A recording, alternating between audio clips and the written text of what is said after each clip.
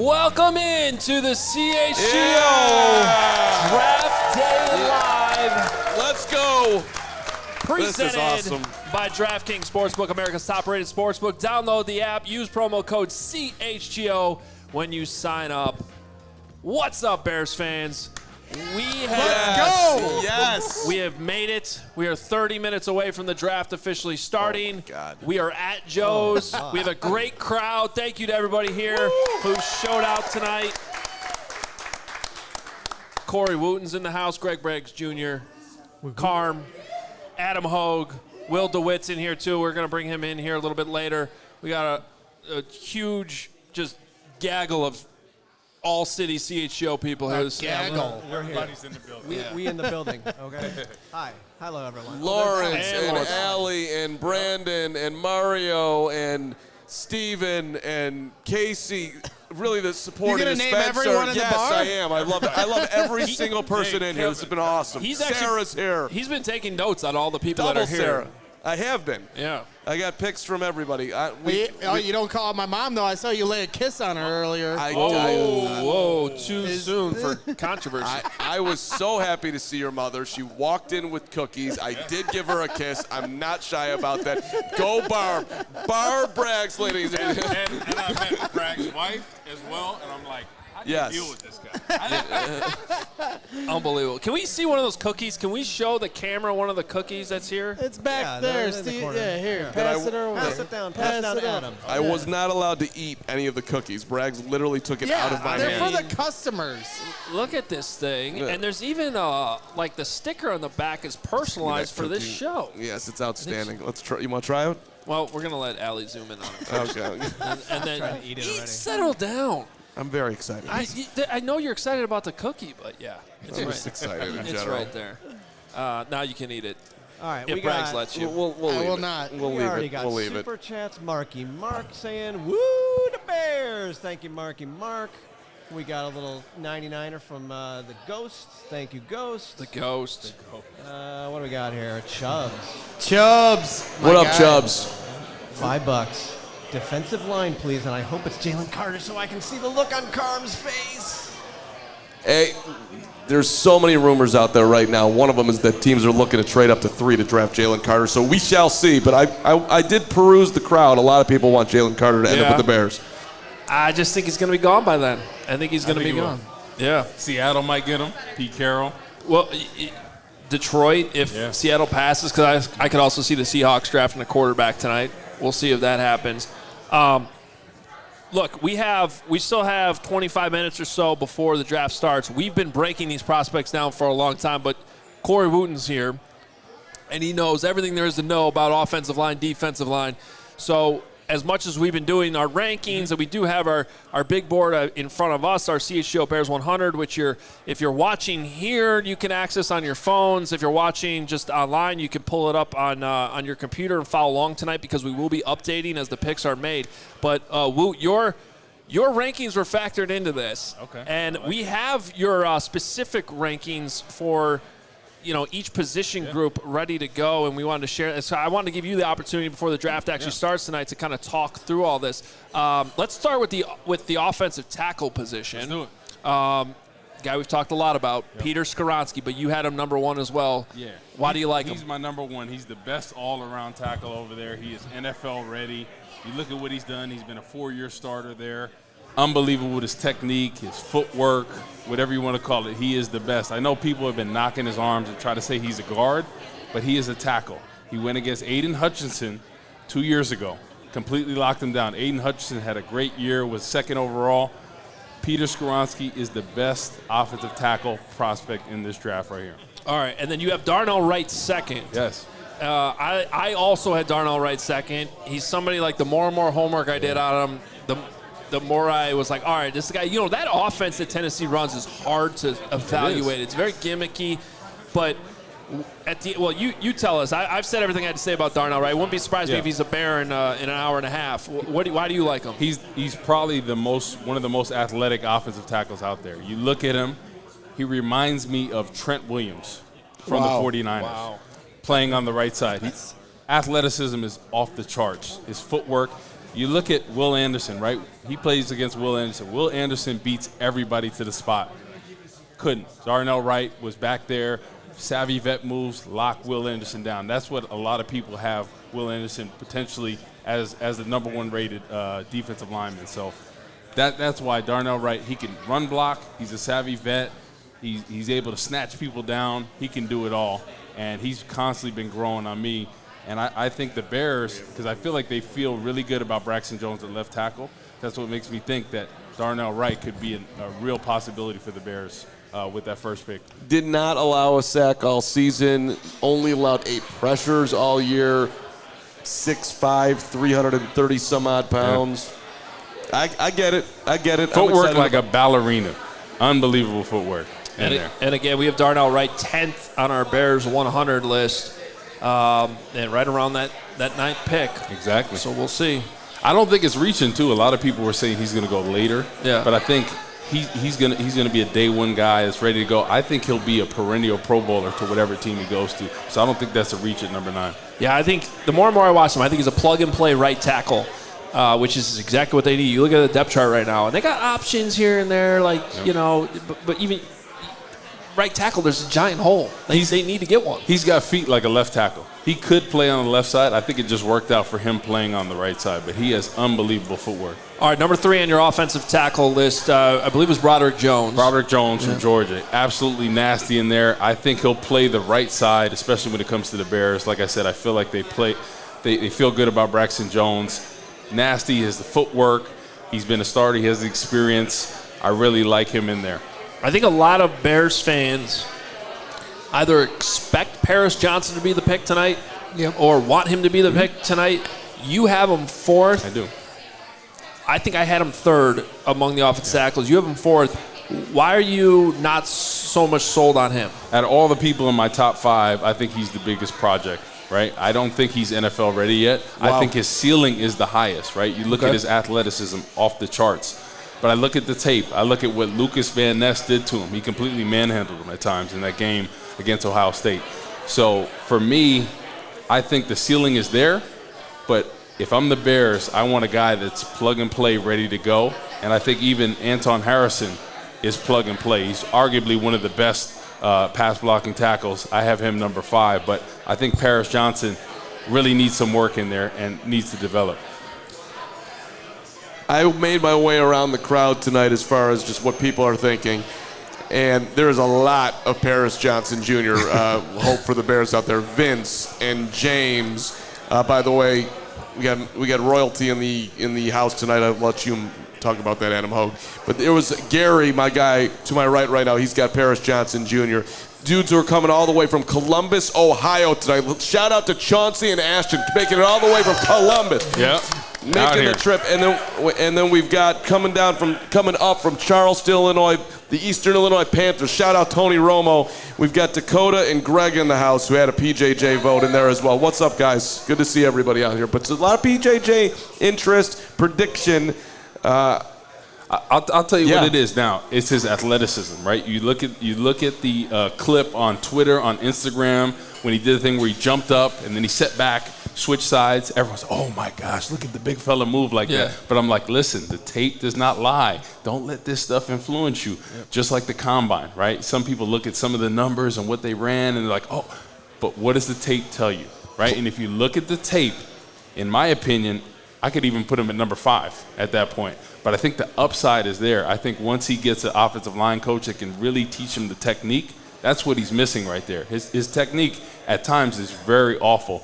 Lucas Van Ness really exposed him. So on top of that, everyone saw Braggs do the same thing when he copied Paris Johnson. Did you see and that? they were like, look at did. that athlete. Anybody can do that. Yeah, easy business. Even a bricklayer, right? I gave the noise. It's like, he's making the noise too. I gave the noise too. I think my biggest question, if we're going to take an offensive lineman, and I'm completely fine with that, is athleticism needs to be a key, because when you talk about a guy like Darnell Wright, the handful of games I watched Tennessee, and I did watch Tennessee a few times this year, they had some great games. They get the ball out quick. Justin Fields likes to extend the play. So that's my biggest question, is which one of these guys can hold up when Justin is extending the play behind the pocket and when he's taken off down the field. Exactly. And the way I had this order, I think these are the exact guys. But Paris Johnson, I know that's your guy there, but he has a lot of developing, right? And you look at this year for the Bears, right? They need Justin Fields. They need to know everything they have from him. So you have to solidify the offensive line. Poles really likes Braxton Jones, so I feel like he feels good about that. We got Davis as the guard, Tevin Jenkins. Now the right tackle is a position, because we can't have this year say, oh, well, Justin Fields did pretty good, but the right tackle was a position that limited him. We have to know everything we have, because we have 2 first-rounders next year. Yep. I think Justin Fields is that guy, but you have to surround him with all the talent. So I would be shocked if they don't draft a tackle with that first pick. I think we can all see it happening. If it's not that, though, then I think we're looking at probably defensive line. Yeah. I'm going to skip the interior guys for now, because I think that's probably more of a tomorrow night conversation. Maybe a couple of those guys sneaking into the first round, so maybe we'll talk about it later tonight.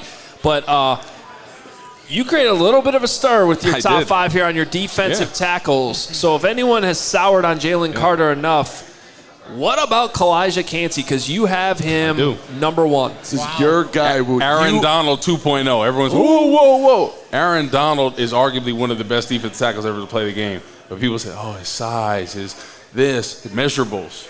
But the tape doesn't lie, and the same thing with Calijah Kancey. That's why people aren't going to miss the mark with him that they did with Aaron Donald, right? You turn on the tape and you look at a 3 technique, and what we want from Tommy Harris in the prime of his career, Warren Sapp, Calijah Kancey is that. He flies off the ball. His technique is there. His motor is there. His pass rush ability. So that's why, for me, I have him above Jalen Carter. Jalen Carter, I think, is more talented than him, but he doesn't bring it every play. Calijah Kancey, what you see on tape. Hits philosophy. Exactly. So I think that could be an issue, and I think the way Poles is trying to run this team, I think he's going to steer away from Jalen Carter. When you watch his highlight reel, when he's running them stunts, he's a menace. He's a menace. It's unbelievable. His hands, his spin move, everything. The thing I look when it comes to defensive linemen is the get off, because I think that puts you on the greatest path, right? I don't think it's something that you can really learn. I think it's something that you generally have. And all the great ones have that great get off. Calijah Kancey is the first one off the ball every play. We saw him at the combine. Yeah. Men were like, whoa, look at that neck. Right? Isn't he a lot bigger than you thought? He was a big dude. He is a lot bigger. For what you would think he would be when you look at his measurables. But it's unbelievable. When you turn on the tape, he really flashes. And I think everyone see that, and he's constantly climbing up the boards. And I wouldn't be surprised if he even sneaks in the top 10. Feels like a Pittsburgh Steeler at 17. Just to put that out there. Well, Woot, you and Nicholas Moreano loved Calijah Kancey, and due to our voting system, and he ended up 8th on our big board. Okay. So he's high up there. There's a decent chance he could be our top player available when the Bears. Although I think 3 quarterbacks go before the Bears pick. I do think there might be one. We're going to get into that in a second. I'm excited for that conversation. Yeah, because this is going to be fascinating how the first hour of the draft plays out tonight. I'm really excited for the curveballs that are thrown our way. The other surprise I had in your list of defensive tackles is that the Northwestern guy wasn't in there. Yeah. Adetomiwa Adebawore was not in your top 5. You had Keanu Benton 3rd, Mozzie Smith 4th, and Carl Brooks, who I love Carl Brooks too, and I think he'd be a great 3rd round, maybe even late 2nd round 3 technique that they could potentially find if they don't address it tonight. But it would not be shocking if Adetomiwa goes tonight, late in the 20s somewhere. But you don't have him in your top 5. No, I don't. I feel like he's a tweener, right? You look at his tape; he's mostly played end. I think his fit is a 3 technique, but he doesn't have enough. I think whatever team is going to utilize him in both spaces. Maybe he'll be a base end and then kick him into inside. I think his real fit is a 3 technique. He would really flourish in the system. But you look at the tape, he's really a 2nd and 3rd rounder. But you look at the combine, you look at what he did at the Senior Bowl, and then all of a sudden everyone's like, oh, he ran 4.49. And then all of a sudden it inflates you up. Yep. So I wouldn't be surprised if somebody picks him in the 1st round. But I think his tape grade is 2nd to 3rd. And I think the tape does not lie. I think this kid is going to be a great pro. It just depends on the system he goes to and how they utilize him. But in my opinion, I don't think he's a true 3 technique. I don't think he's a true end. I think he's a tweener. But I think if he got in the right system and became a 3 technique, I think he really flourished. It's about time someone from Northwestern shows some integrity. I'm sandwiched in between 3 Northwestern diehards here. Someone that actually played for Northwestern. I didn't go to Northwestern. You're a big Northwestern guy. Don't pretend. He worked with him for a little bit, but he's a Wisconsin guy. Come on. Carm cries when the Northwestern team plays. I'm the most biased. Senior night, and then you got Woot over here. At least he's showing some integrity with the Northwestern. I'm players. extremely biased when it comes to Northwestern. You're absolutely correct. I don't dispute anything that you just said. However, go ahead. Well, and also Braggs brings up a good point because when he talks about the Bears, nothing screams integrity like Greg Braggs. Right. No, this guy is the most, well-balanced dude I've ever met in my life. Objective. That's the first word that comes to mind when I think about Braggs. Completely objective. The Chicago Bears pick Adetomiwa Adebawore. Yep. In the whatever round. You think he fits with the Bears? I do. I think he's the perfect fit for a 3 technique in the Tampa 2. Okay. I think if he's available in that second round, you pull the trigger. Okay. I think that's the problem with him at Northwestern. He was kind of out of position. They put him in the end. They slid him inside a little bit. His true fit is a Tampa 2 3 technique. Okay, because I did put him in our mock draft. I picked him 53, so I feel good about my selection right now. I liked it too, but I was getting a little nervous when you were breaking them down, so now I feel even better. But don't you guys think every year there's that one player that rises more than he maybe should? He feels like that dude because of the 40, because of this and all that. And I think he's one of those guys. I think he's going to be a great player. I'm not taking anything away from it all, but I think he should be drafted in the second round. I would not be surprised if someone pulls the trigger on him in the first round, because you look at the measurables, you look at the explosiveness. It's all there. Look at people drafted JPP, really high, and he really wasn't as polished as Adetomiwa is. So I wouldn't be surprised. I want to shout out royalty in the house right now. Chicago Bulls, U of I in the house. Huge Bears fan. Ayo Dosunmu is here. His family. Let's go PG1. Huge Bears fan. We appreciate him coming out tonight. And, of course, CHGO family as well. That's right. All the awesome work he did with our CHGO Bulls crew this year. This is – we got the VIPs out here tonight. We're excited about it. Now, we also have an exciting reveal. Let's go. Before the draft starts tonight. Yeah. Yes. This was you told me, yes, I know. I learned about this on Twitter today, actually, because there were tweets going out there about how there are rumors about a new shirt dropping tonight. Uh-oh. And here it is. Ooh, I like our it. Newest addition to the CHGO Bears T-shirt collection, available now. I'll cheer a T-shirt. Let's go. Bear down. Looks like Bragg's biceps over there. Billy biceps over here. Our new Bear Down shirt available now at the CHGO locker. Get it in honor of draft night. It's up for those in the room here. They can see it up on the screens. I like it. The dude's intimidating. You look at the details of the arm sleeve and the headband and the hair. And the nails. There's some, you got to think about it a little bit, but there's a certain quarterback built into the shirt a little bit. Yeah, I like it. So that's available now in the CHGO locker. I was, for the record, not on the ground floor of this, but I was asked my opinion at some point in the production process, and I did make a major push for the Crampa T-shirt, but we stuck with Bear Down, which I think was an excellent choice by upper management. Yeah, the design team here is second to none. They do great work. What shirt are you wearing, Greg? I got the brick by brick. My first time wearing it here today. Let's go. And he finally got a haircut. Got a haircut. Wanted to look good for you, Woot. He looked like he was about to be on an episode of Mindhunter. It's one of the guys that were studying. He looked like he did something he wasn't supposed to do. It's true. The last time I saw Greg, he looked terrible. Major improvement today. Well, I mean, the Purdue thing really took me down. So now I'm out of it. You did. You were at the highest of highs, and then the next thing we knew, I mean, he was texting people. I've been in the shelter. You're going to feel a wrath like no other. What? So So, hey, before I jet off, because I'm going to let Will DeWitt get on here before the draft starts up so he can say what's up. But I got 5 things that I want to have happen. Top 5. Number 1, Wow. Jalen Carter. Wait, slow down. I want Jalen Carter, number 1. Braggs 5 things. I didn't know this was coming. The top 5 things. I previewed this on our Bears After Dark, so you should have known it was coming. I should have. You're right. You know, you're not listening typically. I when never we're do on that. our show. So, number 1, I always want listen. Jalen Carter at 9. And if he's not there, Okay. and all due respect to Corey, who does not want Jalen Carter, that's who I want at 9. I know some Bears fans feel the same. Number 2, if he is not there, I'm sorry. Number 2, if he is not there, I want to trade back, and I want Bijan Robinson at 19. I'm not afraid of it. I'm not afraid of it.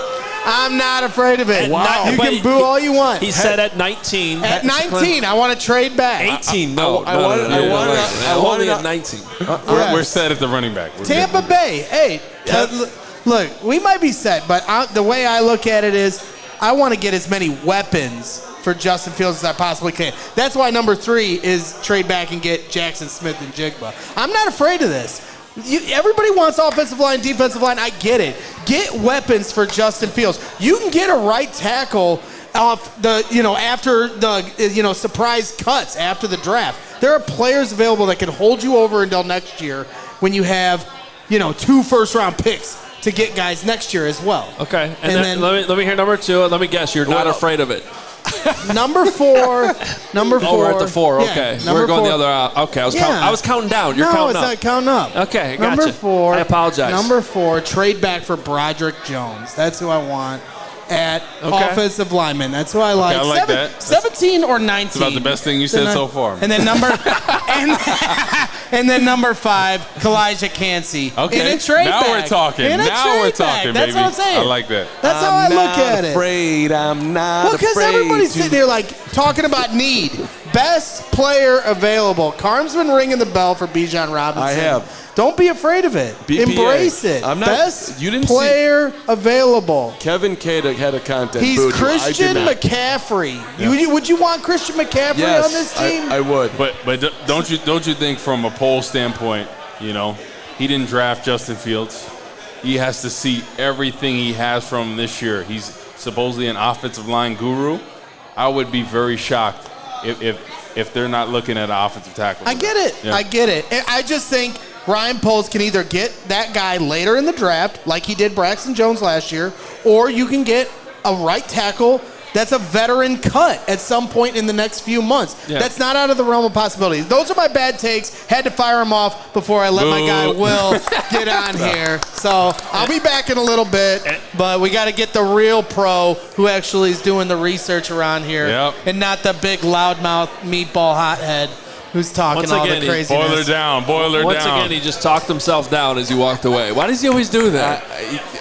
He ends every brag segment with I don't know what I'm talking about. I'll give a behind-the-scenes one on that one. I called Braggs up the other night. I'm like, would you stop downgrading your knowledge? You have watched more Bears football than literally anyone in the city. I would trust you more than Ditka with an opinion around here. Maybe I not. would too, actually. Yeah, without a doubt. Right, And right now? he's like, nah. Well, right.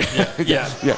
But even in his prime, Greg knows his stuff, so he always, but he likes playing in that role, so that's what he. Shout out to Braggs. Real quick before we're only about 5 minutes away from the draft officially starting.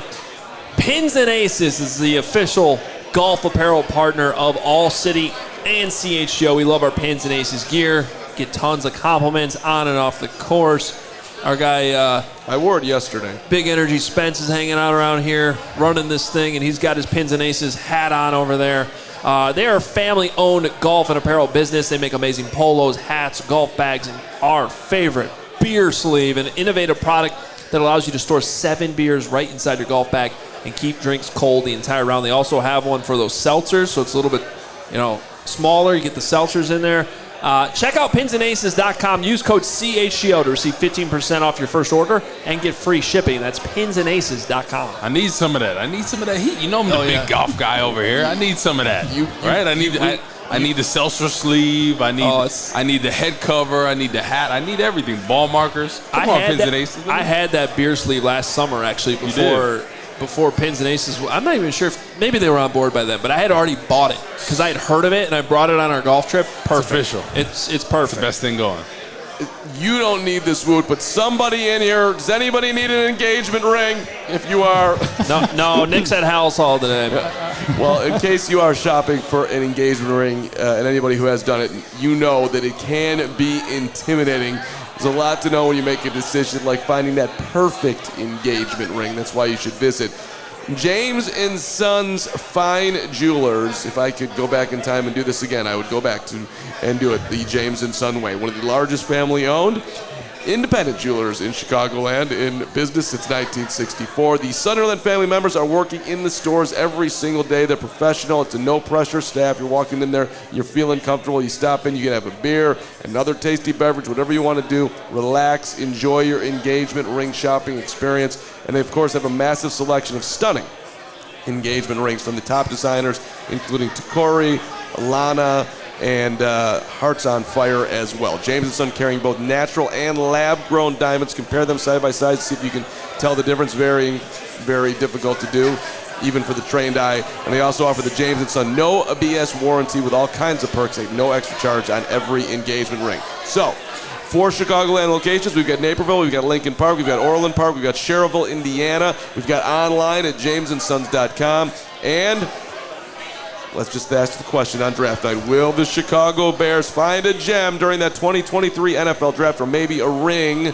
That'd be unbelievable later on this year. Elevate your engagement ring shopping experience and find the perfect ring at an incredible value at James & Sons Fine Jewelers. Visit jamesandSons.com to get started today. And CHGO Bears offseason coverage brought to you by the ComEd Energy Efficiency Program. Learn more at ComEd.com/powering-biz. Will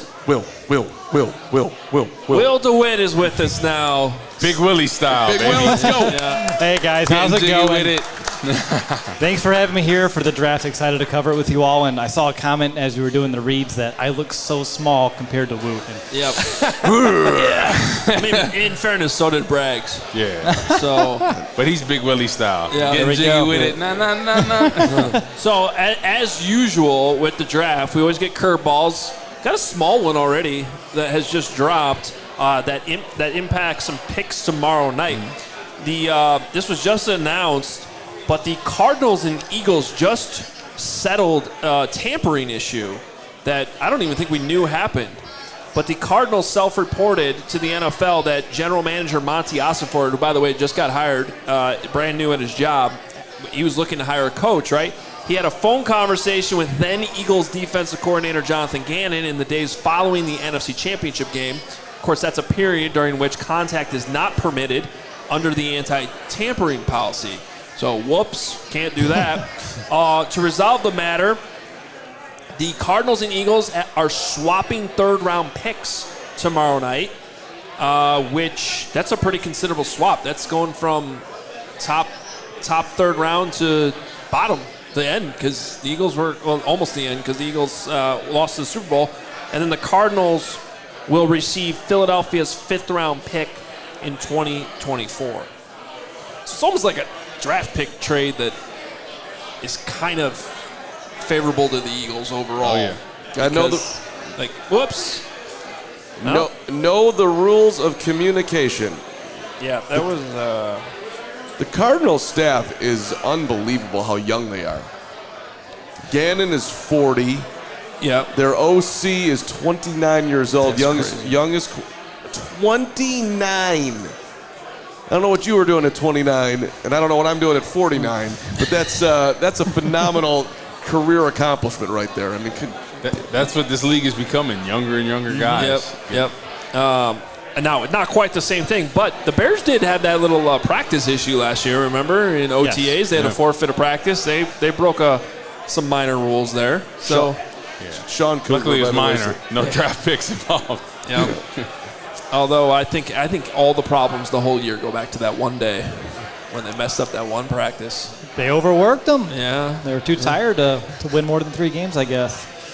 There's a lot of rumors going around, too, if you're obviously always on draft day. But one of the bigger ones was that Tennessee is moving up to 3 with Arizona. That hasn't been made official yet.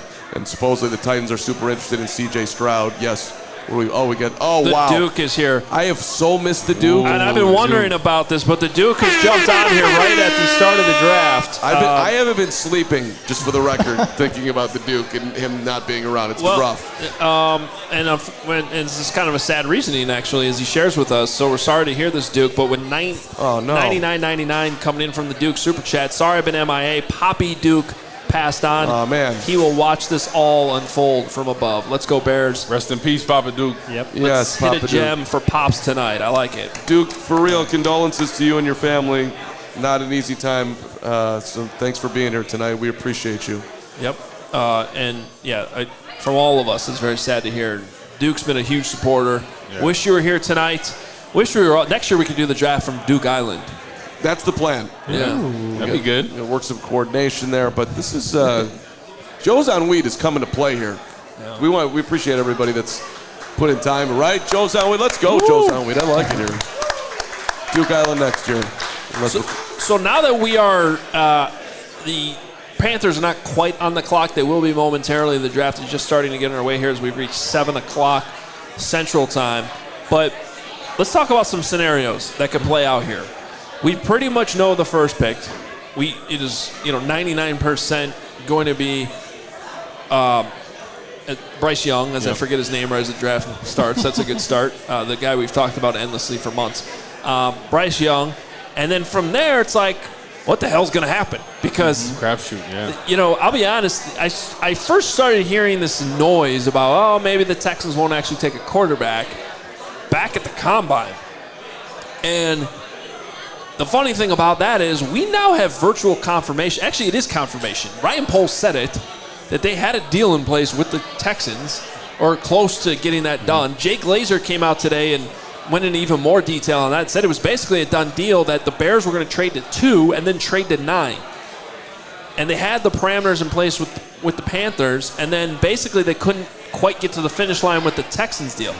So if the Texans were moving up from 2 to 1, they were going to draft a quarterback. Exactly.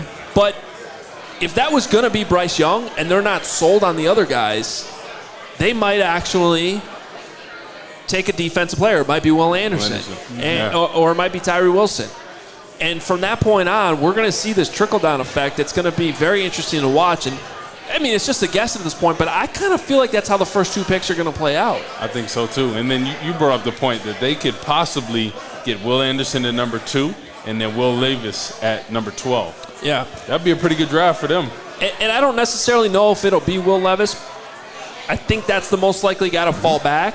But there's been some smoke about C.J. Stroud all of a sudden falling back. Regardless, usually one of the quarterbacks falls. Justin Fields fell. Mm-hmm. And so for me, in a draft where the quarterbacks, I'm not sold on these guys. I don't think most of these NFL teams are completely sold on them. This just seems like a year where at least one of them is going to fall back. Exactly. So wouldn't completely shock me if one of them's still there at 9, and then maybe Ryan Poles can get on the phone with Nick Caserio again down in Houston and work out that deal they couldn't get done a few months ago. And, hey, you could still have your quarterback and you get Will Anderson. That'd be pretty good right there. Yeah, we did our mock, and we had 4 quarterbacks going in the first 4 picks. And Will was a part of it. I still feel like that could, at least I think it can happen. I don't know. If you're the Houston Texans, you're not going to take a quarterback? But if they don't feel 100% confident in the quarterback. Okay, then you're not going to trade out and get value? Yeah, I would. I would at that point. But, yeah, I think you have to be sold on your quarterback. And I think the Panthers are pretty sold on Bryce Young. So I think that's a for sure thing. I mean, if people are literally trying to trade up to get to CJ because they love CJ or they love Anthony Richardson or even the Colts staying at 4 to draft a QB. Yeah. You can't. The Texans are they're right that all the other QBs suck and they're going to stick with Davis Mills. Like, I don't know where you're at on this, Will, but I find it to be kind of, it's weird. I mean, just speaking my namesake, Will Anderson Jr. would be more than well worth that second overall pick for them if they aren't super comfortable with the QB. And you mentioned our mock draft. I just blame Nick for that pick because I was really expecting Stroud to fall to me at Tennessee at number 3. Okay. And then that top 5, top 10 would have played out a little bit differently for us earlier this week. But Yeah, I don't think I would be ultra surprised if they don't go quarterback, just because of, as we mentioned, if you're not a full believer, maybe a trade down's there, maybe the value doesn't line up. They seem a little difficult to work with, based off what we heard with polls. So yeah, I just want to be all too surprised. And again, like Adam said, I think that is when the draft really begins and how those dominoes are going to fall. What do you guys think about Tyree Wilson falling? I saw in... That's Will's guy, Tyree. Was my guy. Oh, you set me straight. You set me straight on the lack of explosiveness. I told you watched it, right? I You did. don't see that pop off I haven't the seen ball. him in 2 months. I've watched a lot more film and caught Exactly. up in it. He doesn't have that pop that you see from some of those other guys. Exactly. So for you, who besides Will Anderson, who's the next defensive end for you? Ooh, that's a tough one. Right now, potentially Miles Murphy is still up there for me right now. I'm going to go down to my actual, see we have edge rusher, Tyree. Lucas Van Ness is still someone that's very interesting to me with that inside-out versatility. I love his length. I just wish he had a little bit more production, had a little bit more starter reps there at Iowa. And I know Nolan Smith's on the list. I just don't think he's a good fit for what the Bears are doing here on defense. Exactly. Me and Hoge were talking about Nolan Smith before the show started, and I think he's arguably one of the most talented pass rushers that's not Will Anderson, right? But the size is something, especially in this Tampa 2 scheme. You have to be able to play the run, and people talk about, well, he can rush, and you can put weight on him, but all of a sudden you put 15 to 20 pounds on him, it slows him down a little bit, right? You don't want to slow down that Maserati. So I think he's going to be more suited for a 3-4. But, yeah, I think it just all depends on what people are trying to do, right?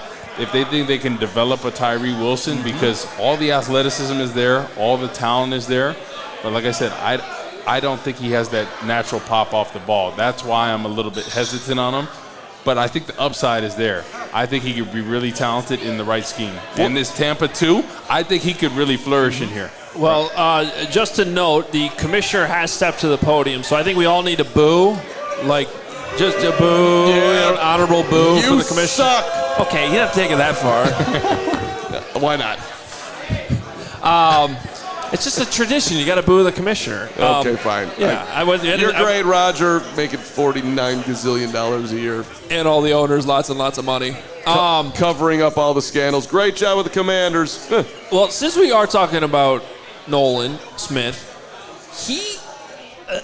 the Bears did work on him, and I found it almost interesting that they did as much work on him as they did, and I think it's because they're probably on the fence.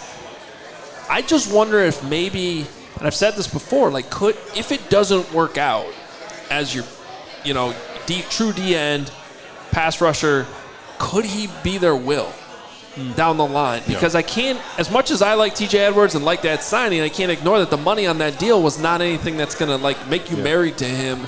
Shout out to James and Sons. More than maybe a year or two, or if things go poorly, you might have to shift things around anyway. So that's just an interesting thing to me, because I think he fits all the character and the hits principle and all those other things that everyone says he's like a joy to coach and the character's off the charts. So he could be one of those guys that you want to build your locker room around. It's a team captain. So that's where I could still see them making that type of move, especially if they end up trading back and he's still there. Well, I look at him almost like a Hassan Reddick, right? He's really not a fit for a 4-3, but he's been able to rock with the Eagles for what they're trying to do. So you fit him in, because a pass rusher is a premium in this league. So if they could find a way for him, I wouldn't be opposed to that pick, right? Because it's very hard to find talented pass rushers. And the other thing, too, that he just brings to the table is all of that speed, right? That 4.3, 940, that a really impressive 10-yard split. And as the NFL continues to adapt and mold and change to these more mobile quarterbacks, having a guy in your defense with that kind of speed on the field to kind of counteract them, whether he's a spy, whether he's like a jackbacker, would make sense no matter if you're on an odd or an even front. And Simeon Rice, who played in that Tampa 2, was really lean. They listed him at 250, and I would be surprised if he was over 235 when he played. Under Rod Marinelli and Tony Dungy. Just early going here, by the way, Shams Charania reporting 6 minutes ago that the Carolina Panthers are selecting Alabama quarterback Bryce Young at number 1 overall. So that's what we thought. So, Sham greater than going NFL, greater than Schefter? He is. Coming right at Rappaport? Sham out of nowhere? Well, it's a new guy in the NFL game, Shams. Dude's living, he's got connections everywhere. This guy's unbelievable. Yeah. Good for him. So we need to clear this up. So I know we're going to announce the picks as they happen, but like the Texans aren't literally on the clock yet, are they? Well, is it official? I mean, let's keep the clock to what it officially is. I think that makes more sense. Is that okay? If you'd like. Shams is our guy, though. But the clock is actually an official thing. Because it really actually does matter. If you miss your 10-minute window, you forfeit your pick. I thought our plan was going off the... I think that was just the picks. So I just want to clear it up for any confusion of people watching on the screen. But it will be Bryce Young, especially if Shams said it. Shams. Who, of course, has the connect with Kay Adams. Yep. The weird... The whatever Riz. thing. Yeah, the little Riz. God. Weird. Very weird. I know, these date already. Just date. But yeah, okay. So you're saying the Panthers, you want them on the clock still? Well, they are. Because they now just officially went on the clock. All right, fine. So, that's all. So in your guys' opinion, is Bryce Young your number one in this year's draft? Yes. Yeah, I for a while there I was sort of leaning more towards C.J. Stroud because I just couldn't get myself past the size thing. But Stroud has his issues too, and especially like when I was watching tapes like the Northwestern game. You know, when I was trying to watch Adetomawa, that wasn't a great game throwing the ball for Stroud, and you just can't deny everything that Bryce Young can do with the football. So, yes, I have my concerns that 3 years down the road, we're going to be talking about a guy who's beat up, and is he always on the field? But in terms of just if you had to pick one of these quarterbacks, to me, it's actually, by the time we got to the draft night, it's a slam dunk for me. You got to go with him number one. Exactly. No, I agree with you. But I think Stroud's performance against Georgia in that game was big time.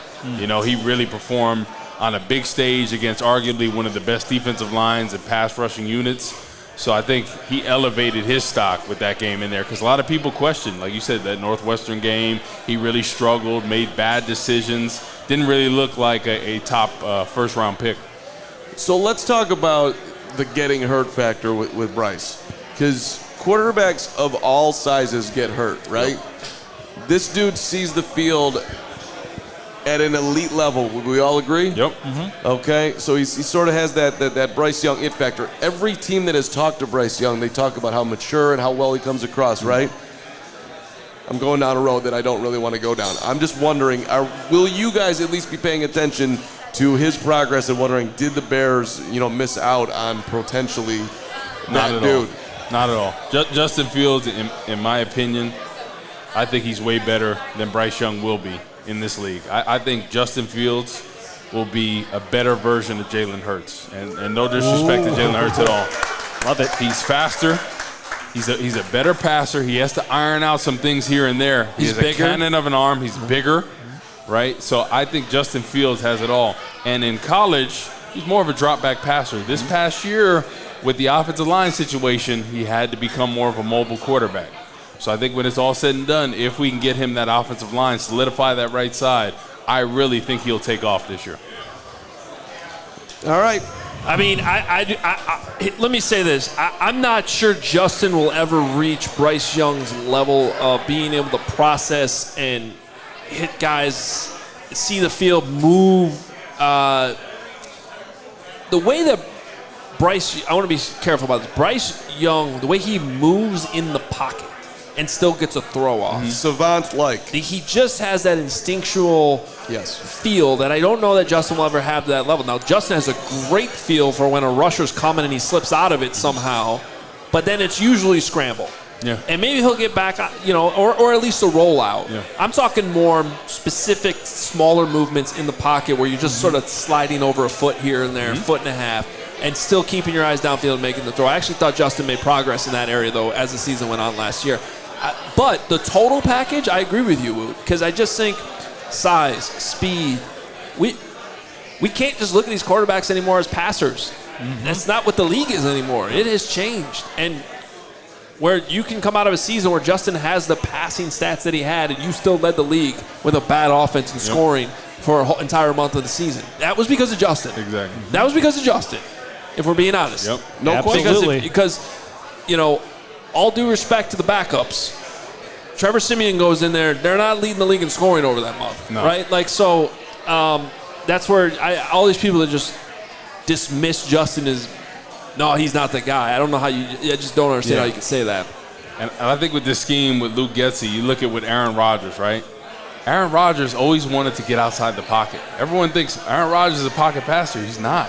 He's more efficient on the run. And any chance he got, he wanted to get outside the pocket. So Luke Getsy understands that Aaron Rodgers did that. They had that Green Bay scheme. He brought it here. Now with Justin Fields, hey, you want to get outside the pocket? You're a little bit more accurate, just like Aaron Rodgers on the run. So I'm fine with that. As long as everything's rocking, the offensive line's holding up, and he wants to get out if somebody makes an inside move on that right side, I'm all for it. Woot, I'm curious if they do invest like offensive tackle and you have better protection up front, how can that just help benefit Justin even if they do want to continue to move the pocket next year? Yeah, I think the biggest thing is he's going to be able to process this, like Hoge was saying, right? That's the biggest thing with Justin Fields, that he struggled a little bit processing. And it's hard when you've had a makeshift offensive line. You know, you had Larry Borum on this side that's kind of struggled at times. Then you had Riley Reeve that was a little bit better, but really struggled. You know, Braxton Jones at times really struggled against that bull rush. So the rush was there pretty quick. So I'm hoping that this year with Braxton Jones, another year in offseason to get stronger, you draft the right tackle, you have the guard situated. You know, I feel good about Lucas Patrick. Everybody's doesn't feel good about him, but he really didn't get a chance to play at center. Right. I feel like Justin Fields would have the time to process things down the field, and then you really see him flourish because, like in college, he was a drop-back passer. He was forced to do that last year. There's one comment on Twitter about Bryce Young, by the way, that's kind of fun. How Bryce Young was described to me before I met him at Alabama's pro days from Jesse Palmer. You can drop him in a pit full of rattlesnakes, quote, and his heart won't go up one beat. I don't know where that comes from for the elite quarterbacks, but they have that. I love some of the coaching and scouting sayings. That's pretty good. You can drop him in a pit full of rattlesnakes. You can throw him in a pit full of rattlesnakes. That guy's heartbeat gonna go Stone one beat. cold. Let me tell you something. If his heart rate didn't go up, it's because he died. Because the snakes killed him. I'm telling you, those rattlesnakes. Okay, I'll get Didn't off didn't they show something with Right. Patrick Mahomes where they actually monitored his heartbeat and it was actually slower, Yeah, that's insane. right? That's He's crazy. literally got ice in his veins. You remember how Yeah. basketball players used to say that? He's literally got ice in his veins. Like, some people are just built for that. Like, I played with Teddy Bridgewater, and that injury that he had, that really bad ACL, really derailed him. But before that, when I played in Minnesota, that was his rookie year when he came in for Matt Castle. I've never seen anyone so cool under pressure. It did not affect him at all. He'd still be able to look down the field. He'd swipe this way and that way. And I've just never seen that. I think you're either born with that or you're not. I think it's the same thing with the get off. It's either you have that or you don't. So let me just ask about that then. Born with it. Are you born with the ability to sit there and process what's being put in front of you? Because I think this goes back to Fields with Bryce, right? So in college, Ohio State, he's got talent all over the place, and he's able to sit back there and look around. Well, it ain't like that in the NFL. It's certainly not like that with the Bears. So we continue to kind of have this conversation, but I just want to put it out there one more time as we move along through our quarterbacks. How hard will it be for Justin after Ryan Poles addresses, at least some help for him, so he's going to have more time? How hard do you think it will be for him to just settle back in and start to read the field the way that Bears fans, the Bears, need him to get to where they want to go? DJ Moore helps a lot. Having a guy that you can really rely on over there. It's a number one, a true number one. Not Claypool trying to be a number one when he's really a 2 or a 3. You got a number one now. Exactly. And when you have that number one, I do think once they build that rapport, they get out there on the game field, he's going to be able to breathe, relax, and it looks like we actually have a pick that we need to announce here. Yeah, let's see it. It is official. Bryce Young, first overall, going to the Carolina Panthers with the pick the Bears had at number 1. So that haul that the Panthers gave up now includes adding Bryce Young to their roster. Just got the hug from C.J. Stroud. Do we think that the Panthers knew that they wanted Young when they made the deal? 100%. Yep. That's why they traded up. Yep. I think they knew from the back. But here's the thing: if there really was that 1 to 2 to 9 deal, the Panthers were willing to go to 2. Ooh. So that means that they had 2 guys that they were at least comfortable with. Good point. Now, That's true. I do think that the one was probably Bryce Young, but they at least had two guys that they were comfortable with on their board. Otherwise, you don't agree to just go to two. Exactly. Oh, valid. Very valid. Great point, Hoge. Well, and at the time, if you remember back, it was pretty consensus that they were taking C.J. Stroud.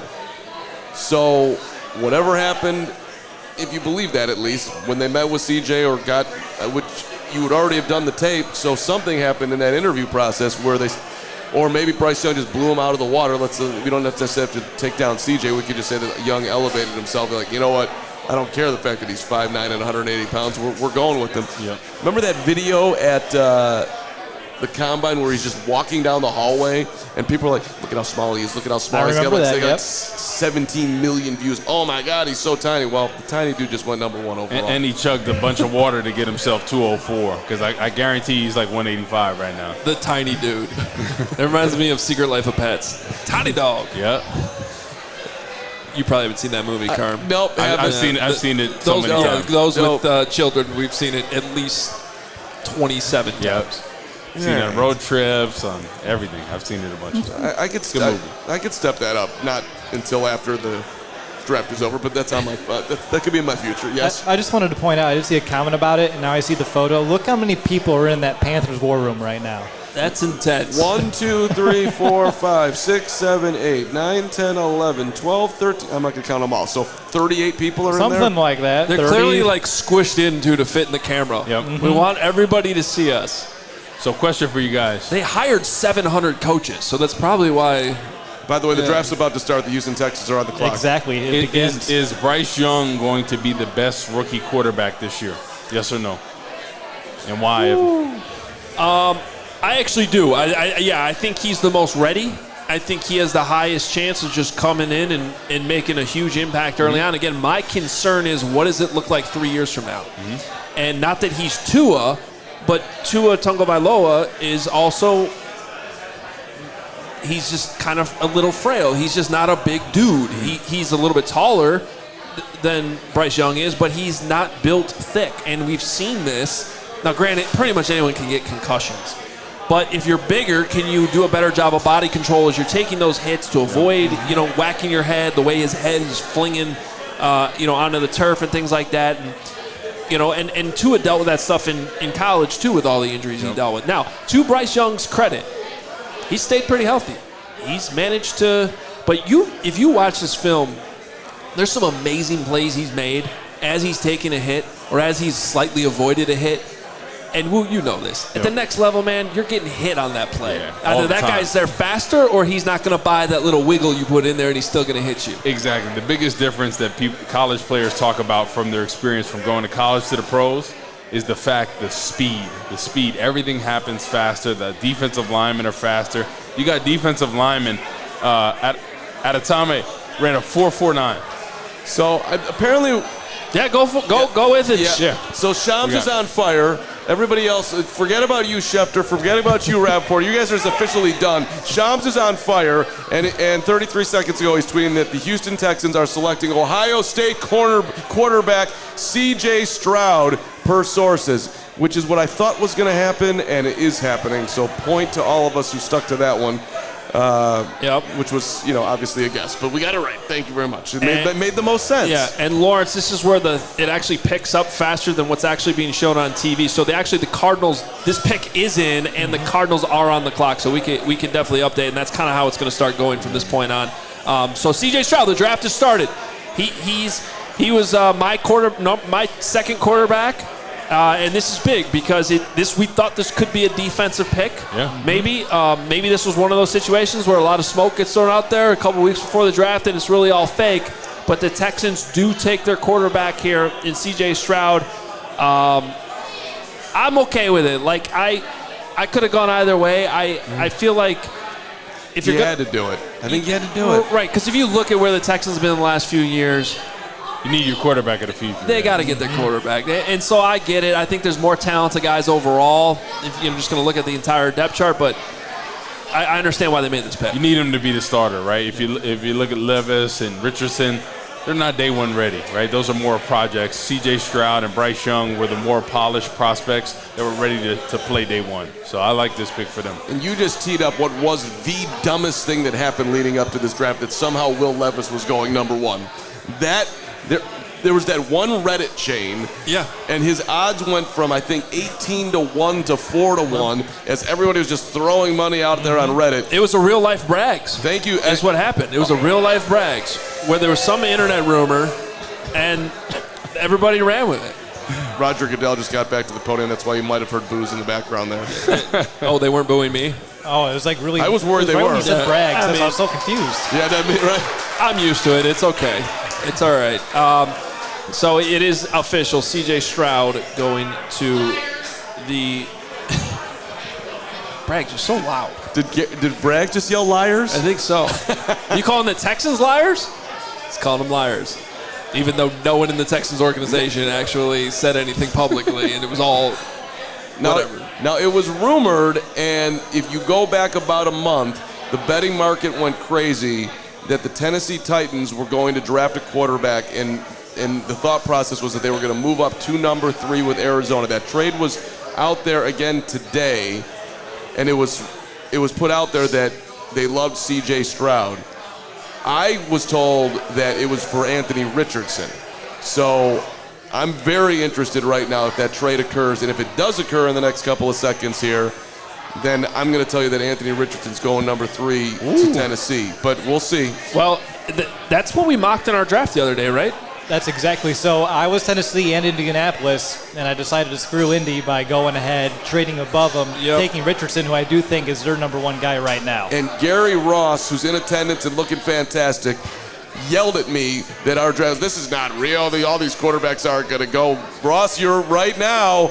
Come on, let's see what happens here. 1, 2, 3, Don't 4. you guys have a bet on this? We do have a bet on it, yes. What was the bet again? I have no idea. You told me like before the draft that he already owed you $20, or you owed him $20. I was paying off, but I that might have Again, you were paying off a rumor on the internet, not an actual report, that the Titans had already made a trade. I actually, and the other side was that I didn't think that Carter was. That's what I was paying off. That Carter wasn't going to go in the top 9, and that will be the next really interesting thing here, is to see what Arizona does. I think the safe play is to say it's going to be Will Anderson, but who knows? Maybe a trade will happen. Okay. So let's ask Woo. What would you do here? Will Anderson on the board, Jalen Carter on the board. No one in the world right now could name a single person on Arizona's defensive line. Yep. Right. Will Anderson, no brainer. Yep. You no just brainer do it at this point. Don't trade back. back. Pull the trigger. Don't trade back. Get Will Anderson. Get a for sure thing. I think he'll be a perennial Pro Bowler in this league. I think you got to get him.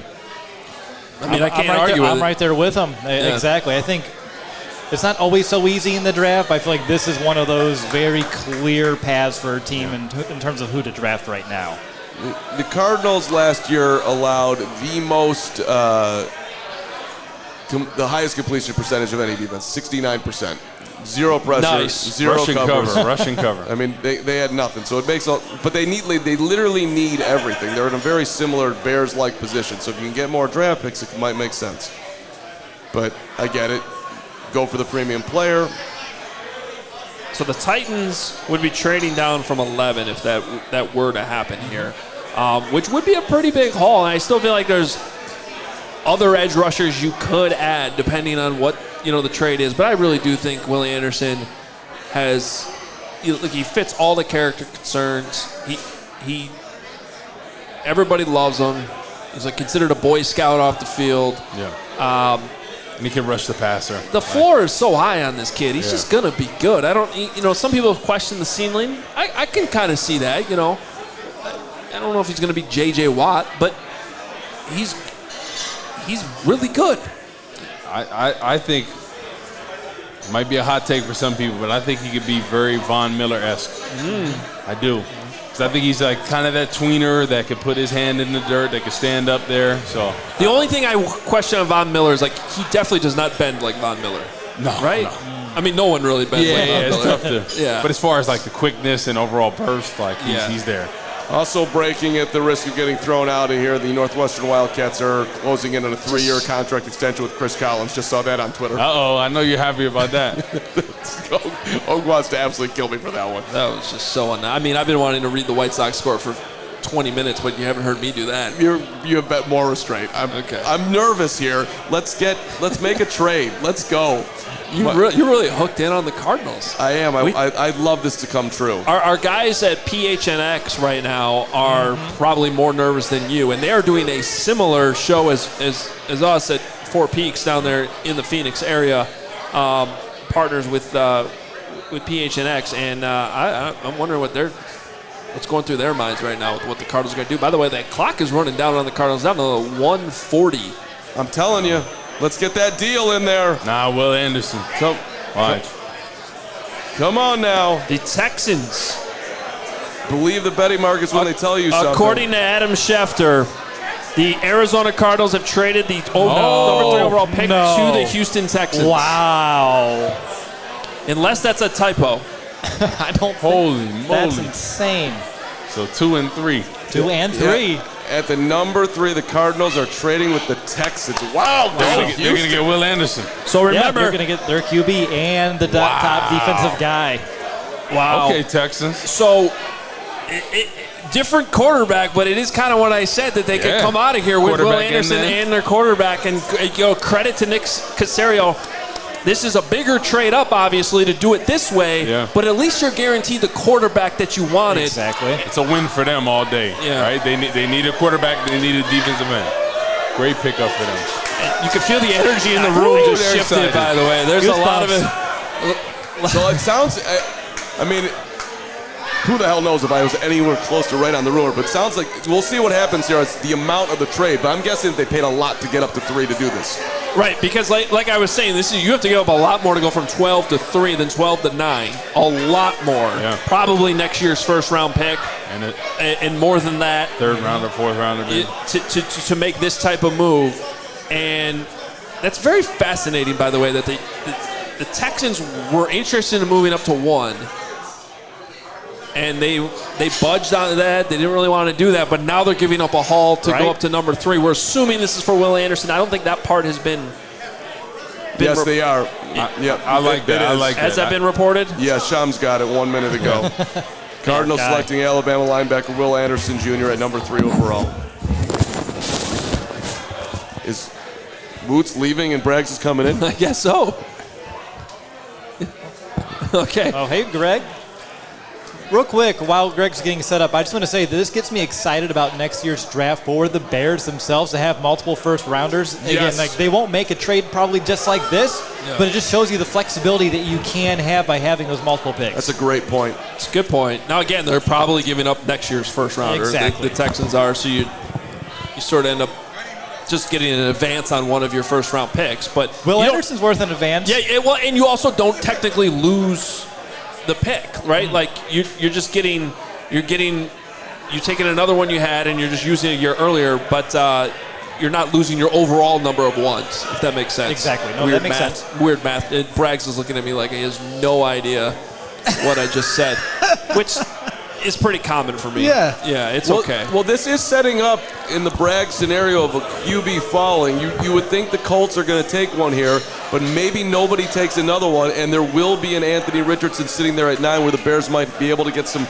extract some value. We have the terms of the trade here. The Cardinals get the 12th pick and the 33rd pick, that early second rounder that we were talking about. We were wondering if that could be in play for the Bears to get. So that gives them 2 early second rounders. By the way, officially it is Will Anderson Jr. going to the Houston Texans. The Cardinals do get that first round pick next year from the Texans and a 3rd round pick. It's a huge next haul. year. They also have to give up 105 back to Houston, so the Texans will get 105. That's an early 4th rounder. But just think how... Wait, hold on. Just recap that one more time. They gave up 4 picks? So they gave up... the Cardinals get the 12th pick, right. The 33rd, so that's an early second rounder. Right. Next year's 1. It's huge on an Arizona team. Yep. The Arizona's getting Texans. The Texans, they're getting the Texans, exactly. And the 3rd rounder next year. The Texans team, who was, horrible, keep going. And the 3rd rounder next year. So that is pretty good. That is okay. Everyone's saluting the Texans right now. You are out of your mind paying that much for Will Anderson. I'm serious. That's crazy. That's totally crazy. Well, I think you got to look at it like they're paying that price for both of them. Why? Because they could have just taken Will Anderson at 2, but then they wouldn't have had Stroud. Does that make sense? For them to guarantee both of them, this is the price they had to pay. You're doing like Ryan Pace jumping through hoops, explaining why they did what they did for Trubisky there. They drafted Stroud. They had him. You just paid 4 picks for Will Anderson. You are nuts. In their position, come on, man. You can draft You can draft your Lucas Van Ness or whoever the hell's going to be available at 12. You're 4 picks. He better be better than whoever you want to throw in there. I will say this. The Texans are not going to be in a position next year where they can be like, oh, we don't have a first-round pick. Like, that's going to hurt. Yeah. Because they still have a lot more work to do on that roster. So, I mean, that is I'm sorry. I understand it, Carm, but if you walk away of this draft with what you believe is the best quarterback of the class and the best defender, and you have 2 blue-chip players on both sides of the ball, you can easily build around that more so than not having those guys around. But that's my biggest question, because we saw the reports earlier today by Jake Glazer saying the Texans were trying to trade up to number 1 to the Bears. So if they wanted C.J. Stroud, trading up to 1, I think they probably wanted Bryce Young. Okay, so yeah. Their evaluation was that close, or they just don't care who their quarterback is? Because to me, you're taking a quarterback that's your guy, and if you're just taking any quarterback to take a quarterback, then I have to question your methods here. You know what I'm saying? If they wanted Bryce Young, then they're just, okay, we'll just take C.J. Stroud instead. It's a little weird. I mean, they're going to feed the fan base that, Stroud was the guy all along, obviously. Of course. They're not going to tell us. One other thought, though, just to recoup some of these picks, because could Davis Mills now be on the trade block in order to a quarterback-needy team? That could get you some more picks. You're not going to get a first for him, probably, but you can get some more draft capital back. Yeah, that's a good point. I don't know how much you're going to get for him, but you could get something. And you know what? Maybe Stroud was their guy, because maybe that's why they didn't make the deal at the end. Maybe they weren't sure if the Panthers were keep in mind, they knew the Panthers were willing to go to 2. So they didn't necessarily know which quarterback the Panthers were going to take. So maybe both teams kind of viewed them as an either-or situation. And we'll have to hear what they say now that the draft is over, and then, of course, have to believe whatever they say, which is always hard to do. But, look, Carm, I'm with you. I think I actually am with you. Like, that is insane. Because I think everybody's very excited and lauding the Texans for, wow, you got your quarterback and Will Anderson. Great. But when you actually look at that trade and put it more in a vacuum on Will Anderson, that's a lot to give up, man. And I think it was 100% the right thing to do for the Arizona Cardinals. Right. They were – Cardinals used that position. Well, hold on a second. Let's go back here. Are you guys going – Did they get a better haul for their 3 than we got for our 1? I was actually trying to do it. Maybe, Will, if you want to look up the Bears trade, and we could try to compare it, because I was wondering. That's the thing about making the trade early. Teams get desperate on draft night. If you go back and actually look at what the Bears gave up for Justin Fields even, I know everyone talks about Trubisky, but you go back and look at the Fields trade, even that looks like a lie. And I know the Giants ended up screwing it all up and not making it worth it. But the haul was like, if you compare that to points charts that we always look at, it was like, what? That was a lot. Yep. You get excited, it's there, you want to do it. Let's throw another one in. And it doesn't matter, by the way, the Giants didn't pick well. That's not the point of the trade. And the Bears, I got it from the Bears were in a desperate situation, desperate times, desperate measures, pay up, do it. Go ahead. Yeah, I got the details again for us to kind of refresh. So, of course, the Bears went from 1 to number 9. In return, of course, the Bears get number 9, number 61 this year. Next year's first rounder for Carolina. The second rounder in 2025, and again, DJ Moore is a big part of that trade that needs to be considered here. Yeah, so they didn't get as high of a second rounder as the Cardinals did, but they only moved back to 9. Yep. The Cardinals' big piece in all this, I feel like, is the fact that they got the early second rounder. We do have the Colts pick here real quick, but I want to finish this thought. they got next year's second, the Bears did, compared to the Cardinals getting next year's third. So I still think the Bears, and they got DJ Moore. I think the Bears Hall is better, just looking at it like that. It better be better. The pick for the Indianapolis Colts is in, and this is a big one. We've been wondering what they would do and why they didn't trade up. Anthony Richardson from Florida is off the board. Jeez. He is going to Indy, and all that talent and athleticism and big arm, and yes, it's not always accurate, but I like this kid. I think he probably has the highest ceiling and the lowest floor from all these quarterbacks. And at this point, if you're Chris Ballard, what the hell, man? Take a swing. Either you're going to be a hero or you're going to get fired anyway. So why not, right? Right. Well, because that's the question. Was it a Chris Ballard pick or was it a Jim Irsay pick? Because they've gone through how many veteran quarterbacks in the last few years, and Ballard at the Combine was telling us here, in our reporter pool, like, hey, I don't have to take a quarterback. We're all looking at him like, yeah, you do. And maybe Jim Irsay, pushed the needle on him. If I was an Indianapolis Colts fan right now, I would be so unbelievably excited at the potential of this kid. You needed a QB. He has the highest upside. Yes, he's only started 13 games, which is a huge concern, and I don't think you can sit him. He's got to play. I'm not saying he has to play 17 games next year, but he's got to play at least half the games. He's got to be on the field. You can't just stash this guy who's barely played and hope that he's going to figure it out. So they might, but his highlights are insane. They are. I mean, like Adam said, like a crazy strong arm, the athleticism as we're watching some of these highlights now to move out of the pocket, avoid it, and throw it on a rope. I know a lot of Colts fans where I live, and Richardson was on their wish list, so you're pretty spot on there, guys, in terms of like they're probably happy. I'm sure having Gardner Minshew there too helps them out where they don't have to feel pressured week one to start him, and you kind of ease him in. But I think for Indianapolis, this was one that people kind of expected. I'm excited to see how it all plays out for him. And we're officially here, by the way, on the Jalen Carter clock. Here we go. Yep, that's exactly. Are you looking at my notes?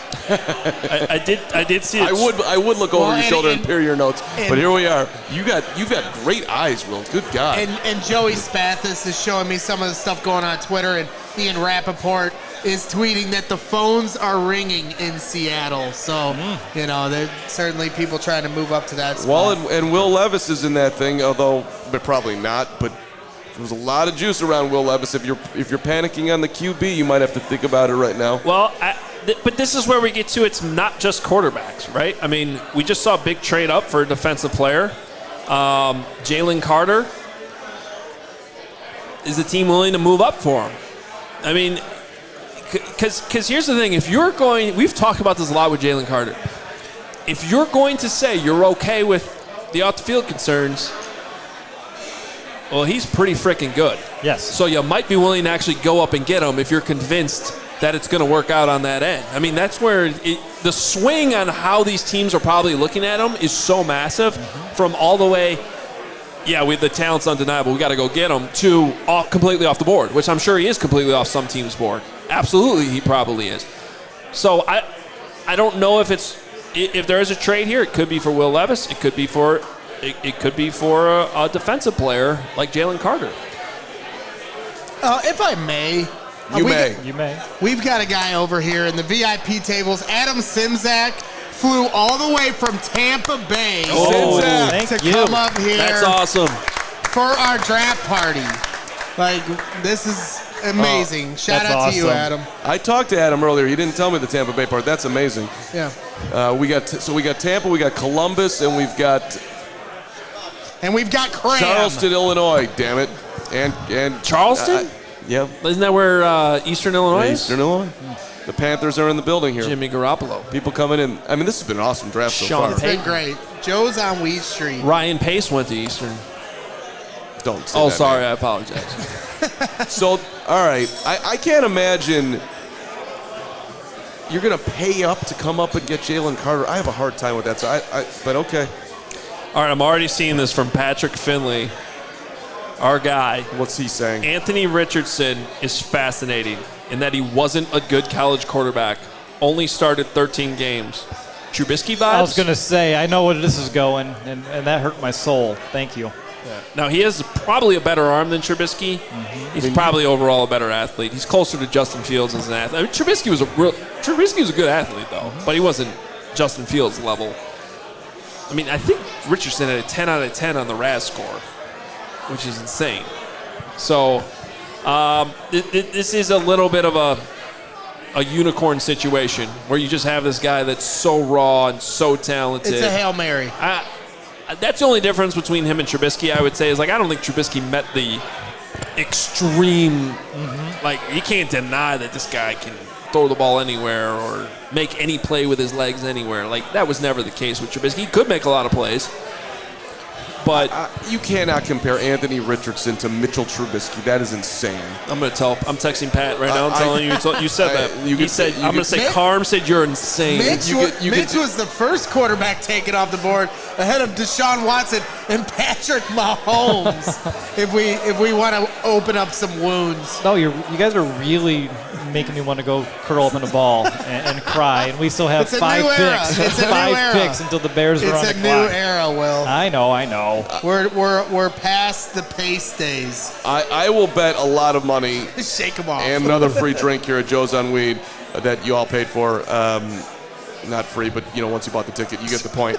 that no one's trading up for Jalen Carter. I don't buy it. I will be stunned. Well, I mean, at this point, in a Bears perspective, the two guys now you're looking at now that Richardson is off the board, which I'm not surprised he didn't make it to 9, is Will Levis and Jalen Carter. Those are the two players, in my opinion, that meet the criteria for a trade-up scenario. Go ahead. We do have a pick in for the Seahawks. We just don't know who it is, but they are making the pick. The Seahawks will be making this pick. There is not a trade here, and you have to wonder if it'll be for Jalen Carter. Point Carm. Right. I mean, that's my point is it's going to be disappointing to me if these guys that are worthy of a trade-up don't fall to 9, because then that puts the Bears in a no decision, the decision is out of their hands. Then they're taking somebody, and that's fine. But I want as many options at Ryan Poles' hands as he possibly can. You do know that someone gets drafted with every pick, though. I understand that, but I want all. So numerically, options will come off the board. Yeah, I get what you're saying. I want my guys to fall to 9, Adam. Your guys, right? which you gave us your top 5. Yeah, we don't Braggs need takes. to go through it again. I don't know. I liked it. You know what? Keep talking, and we'll draft Bijan at 9, and then this whole place will riot. Oh, boy. According to Albert Breer, the pick is Illinois cornerback Devon Witherspoon. Wow. Yeah. I'm mad at myself because I was saying if you're the Seahawks, you got to go corner here. You're not taking Carter. Let's go. Let's go, Detroit. But this is where we need to worry now, because if Detroit takes Jalen Carter and pairs him up with Aiden Hutchinson, Cram might not be worried, but I'm going to be worried. I mean, given the Bears' offensive line right now, until it's completely built, that would be a big concern. I'm just not going to live my life sweating Jalen Carter. Yeah, well, wait till week 1. That's fine. And he might be great in week 1, but it's a. We got an ILL chant going on in here. And Let's go IO. ILLINI. Let's go. What are you? I thought you were Northwestern. That was ridiculous. No, but you got it. Come on. Let's celebrate. You'll do anything for the crowd, is what we just learned. I will. I like it. I'm an incredible panderer, kiss-asser, or whatever you want to call So, it. for the record, in terms of Braggs talking about options off the board, 2 players on the Bears 100 so far off the board through 5 picks. So they're, with the quarterbacks going, there's still options. Will Anderson was number 1. We never thought he would be a Bear after the trade, so that's understandable. We did have Devon Witherspoon at 7, so somebody a little bit farther back, which means Peter Skoronski's still there, Jalen Carter's still there, Tyree Wilson's still there, Braggs' guy, Carm's guy, Bijan Robinson's still there. that's Carm's guy, but I'm It just. sounds like tonight he's your guy. No, in a trade back, not at 9. Oh, yeah, you did say 19. Yeah. You did say 19. I'm trying to be reasonable here. Ooh. I'm working on it. I was going to say, that's new. I'm working. Y'all, I can have another drink, and then we'll see where it goes. You never know. But I like Witherspoon. I know Nick was big on Witherspoon, as the best quarterback in this draft, and I agree. he stood out. You watch a lot of his games this year in the Big Ten, specifically against Michigan at the end of the year. This dude is a baller. Hits with authority. And, at that time, I don't think anyone would have thought he would have gone this high in the draft. So good for him. He's a hell of a player. Here's what we have on Devon Witherspoon. Fascinating story because he was not even recruited coming out of high school at all. Had to go to junior college. Wow. And there was a mix-up as SAT scores. It turns out he was eligible to play at the, D1 level football because the SAT scores got updated. So he never actually played junior college. And Illinois called him. He goes to Illinois. He starts right away. Lovie Smith loved him. He's a killer, man. Puts him in there right away. So he goes from not recruited at all to junior college to starting in the Big Ten in just a matter of months. The instincts are outstanding. I think he's a great fit he would have been a great fit in the Bears defense, quite frankly, playing downhill. Mm-hmm. The vision, you see him always reading the quarterback. When you're more zone, you obviously have your eyes on the quarterback and not the receiver, and he makes plays on the ball. A willing, aggressive tackler. Obviously, he's smaller and sort of comparable to Bryce Young, the same type of thing, where it's not so much about how tall you are, it's about how built you are, and he is a little bit more frail. So how is he going to hold up? Because the keeping on weight has been an issue. He dealt with a hamstring injury at the combine, did not work out there. And shout out to Dan Pompey, who had in his story on Witherspoon that the weight issue. Literally, he would sit in the coach's office and eat chicken wings because he likes chicken wings, and so the coach would order him chicken wings, and they would just watch film and constantly eat chicken wings. I love chicken wings. Wings are great. I like a good chicken wing too. I'm dynamite drop in, Donnie. All I heard was chicken wings. Where my head is at right now is in the clouds a little bit. But coming back to reality, sitting with you guys, is this draft not falling beautifully for the Bears right now? I'm liking it. I think Devon Witherspoon is a player that would have been a good fit for the Bears, but not necessarily one that they're sitting there crying over being off the board. Yeah. I wouldn't have wanted the Bears to take Witherspoon or Gonzalez. If Detroit takes Gonzalez and not Jalen Carter, then I'll agree with you. You know who I want Detroit to take here? Will Levis. That would be, yes. Yeah. That would be awesome. You're 100% right. Please. I was going to say, if I like how Carm said that right before the Lions take Jalen Carter here in a minute. Oh, yeah. Come on. I've been saying this for months. Everyone's so enough with the terror of Jalen Carter. First of all, I don't think the Lions are taking him, but I don't feel super confident on that, so I'm not going to make any big proclamations. I still don't understand your bet. What's the bet? He'll still be on the board when the Bears pick? I was overly confident at one point that Carter was not going. Will, share what you know. I haven't seen it yet. Yeah, according to Ian Rappaport, Arizona Cardinals are trading back up with the Detroit Lions. Wow. Yes. Are they going to get Jalen Carter? Here we go. They got all that draft capital. And then he can move it to come back up. It's fascinating. Or cornerback. I thought they were going to go. They're not going quarterback. I thought they're going to go defensive line or edge. So that would make sense that the Cardinals would do it. Well, maybe this is for Tyree Wilson. They really need defensive line help. They need pass rushers. This is unbelievable. The Cardinals got 4 picks, and they use a couple of them. Well, that's to pick at 6. I like what Arizona's doing. So it looks like right now, at least according to Field Yates, the Lions trade pick 6, and the Cardinals are trading pick 12 and 34. We'll see if any other compensation's in place, but that's what I see so far. So I believe that was their original second rounder. So they still have that Texans extra second rounder they got. So that's sort of a wash. It's got to be Carter, right? You're trading up to get Tyree Wilson, who's got a screw in his foot and broke his. I would kill you for that if I was a Cardinal fan. So the Lions will be picking after the Bears now, unless they trade back up, right? I have that correct? Because the Lions are now at 12. That's correct. So no Jalen Carter in Detroit. Everybody can calm down. So the Bears are still going to have the first pick in the NFC North. There we go. As of now. Sorted out. There we go. I like it. I'll take it. I had to get recharged, fellas. I was fasting today. Had to get some of the I don't blame you. Had to use the bathroom. We ordered a little bit of food pregame. It came like right when the show started. Yep. So Bad timing. Yeah, it's all good. Yeah. Is my mac and cheese still over there? Or did you eat it? No, it's over there. I was like, that's Hoge, man. Stay off it. I was the left tackle there. I was protecting the blind side. There you go. We are having a good time out here at Joe's Bar on Ween Street. Got the 3-1-2 going, the Goose Island. Woot, 4 picks. 4 picks for Will Anderson, the Houston Texans. Yeah. 4 picks. He's gonna be a Pro Bowler. Why not? Okay. Right?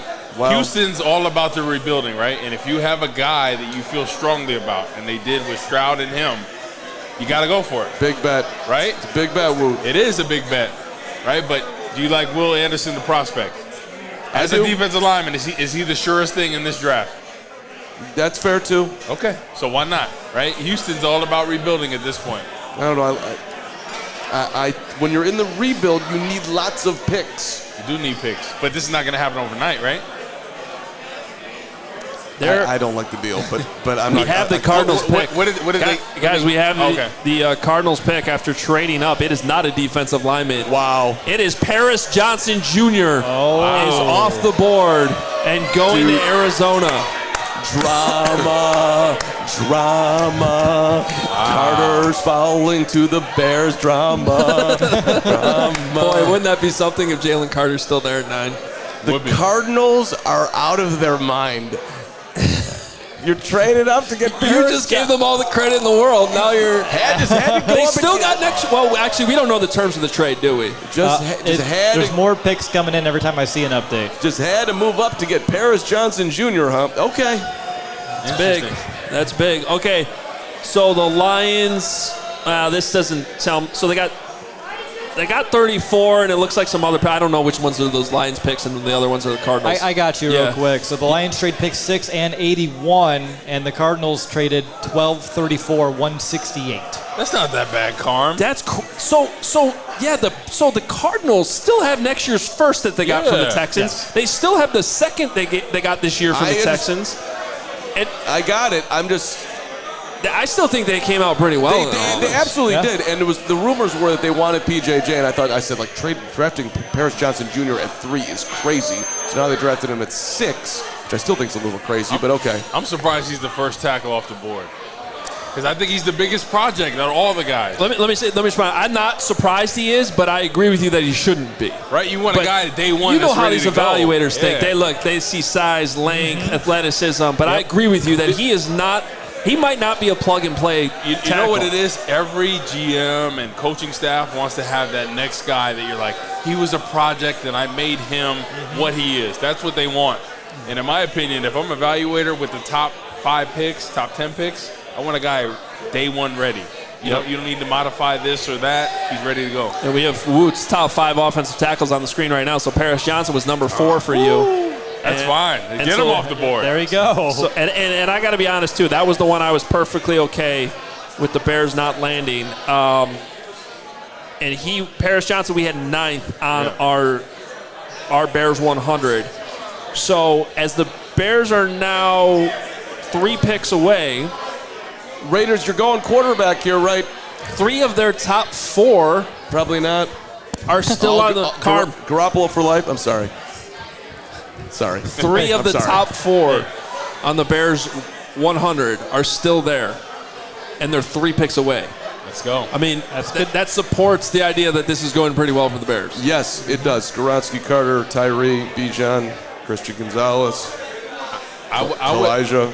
I would be really surprised with Skoronski. I just feel like the way that the Bears are evaluating the length and how they feel with Braxton Jones, I feel like it's going to be Broderick Jones or Darnell Wright. I think it also, and I think it supports the idea they could trade back. If teams are calling, the more and more of these guys that are still on the board. Then you got 2 options, Broderick Jones or Darnell Wright, whoever falls to you at that point. Although I do suspect that Paris Johnson was one of those blue players that they were comfortable drafting. I think so. I definitely think he was. I think Will Anderson was. I'm not so sure about Witherspoon, but I think he could have been. Yeah. Let me just tell you this. If Jalen Carter falls to the Bears and they don't take him, and my original take was right. I'm going to be so mad at myself for coming off it. I love how Carm, all he cares about tonight is what his takes were, and those being right.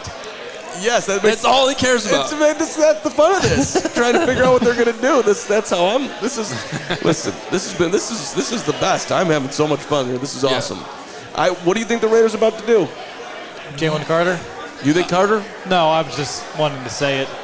I wouldn't be super surprised, but they can go in so many different directions here. I mean, I wouldn't be surprised with the offensive lineman as well. They need some offensive linemen. Yeah. They gave Jimmy real money, so they don't need a QB. Look at our. Thank you. Look at the Godfather coming in here, Brandon Spano with some beverages. Yes. Spano, leader, our back. Our back. Nobody gets that other than me. Red Auerbach? I don't know where that came from. Is that what you were doing? Yes, Red Auerbach. Okay, I just want to make sure I got One of it. the greatest coaches, leaders, visionaries in the history of the world. Let's go. Okay. Where are we at here? Seems like a little bit of a reach, but I got you. You know, I went big. So Hoge, would you be upset if the Bears got Jalen Carter with that 9th pick? I'm okay with it, man. I'm on record for it. At the end of the day, he was, before all that stuff came out at the combine, he was my guy. I mean, he was just off tape. Yeah. You know, and that's all I knew at the time was tape. Seen him for, especially the last 2 years, just dominate on game day. The amount of Georgia games we see.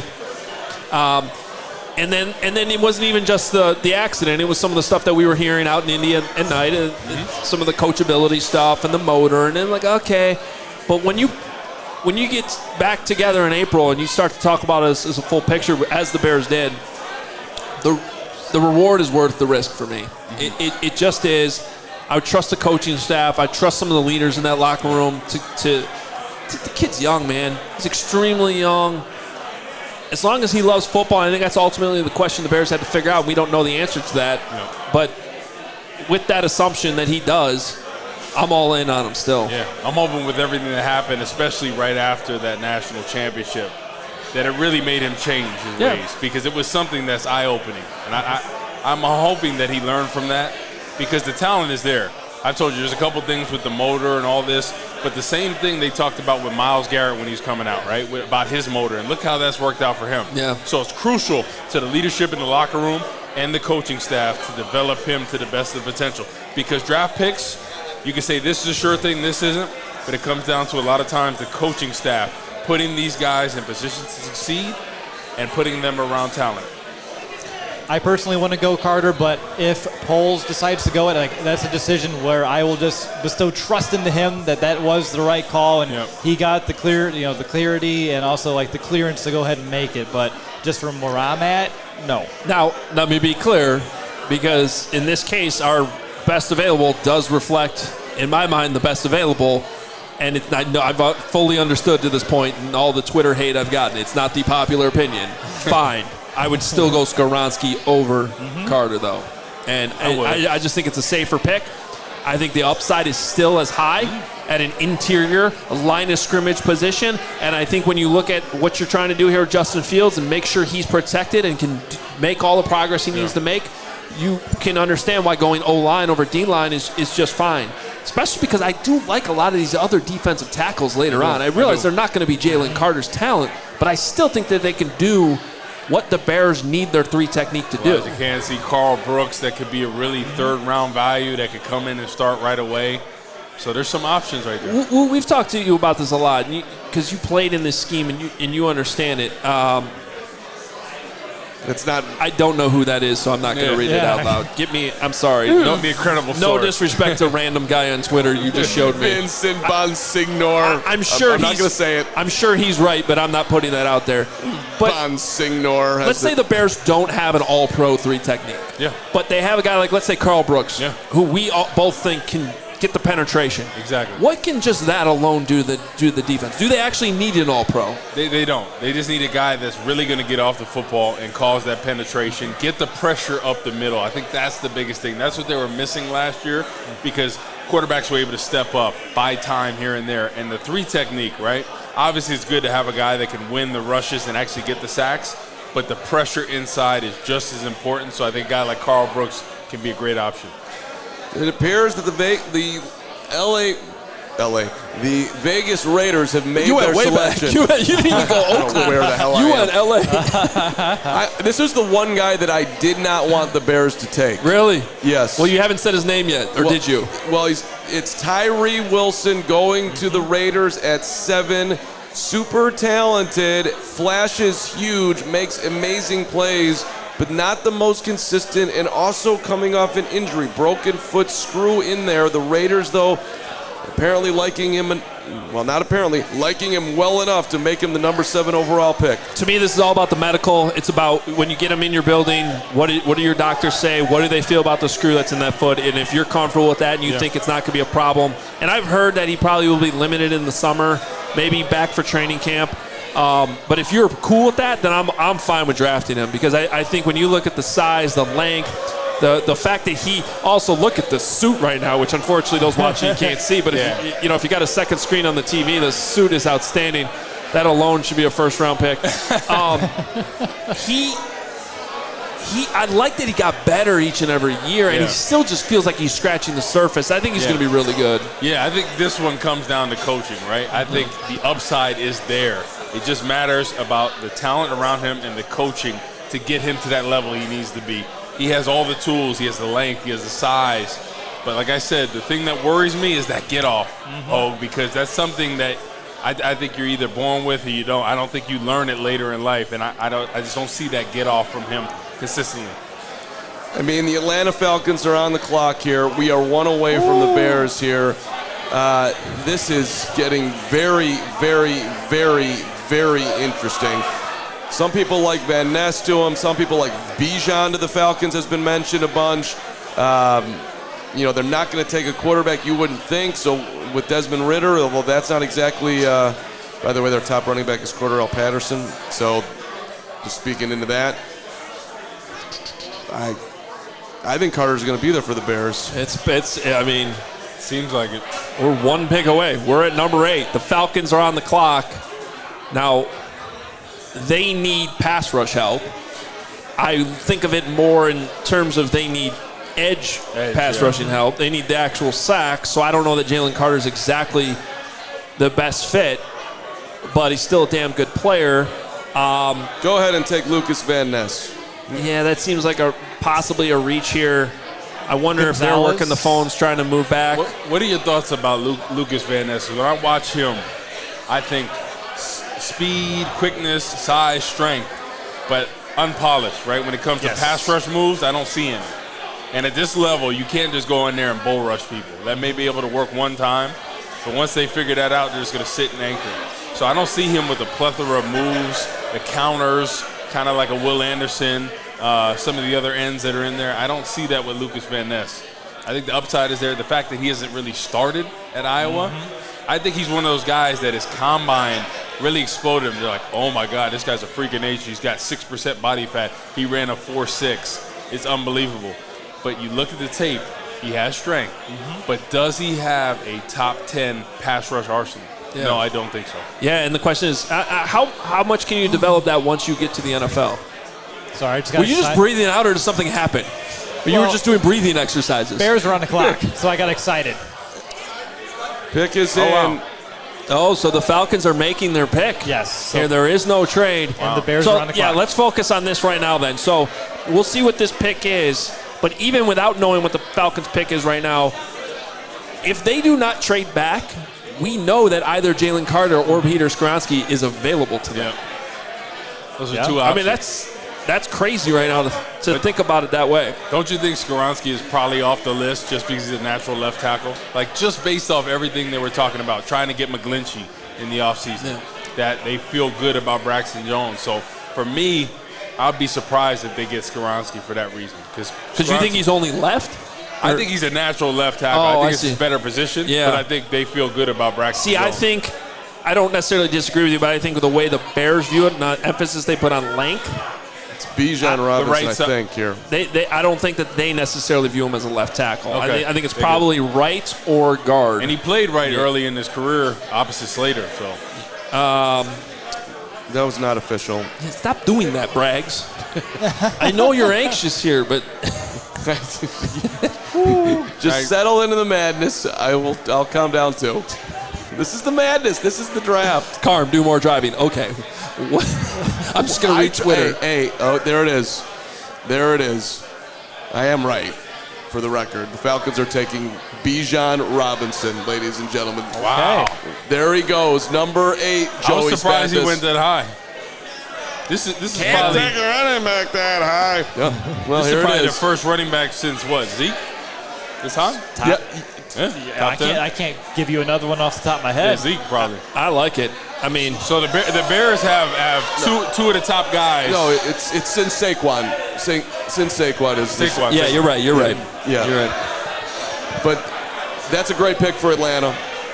All right, Bears are on the clock. Here it is. Lawrence, can we see our big board here and update it? Is the crowd starting to build here inside Joe's on Let's Wheat go. Street? Let's go.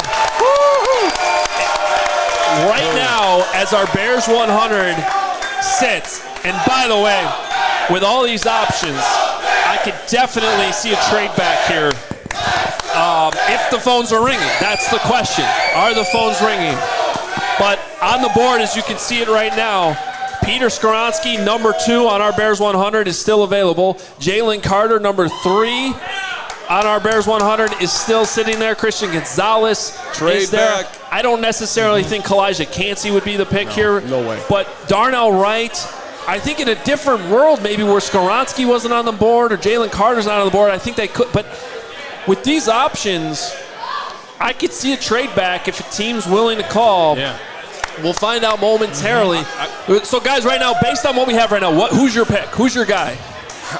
My guy is Darnell Wright for how I feel they feel about the left tackle situation. Okay. He's the guy right now, but I would trade back because of that. Because I think you can get him once you trade back. I'm very much in the Wood corner here. I'm hoping that they can trade back here. It's also interesting. Everybody was going to be so geeked about whoever they pick, but if they pass on Carter here and don't trade, we could get some booze in here. Yeah. We really could. If they go Skoronski, this place it's going to be mixed at best. I actually agree with you on that, but that's what I would do. I don't know why anybody would boo Skoronski. He's the surest prospect that we've seen in a while. It's only because Carter's sitting there. You can feel it. This crowd wants Jalen Carter. Sorry, but according to Field H, the Bears have traded down from 9 to 10 with the Eagles. Woo-hoo-hoo! Trading from 9 to 10. Say that louder. Yeah, sure. Chicago Bears have traded the 9th pick to the Eagles for pick 10 and a 4th round pick in 2024. They're going to get Jalen Carter right here. Hargrove left. You know, they're going to get their alignment, and Carter's going to the Eagles. Because their offensive line is set. They're going to get Jalen Carter right here. Eagles are going to get Jalen Carter. Look, here's the thing about the Eagles. Whoever they draft here, I think is going to be great. Because they're the Eagles. They develop well. Well, first of all, I think both of these guys are going to be great. So if you had your pick, it may be Jalen Carter. It wouldn't shock me if it's Skoronski. If Skoronski goes to Philly, he's an all-pro for 13 years. But don't you think they feel good about their tackles there and Lane Johnson? But they might plug him right in inside. That's true. And just for the record, I was right. That Carter wasn't going to go, and that the Bears were going to be there, and they wouldn't take his ass. And that's exactly They might still take him at 10. They ain't taking him. Maybe. Okay, I'll let it out trade there. back again? I was damn ass right. I should have stuck to it. I blame myself and nobody else. I should have stuck in there with everybody yelling at me. So lesson for me. I want this show to be sent to like a psychologist, just so all of us up here can be analyzed. I'd love the psychology on Carm just throughout this show. You move back one pick, you got a 4th. Okay. 4th next year. 4th next year. Is anybody excited about that? Is that all it is? That's all I see so far. No, exactly, Lawrence. No. We needed something this year. We need a 4th this year. Oh, my God. It is. It's a 4th round pick. Yeah. By the way, you move back one spot, though. It's not. They could trade back again here. Exactly. They absolutely could. They probably will, honestly. I mean, if this was the only team calling, then look, the market's the market in the moment. I always say that. The market is the market. The Eagles could have been the only team calling, and that's what they were offering. And you wanted to move back because the way this board has fallen, you take it. They got 3 options still available. It's Skoronski, Carter, and Wright. So yeah, it's a little underwhelming return, but you're only moving one spot back, and once you get past like those top 7 picks, the value of the picks really starts going down and down as you move down here. Will, how you feeling? You breathing? I'm breathing. He's nervous. I am nervous. It's like Christmas morning every year. Offensive line or defensive line? What do they go here with? What do you think? I feel like offensive line if they stay in this general area of the board. I think so too. Like I said earlier, I think they have to know everything that they have from Justin Fields this year. I think they have to. And here is the reports are starting to come in. It is Jalen Carter going to Philadelphia. Hargrave left. Here's a new 3 technique. There it is. And Drew Rosenhaus got his guy in the top 10, which is what he said he would do. Back-to-back first rounders for the Eagles. They got Jordan Davis. Wait, that's interesting though. He never met with the Eagles though, right? I don't think so. Because he would only meet with top 10 teams. Yes. Oh.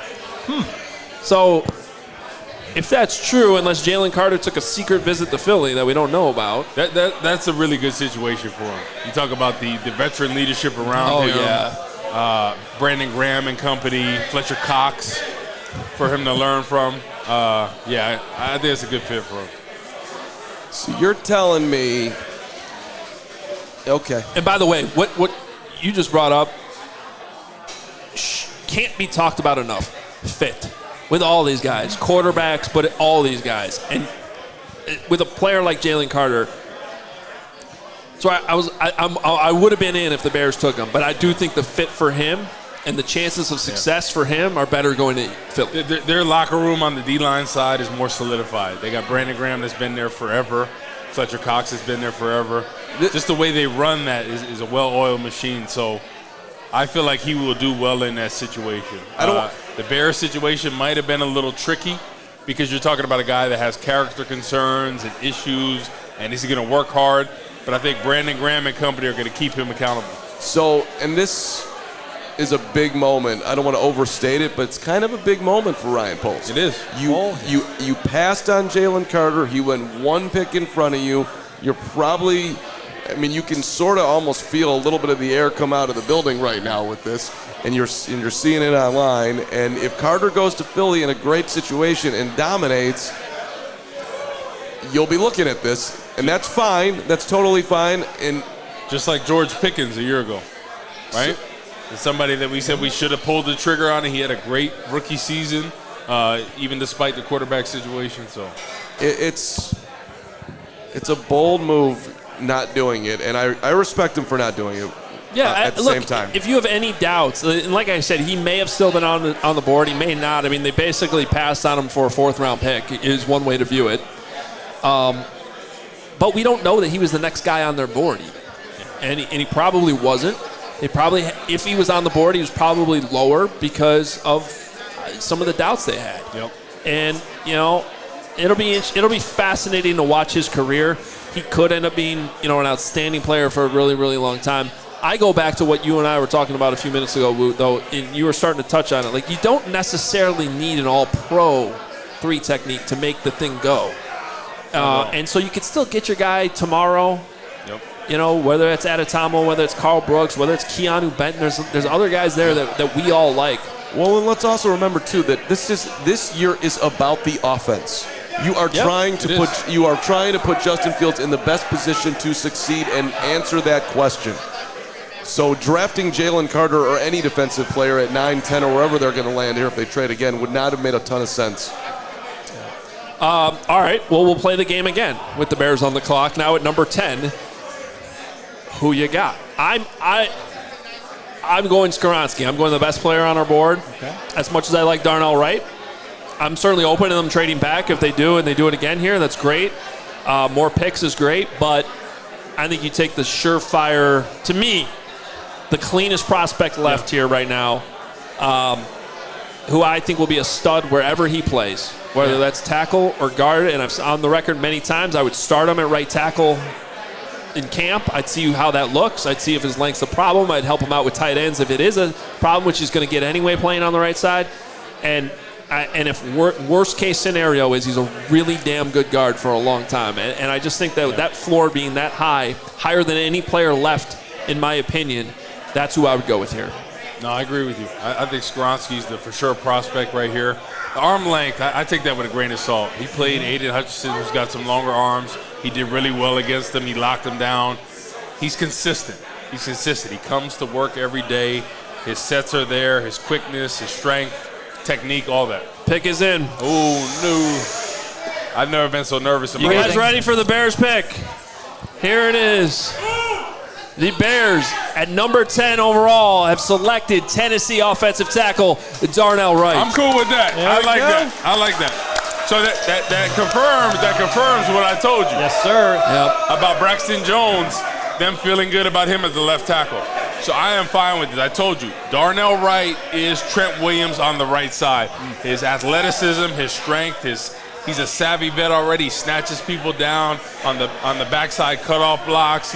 He does that hug reach around that the referees can't see it. Great run blocker. I love this pick. He's been one of my favorites here. I just love that violence, that tenacity that he plays with. He has that nasty that we've always heard about Ryan Poles wanting to bring for this offensive line. A lot of power. And he's like we talked about, plug and play, right tackle, and we don't have to overthink it. Exactly. Will Anderson against him, he locked him down. He locked down a bunch of other people in the SEC. He is ready to go day one. I love this pick. Unbelievable athleticism for his size. Yes. Here's the skinny on Darnell Wright, 6'5", just a shade over 6'5", 335, big physical mauler, great hands. When he locks on, you're done, Woot. Sorry. Yep. He's got you with those hands. Yeah. Now, I thought he was a little bit inconsistent early on in Senior Bowl week, but I thought he improved as the week went along. And really, when you go back and watch the tape, when you play that well against Will Anderson, when you play that well against Walker last year, that really matters. Now, he doesn't. We talked about the offense a little bit early on in the show. There's not a ton of experience here in a wide zone scheme, and that will probably be some of the adjustment. But the athleticism, playing right tackle, the athleticism, he's plenty athletic, and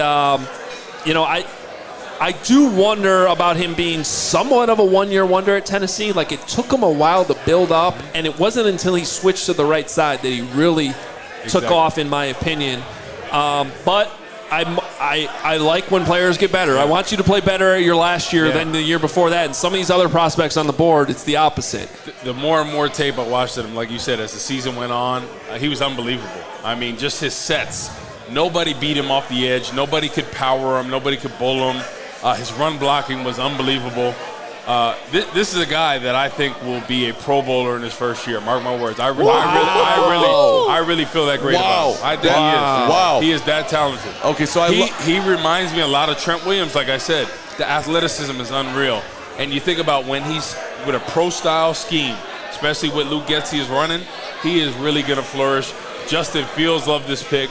And like I said, Poles is saying like this: I have to have the offensive line solidified. I'm this offensive line guru.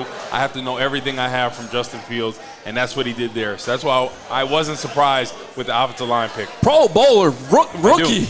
I do. Woot. I do. So Woot's optimism is carrying me at this very moment. But first of all, I'd like to say a couple things. Number one, you're Adam Hoge. You've been banging the drum for Skoronski. He's sitting there. Yeah. They just took a guy who is really pigeonholed into one position on the offensive line, and you overdrafted him, I think, by most people's accounts, right? We talked about this. Remember, yesterday this was my pick. This was the pick I ultimately decided it would be Darnell Wright. I felt strongly that the Bears liked him a lot. Yeah. I thought that they would want to trade back before they got him. Ideally, you want to trade probably farther back than they did, but you can't control if teams are calling you or not. I mean, exactly. It's just because if you trade it back and then you miss the opportunity to get him or Skoronski, then you feel bad about that. But he's going to be a day one starter, so getting him top 10, that's not reaching by any means. Like I said, I think he will be a Pro Bowl caliber player. And again, the guy did not give up a sack last year. He allowed only 8 pressures all season. He's enormous. He's an athlete. He fits perfectly for what they need. There's a lot of things to like here. I also think that when you look at what happened here, getting him there, you move back one spot. You passed on Jalen Carter. You got a 4th-round pick next year. It would have been a lot sexier if they had been able to move back to 15, 16, gotten a lot more value, and gotten your guys. That didn't happen.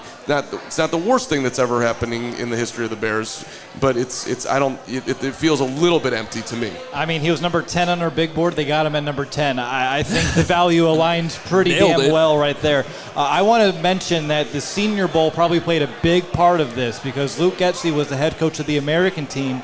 Darnell Wright played on the American team and was voted as the practice player of the week for the offensive line that week for that team. So that has to carry a ton of weight right here tonight. And you talked about in the one-on-ones, right? I saw at times he struggled a little bit.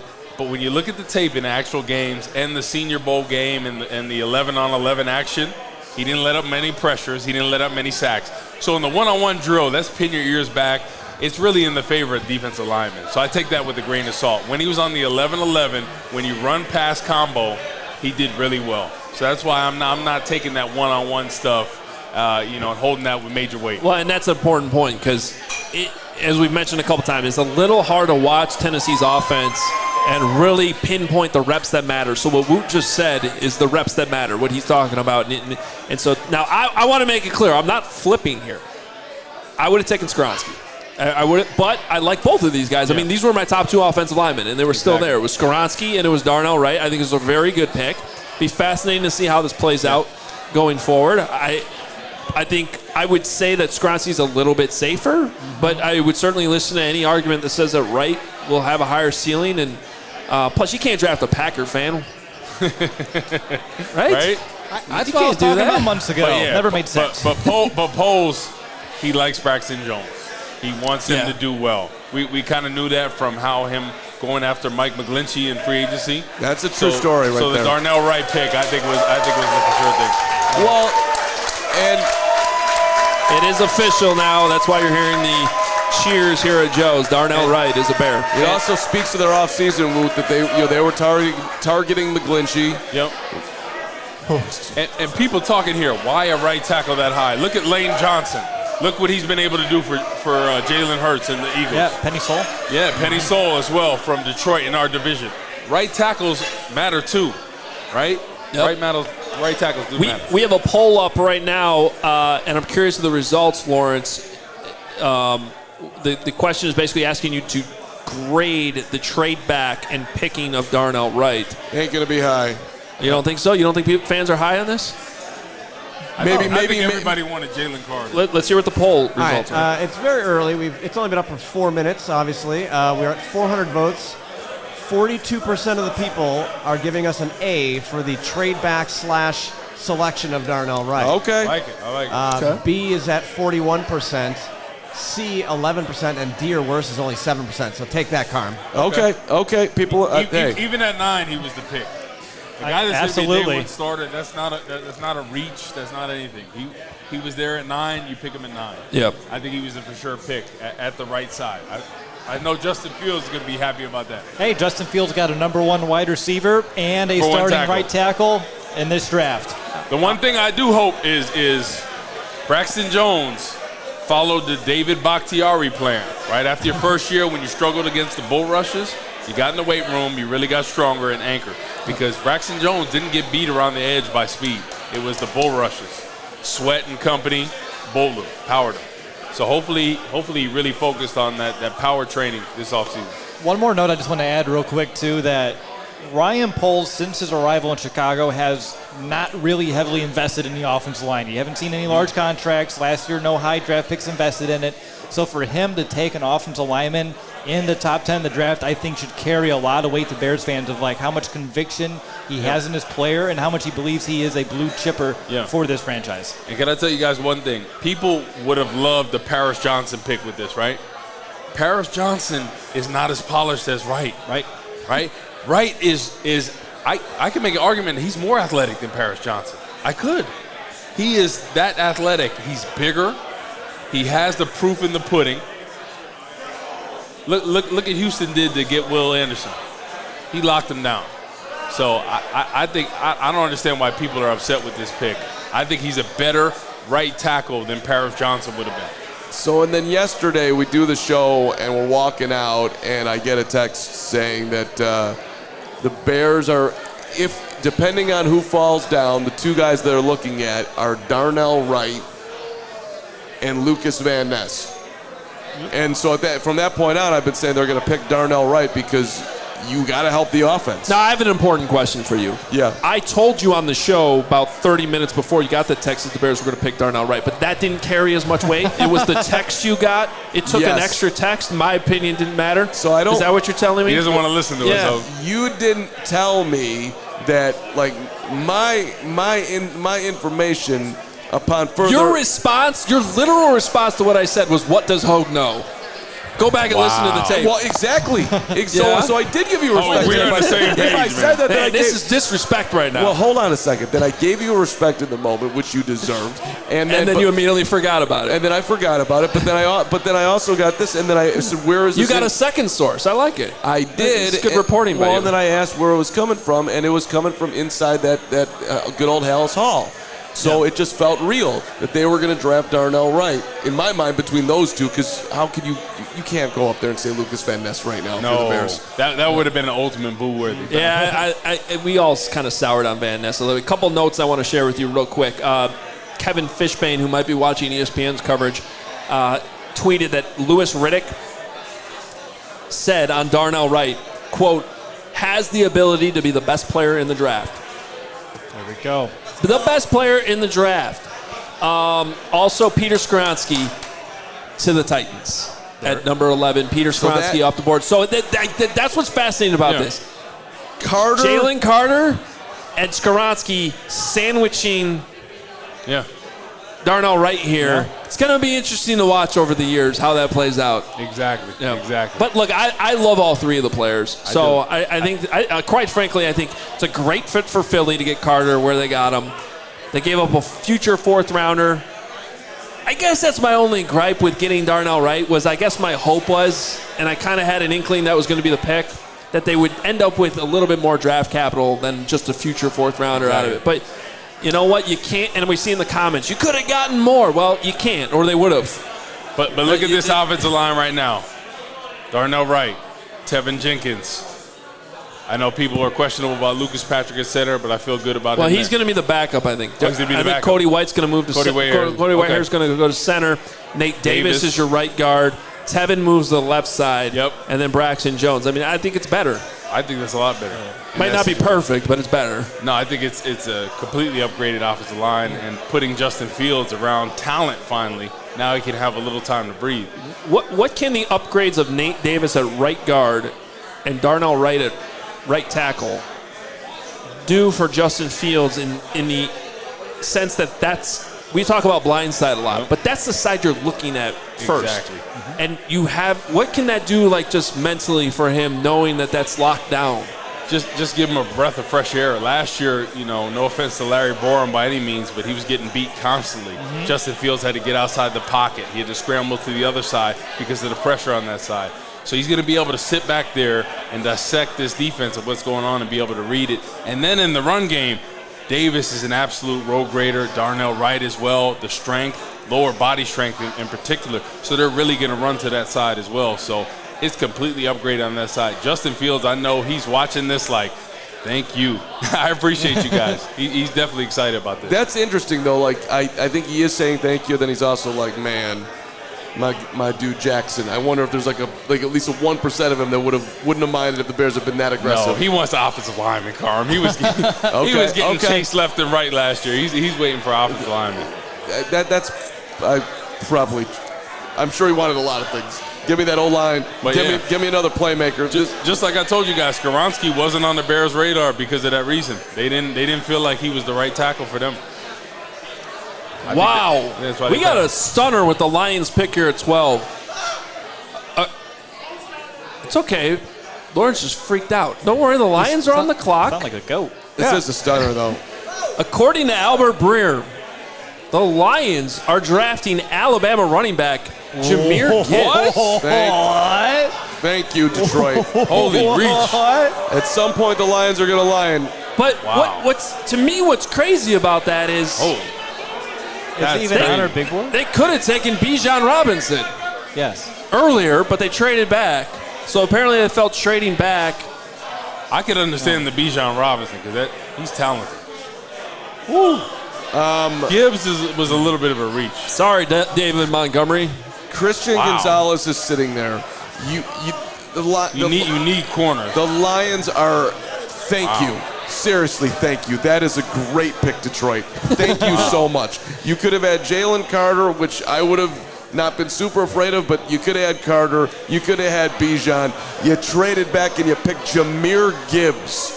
Bijan was the only guy worthy of a first round. You paid David Montgomery $18 million bucks, and you drafted Jahmyr Gibbs, who's a good player, but that is... Doesn't this seem very Dan Campbell, though? Dan Campbell seems like old school. We're going to run that ball. We're going to get all those running backs. Can't have enough running backs. Man. That's insane. They'll probably draft another running back with that second-round pick they got. Oh, they probably will. Man, that's very surprising.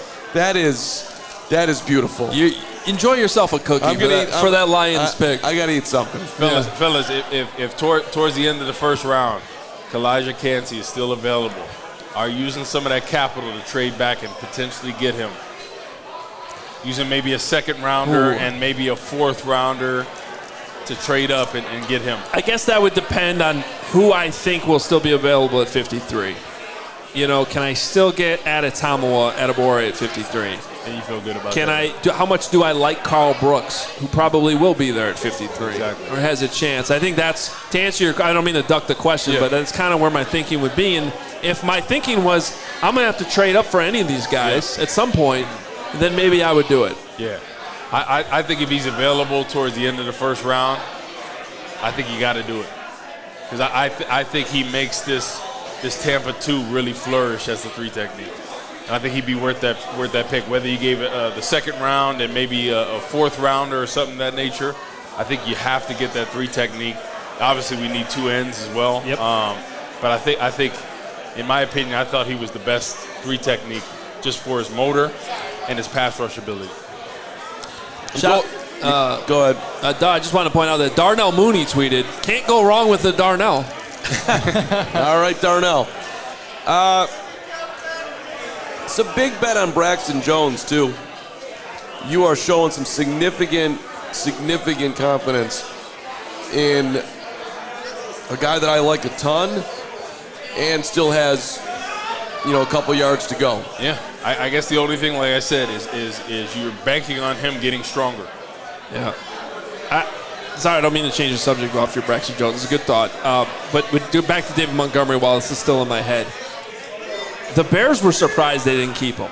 They felt like they were competitive in their offer. I cannot confirm that the Bears' offer was actually better, but they actually felt like it was at least in the ballpark that they thought he would stay. He chose not to. I wonder if he's regretting that now. It's an interesting I question. think so. I mean, if he could go back in time and be like, okay, I have these 2 offers on the table, but one is going to be the Lions also drafting a first-round running back, I don't know. Unless they're trying to get their thunder and lightning or, I don't know. I wish he would have stayed. By the way, I like Jahmyr Gibbs a lot. Yeah. I think this is going to be a problem for the Bears. I mean, I think we can both criticize the logic of taking him where they did, but also realize that this could be a problem next year. Oh, yeah. That's a very good point. I have a question for you guys. Does anyone know, and I don't have the answer, but the last time 2 running backs got drafted before a single receiver was off the board? Great point. Zeke? I couldn't tell you. I'm just saying, Zeke, like, maybe? 1924. Because 2 of them, still no receiver. There wasn't even a draft in 1924. I think the first draft was like 34 or something. That is a weird pick by Detroit. That is. The Lions will lion. Where's Don Burr? Is Don Burr in the chat? Oh, he's hiding. Yeah, I'm surprised they didn't go maybe defensive lineman, opposite Hutchinson. I mean, Christian Gonzalez. Yeah. I mean, they could have been. I mean, Kalijah Kancey could have been a pick for them. I would have probably supported that one more. By the way, Packers on the clock. I was going to say they traded up real quick. They're going to go with a receiver here. So the Packers have moved up. Jackson Smith-Njigba. Well, this is the pick. This is the Aaron Rodgers pick they got, right? The 13. They moved up to 13. Yep. And they're sitting here at 13 with only. Let's see. It looks like 3:40 left. JSN right here. Watch. They need a receiver. Also, I would have. I don't mean to They can't get off those Lions thing. I would have just taken Bijan. But I guess they did get an extra second-round pick out of it. So You passed on a guy who people think are going to be in the Hall of Fame, and then you drafted Jahmyr Gibbs. You have to give me what they actually got in that trade, but that is. Wasn't Gibbs like a committee back too, and like not even like a featured guy over there? Well, that's kind of how Alabama runs the running back committees. They always kind of do that. Think about Alabama running backs in the league. Yeah. Ooh. Not the most successful. No. Right? Mark Ingram, Yeah. he turned it on towards the end, but Trent Richardson. Very adequate, or understandable, I should say, Green Bay sucks chant going on in here. Why am I blanking on the Raiders running back? Isn't it Derrick Henry? Jacobs? Derrick Henry went to Alabama. Yeah. Yeah, and didn't Josh You're Jacobs? talking about Josh Jacobs. Yeah. Yeah. There's a couple. They've had a couple questionable ones. Yeah. All right, so the Packers are on the clock here. Let's talk a little bit about, I guess, their needs. Besides quarterback, what if they drafted Will Levis? What if Levis came off the board right now? The pick is in. I don't have the pick, but I see it's in. Here we go. Receiver, watch. They're going to spite Aaron Rodgers. They are. I They're going will to spite Aaron Rodgers. Watch. so hard. Watch. Receiver. Put it there. If they take receiver, I will laugh so hard. Yeah. They 100%. Oh my God. They got to get whoever their quarterback is a weapon. This is very interesting. Pick. We know they're making their pick. We don't know who it is yet. We haven't seen it. So let me see. What would I do here? The Packers have had a great offseason so far, at least in recent couple of days. I think everybody, you got to give them props for what they did with Aaron Rodgers. Now, I think Jackson Smith-Njigba would be my pick here. I would pick him too. Yeah. If it was one of the different quarterbacks, I would probably go that route because I don't believe in Jordan Love, but I don't believe in Will Levis either, so I'm not. If they don't give their quarterback another weapon, Lucas Van shame Ness. on them. Lucas Van Ness. No way. Are you just yelling Lucas Van Ness, or is that the pick as you eat a cookie? Yes, I'm yelling Lucas Van Ness and eating a cookie and telling you that the Green Bay Packers have selected Lucas Van Ness at number 13. Receiver, watch. Come on. No, I'm telling you, Woot. They're going to do a receiver. They want Who to spite tweeted that? Adam. Carmi V. Carmi V. Well, okay, then why don't you give her some love and some credit? I was waiting for a confirmation. I'm looking for more. You're making me nervous. Look at this disrespect. First it was me with Darnell Wright. Now it's Carmi. I love you, Carmi. There's a Crampa chant going on in here because of how you're acting right now. Those are my people. Yeah, thank you. Listen, a lot going on. Krampa's energy is going down. The Darnell Wright thing. Albert Breer, if you need, first of all, screw Albert Breer. Love Albert Breer. I don't actually mean that. Carmi V is reporting that Lucas Van Ness was the pick for the Packers. So that is surprising. Someone just yelled idiots. I think it was Braggs. We'll take that, Green Bay. So Lucas Van Ness staying in the division. Yep. Obviously a powerful defensive end. That's a reach. That's an interesting fit. They're going to play him as a 5 technique? Nicholas Moreano wanted him to the Bear. He played 4-3 Now he's a in Packers college. fan. Now he's a Packer fan. And now all of a sudden you're gonna make him a 5 technique. So he's got to put on potentially a little bit more weight. That's interesting. Could slow him down a little bit. Unless they're going to try to make him a 3-4 edge rusher. You know who I would have picked if I had to go? I would have grabbed Nolan Smith. I would have too. I would have gone Nolan Smith. He's for a that. more sure pick. It's all about fit. And I'm questioning the fit there specifically with the Packers. Especially that you felt good about Rashawn Gary's coming back from the ACL. Opposite him, Nolan Smith would have been good. That's a funny gift. My guy Ryan McGuire, who I used to work for in Kansas City before he fired me, and I shouldn't be shouting him out, but we're friends now. He's a huge Lions fan. He just tweeted, so we're running the wishbone offense now in Detroit. Seriously, 3 RBs. Probably. That's pretty funny. By the way, my dream of Hendon Hooker to the Vikings is still alive. Where's That's interesting. There's a lot of interesting things here. Number one. What did you just do?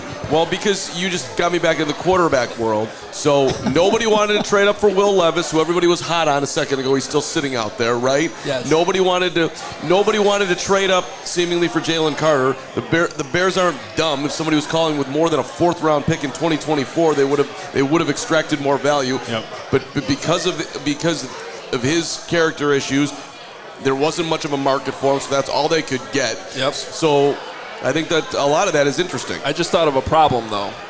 Yep. The Cole Kmet family has a problem.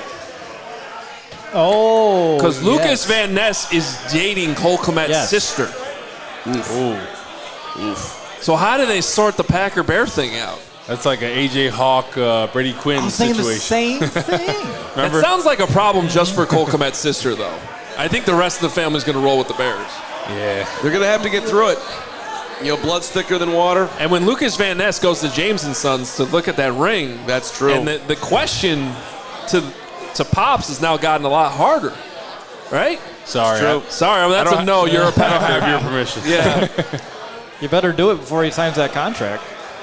Ooh. By the way, I think we're going to have Nick on at some point here.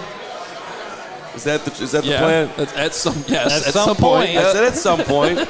That is the plan. I don't know if Darnell Wright's talked to reporters yet at Halas Hall.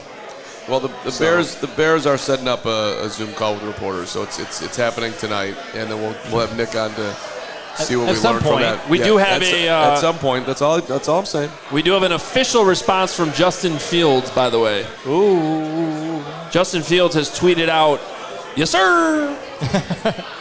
He likes it. Okay. Yes, sir. He likes it. QB1. He's got his help Yeah. with Nate Davis and Darnell Wright in front of him on the right side of the line. Braxton Jones is the one question mark right now. Did he get stronger this offseason? You guys had him on the show. Did he look bigger? He looked great. He sounded great. I believe in him. I wish I was there to test out the power rush. And I won't give you any speed anymore. I'll give you the power. we would have lined that up right there. Let's go. Let's go. Let's see what kind of strength. I got this old man dash strength now. You know what I mean? I mean, he's got to be feeling right now, Braxton, our guy, pretty good about what the Bears just did. Okay. Yeah, I did text Greg to see if he wants to do a tag team to come on up to talk about this pick. We happily bring in Braggs. We do have a trade. The Steelers have moved up to number 14, and I can tell you from Albert Breer, the pick is Broderick Jones. Yep. I like that pick for them. So the Pittsburgh Steelers moving up from 17 to 14 to take Broderick Jones. You have Kenny Pickett. Which I think that was the Patriots pick, right? Yep. Yeah, the Patriots moved back to 17 with that trade within the AFC. So Broderick Jones now the next offensive lineman off. So, a lot of talk probably out there about how Will Levis is falling. How about Christian Gonzalez falling? Yep. Yeah. I mean, he was widely assumed to be a top 7, at worst top 5, top 10 pick, and extremely athletic. What's the issue there? When weird stuff like that happens, I don't like to just throw random stuff out there, but sometimes you wonder if it's medical. Like, what in the world is that about? I think on draft day, it just depends. What I guarantee. I was surprised Detroit didn't pick him. They have a needed corner. I think it just comes down to whatever the coaching staff and the GMs and all the decision makers. I guess they didn't feel like they needed a corner at this point, but it's surprising that Detroit didn't pick Gonzalez. All right, well, we're going to get Braggs back on stage. You guys can figure out who's leaving. You want to say?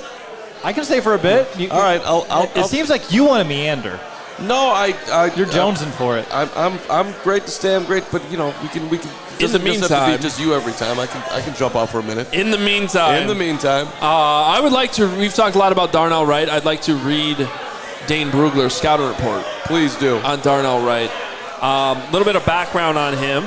He is from Huntington, West Virginia. Started playing football as a linebacker. Did not play football in middle school. Went right back into it in high school. Was a tight end to start with, but the coaches quickly realized he should be playing offensive line, so they moved him to O-line. became the starting left tackle as a sophomore, was second-team All-State, while also playing defensive end at the same time. I'm going to skip ahead a little bit, but he was also a standout on the basketball team. Carm told us he likes multi-sport athletes. I absolutely do. He lettered in track, and he placed first in the shot put. Oh, heavy hands, right? Yeah, I told you about those hands. I told you about it. He was the number 2 offensive tackle in the 2019 recruiting class, behind only Evan Neal, who, of course, was drafted last year in the top 10, right? Yep. Somewhere around there. Number 1 recruit out of West Virginia. He ranked as high as number 10 overall in the entire country. He only had 2 prep starts at left tackle, which goes back to that. I'm sorry. After only playing 2 games at left tackle, he got an offer from Marshall right away as a sophomore. So that was quickly how good he was going to be. Highly sought after, had offers from Alabama, Clemson, Georgia, Ohio State, USC. And despite a late push from West Virginia, he committed to Tennessee, was the top-ranked recruit in the Vols 2019 class.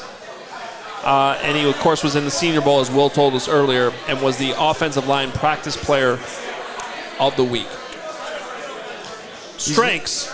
Keep going. You want to hear him? Sure. Large frame blocker with a thick torso and functional mass, raw power courses throughout his body, competes with a patient yet physical mindset, and unleashes controlled violence when he sees the opportunity, strikes with a stiff, full extension punch to knock rushers off balance, able to knock down the reach of rushers, and flashes the grip to snatch. Oof. Get dramatic here. Let's go. He has enough quickness to shut down the corner. He's rarely bullied. He reworks his balance for quick recoveries after a misstep, keeps his feet and hips on the same page in the run game. Heavy hands allow him to displace defenders. Made an impressive jump in performance between his junior and senior seasons, decreasing his penalties from 10 in 2021 to only 2 in 2022. That was a false start and 1 holding call. He has starting experience inside a guard and both at left and right tackle. He finished his college career with 34 straight starts. Those were the strengths on Darnell Wright. I'm going to take a quick break before I get to the weaknesses. Exactly. He's meeting the media right now. We'll have Nick on, but a couple of tweets are coming out there, so just some. But back to get to Darnell Wright. When I'm watching this film, what I love the most about him is you talked about that a little bit of his strengths, right? If there was somebody that was a power rusher that gave you the long arm, what he did as soon as they gave him that long arm, he's chopped it down. That person fell, he fell on top of them. Right? If there was somebody that was going to swipe his hands down, he gave him his hands there, pulled him back, then latched on him. So he's a savvy vet already, even early in his career. So I think he was the for sure thing, especially when it came down to the right side, because we had talked about it. Just the way that Poles had felt about Braxton Jones, we kind of knew it was going to be a right tackle situation. And I said Wright or Broderick Jones at that right side. Now let's get to the weaknesses, which are noticeably shorter than the strengths, which is always a good thing. Little top heavy, resorts to waist bending at times. He finds his weight too far out in front when he overextends, inviting defenders to toss him. His outside foot drifts, leaving him late to react versus inside moves. His hand positioning lacks discipline, and he needs to stay more compact to answer different kinds of rush moves. Improved movement skills and knee bend, but lacks consistent twitch in his redirect. Has trouble coming to balance on the second level. Relies more on brute strength as a run blocker than leverage points. What's your reaction here? I disagree with all that. Oh, because really? I think he's a knee bender. He doesn't bend from the waist. Unbelievable on the second level. His run blocking is unbelievable. So I don't know who wrote that. But it's our guy Dane Brugler in the Beast. I'm watching some of his Dane. highlights right here. To Woot's point on the second level, he's killing guys downfield. Yeah. There may have been, obviously, every player has a bad play here or there, right? Will Anderson has a bunch. Jalen Carter has had a bunch. But overall, his tape doesn't lie. Well, and to be clear, Dane does like him. He gave him a 24th overall was where he put him. So in summary, a 4-year starter, right lined up at right tackle, and Josh Heupel's up-tempo spread offense. After moving to the offensive line as a sophomore in high school, he fell short of expectations in his first 3 years in Knoxville. But everything clicked especially in pass pro when he moved to right tackle as a senior. He did not allow a sack in 2022. He quieted Will Anderson on the Alabama tape. With his extraordinary power and torque, Wright creates a surge in the run game with the physical hands to latch, drive, and displace. While he is susceptible to inside rush moves, he reaches his landmarks and stays square as a pass blocker, relying on his length, punch, and stout anchor to stalemate rushers. Overall, Wright will get himself into trouble when he sacrifices technique for his nasty demeanor, but he naturally defaults to raw power and body control to consistently win in both the run game and passing game. He is a plug-and-play right tackle, and some teams have him on their draft board as a starting guard, which is a little surprising. Interesting. But If you're wondering what's going on with the draft right now, Jets are on the clock. Broderick Jones just went to the Steelers at 14. And Braggs has an announcement. I have a bucket. Braggs' bucket, everybody. We got a bucket. So, Bucket. Bucket. Bucket. Bucket. Bucket. Bucket. We are saying bucket. I was going to say, that kind of sounds like you're saying something different. Yeah, we're saying bucket with a We're B. PG-13 over there, right? Yes, yes. We're announcing our raffle We winners are here. doing our raffle giveaways. So everybody inside Joe's is going to pay attention here because we are doing our raffle right now on the show. And this is for the Thomas Jones. Well, first we're going to start out with the Justin Fields. We're going to do the Thomas Jones jersey first. Yeah, we're calling on audible. Well, you should do first prize first. Of course, whatever you guys want. And what befitting, the Jets on the clock as well. He played for the Jets as I'm well. going to let Woot pull the card. All right. And then we're going to announce the winner of the signed Thomas Jones jersey. 10 of hearts right here. The 10 of hearts. Red 10 of hearts. The 10 Red 10 of hearts. 10 of hearts. 10 of hearts. 10 of hearts. I can't We see have anything with the blinding lights. Yeah, so these lights Somebody are coming. blinding.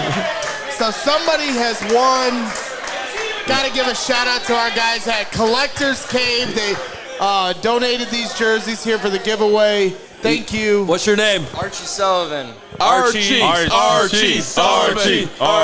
And he's wearing a Justin Fields jersey. I So love it. Love it. Yeah. All right. Congratulations, Archie. Congratulations. Yeah. Thanks for coming out tonight, my friend. Justin We Yeah. appreciate the support, my guy. Thomas Jones, one of the best running backs There we go. the Bears have had.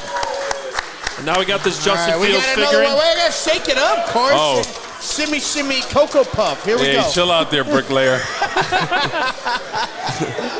7 of spades. Seven of spades. You get the Justin Fields. 7 of Oh. spades. I see somebody with a... Oh, we got socks. And then we got socks. Those are my dirty socks Yeah, I I was wore going to say, when nobody I... wants We your got- socks. Boots, Yeah. dirty socks. Yeah. Boots, dirty... There we go. What's your name? Kelly V at Bearing Down Girl. There you go. Oh, bear down, girl. Bear We down, appreciate baby. you. Thank you, There it thank you. is. Wearing the peanut jersey. Got the peanut punch on. Congratulations. So we're going to do one more for these socks. Oh, she's got a Jalen Jalen Johnson. Jalen Nothing. Johnson. All right, go ahead. thought it pull was it out. peanut. All Corey right. Wootton. 6 of hearts. Red. Six Red 6 of of hearts. hearts. 6 of hearts. You get some socks. They're clean. No, they're not. Yes, they are. Socks can be- Braggs wore those here today. I know 6 it. of hearts. 6 Red. of hearts. Red. 6 of hearts. Nobody? Socks, Anybody? Socks can be used for Going lots once. of things. Going twice. 6 of hearts. Go ahead. Get that All one. right, we got the 8 of spades. There it is. Oh, we got it. Oh, we got it, we got it. My bad. What's your name? Miguel. Miguel gets the There socks. you go, man. I like Some it. Bear socks for you. Congratulations. Multi-purpose socks use. Don't smell them.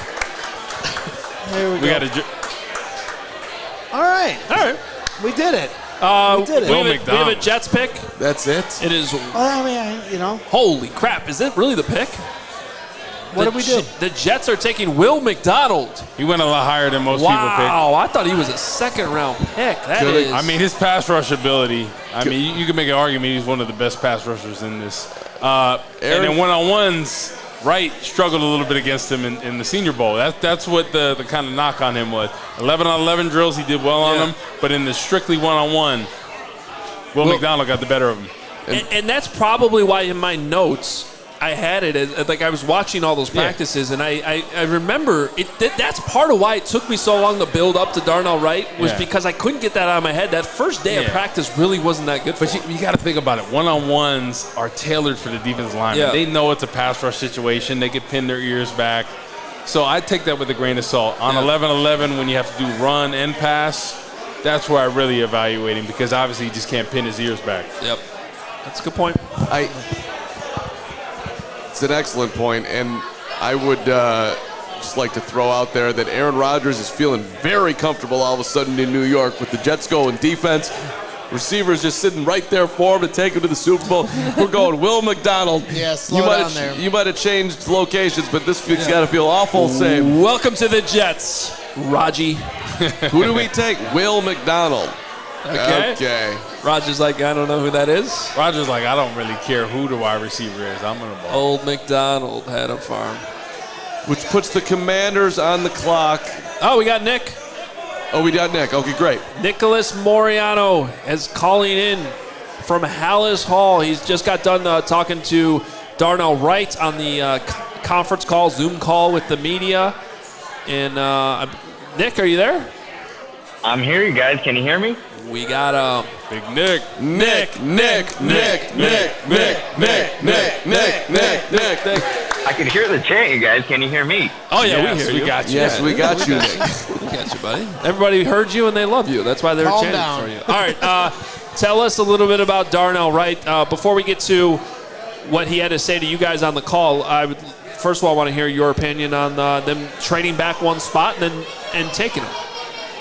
Yeah, I mean, when you look at Darnell Wright and the physical profile that he has, a big physical guy who's going to create rushing lanes. And, you know, the Bears, with this move, it proves that Braxton Jones, they want to see another year at him at the left tackle position. And filled an obvious need, you guys. It was really Larry Borum and nobody else at that right tackle position. So Darnell Wright makes a lot of sense. And, look, this move just aligns with what this offseason is all about, right? And trying to help Justin Fields and trying to give him playmakers and DJ Moore and now a line that can help him block. So, what was your first impression talking to him, Nick?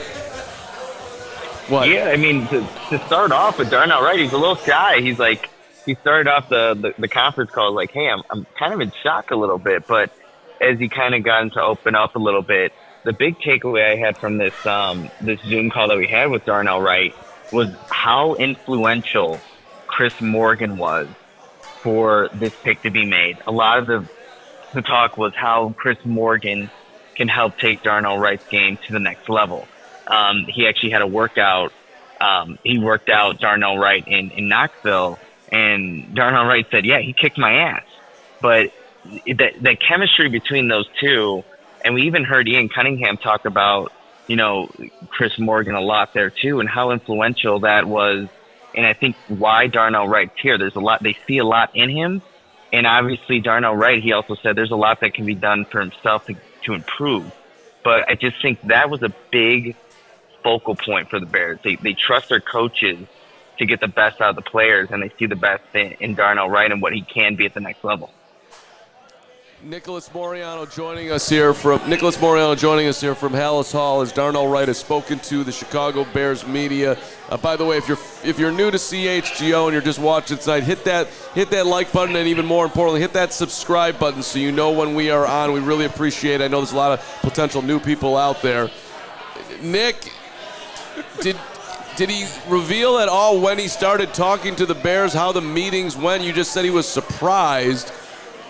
This news was a little bit out there. Like, I mean, some people knew that the Bears were zeroing in on him, so it couldn't be a complete surprise. Like, what did he talk about, if he did at all, about the history with, you know, meeting with Chicago leading up to the Bears taking him?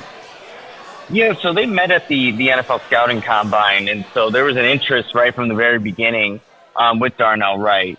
More the surprise, I think, with Darnell Wright, he was more in shock when the pick was in. So I wouldn't say he was too surprised that, you know, the Bears ended up taking him, because there was interest from Chris Morgan. He said Ryan Poles liked him a lot. So there was a lot of interest in Darnell Wright from the beginning. And so he did say he met with them at the NFL Scouting Combine. And we all know now that the Bears, they asked guys whether they did darts or the mini golf. And Darnell Wright was a darts guy. So, I mean, there was obvious interest from the very beginning, but it just seemed like a match made. Again, going back to Chris Morgan, what he can do with Darnell Wright. And Darnell Wright said himself, he hasn't even scratched the surface of what he can be. And so there's a lot that they like, obviously, in him. And this is a guy that he ended his career at Tennessee, you guys, without giving up a sack in 19 straight games. He didn't give up a sack all last season, but he finished off his entire career at Tennessee, 19 straight games without giving up a sack. And he also told us in this Zoom call that, you know, if need be, like, he feels comfortable playing any position on the offensive line. He actually is somebody that when he did his one-on-one film room session with Brandon Thorne, he always thought of himself as a left tackle. But they moved him to right tackle in Tennessee, and obviously he flourished there. But this is a guy that I think is willing to do whatever it takes for the team. He was asked about Justin Fields and what it's going to be like to play with him. He said, you know, when you have an athletic quarterback like that, all he wants to do is kind of do whatever is asked. And so I think that's what exactly the type of player you're going to get with the Darnell Wright. Someone who's selfless, but can also bury you to the ground when he needs to be, especially on run plays or whenever he has his opportunity to get one-on-ones with opposing edge rushers. So Nick, you're saying that the Bears, they want the darts guys, not the golf guys? That's what you're saying? Well, I mean, I guess that's what it seems like, right, Adam? If you play darts, that seems to be in the Bears' favor. Yeah, I'm trying to pick up, you know, future picks this weekend. We got to dig in the next putt for dough. Yeah, right. I mean, I don't know. Woot and I here, we're golf guys, so I don't. Although I do have a dart board. Yeah, pins and aces. Come on, but we now. throw darts on the golf course. Oh, yeah, let's go! Let's go! I like it. Hey, Nick, you were out in Mobile at the Senior Bowl, and Will made the nice connection earlier after the pick was made that Darnell Wright played for Luke Getsy's team at the Senior Bowl. I have a feeling there's going to be something that comes up in Ryan Poles' press conference later tonight and what they saw from him at the Senior Bowl. But what did you see there, and how much do you think that connection probably played a role in this?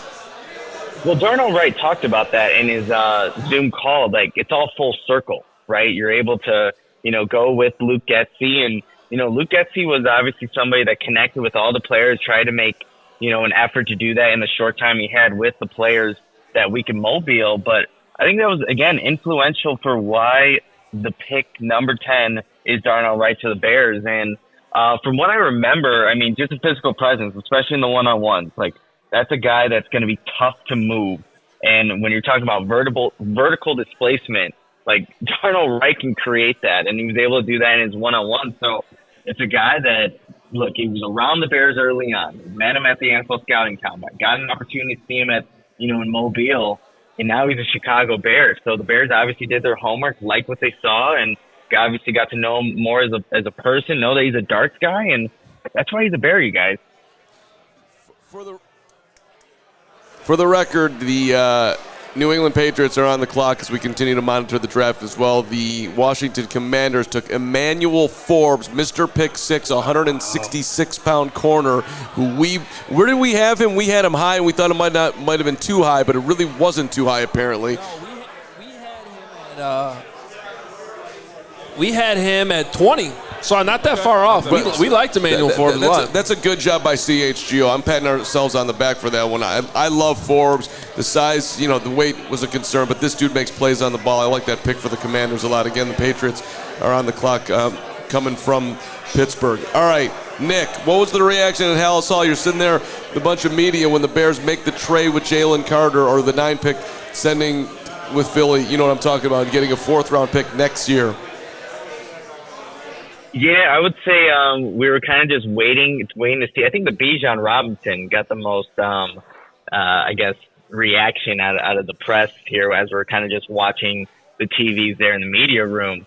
But as the picks kept going, and once the Eagles moved up, I think there was a good indication from all of us, like, this is to go get Jalen Carter. Now, what are the Bears going to do? And picking Darnell Wright's been a guy that ever since the last maybe the last 3 weeks, he's been skyrocketing up, big boards. And Adam, you did a great job of selecting him, as the Bears pick. So it wasn't, I wouldn't say it was too surprising.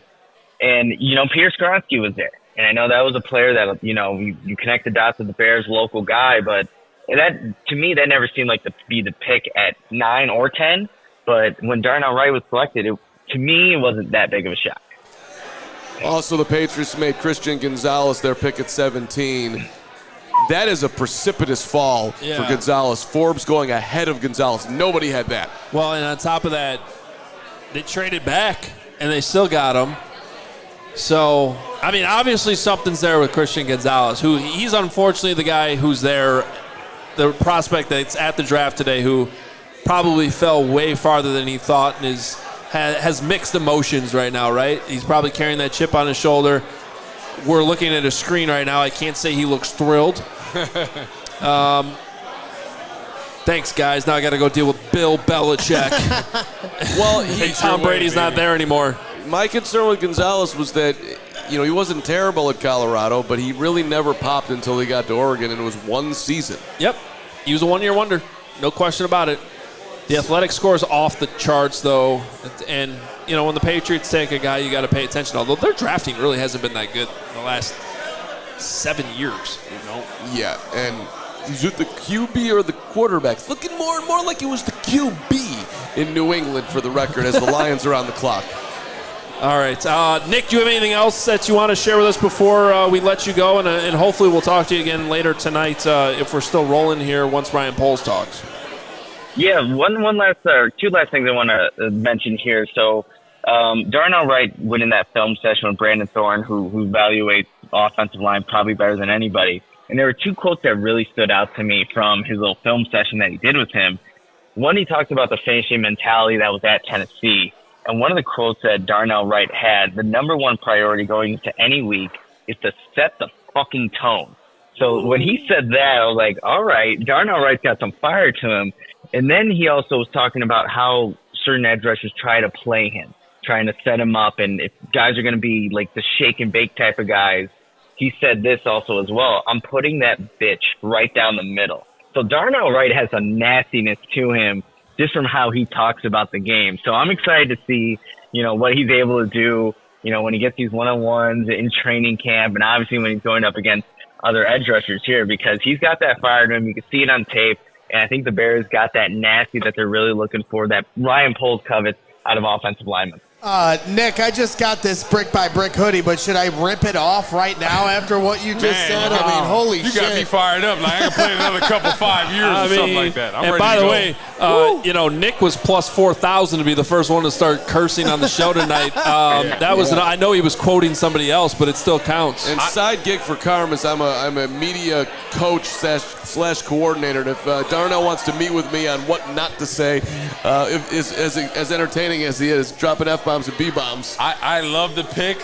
I love it even more what right are now. You're saying you shouldn't say that? Yeah, he sets the your tone. First meeting with Chicago, just going to send Yes. Yes. You want to let them know that you're old school. Because the one knock on a lot of offensive linemen, they're soft, they're finesse guys here and there. But, yeah, I love that. I love that he said that. That makes me love this pick even more. Chicago Bears fans, the ones that are upset with it, this guy is going to be a Pro Bowler. Mark my words. He is Trent Williams 2.0. I love it. All right, Nick, we'll let you go. I think one of the scouts is talking right now, so you should probably talk to him, unless that already happened. Yeah. I don't know yet, but I'm going to go see if it's happening. Yeah, so. go get in. I think Sam Somerville, who's the scout responsible for Darnell Wright. Thank you, Nick. Awesome stuff, and I'm sure he'll report back with what the scouts and the general manager have to say here coming up. Should probably catch up on some things. Nick bringing the heat. So no wide receiver off the board so far. Here comes Detroit. No wide receiver, but the Lions are back on the clock at 18. Of course, they made the surprise pick earlier with Jahmyr Gibbs after trading back from number 6, where they could have had Bijan Robinson. They trade back. They add a little draft capital, and their pick right now is in. So they will be making a pick here at 18. You got it? No, I don't. But we got a big super chat coming in here too. Oh, okay. The super chat coming in is from our guy Mark Gautier. The GOAT is calling. Just woke up, rewound to find out who we picked, and your reaction. Bears did well. And now the offense can take off. CHGO team, have a Goose Island on me. Easy Mold Bears fan club is happy. Looking forward to the rest of the draft and your coverage. Let's go Bears. Mark coming in with a $99.99 super chat. Go TA. From England, which we looked up is north of pretty much everything. Newcastle and whatever. Out there, so that's why he said he was waking up. It's the middle of the night. Appreciate you, Mike. So, couple of quotes from Darnell Wright. By the way, I can play both sides if needed. I'm coming into a room where I just want to earn the respect of those guys first, but I can play probably anywhere on the line. My athleticism will speak for itself. I just want to get better and better at my technique. My guy Kevin Powell over at WGN tweeting that one out from the Darnell Wright conference call. I love it. I couldn't be happier with this pick.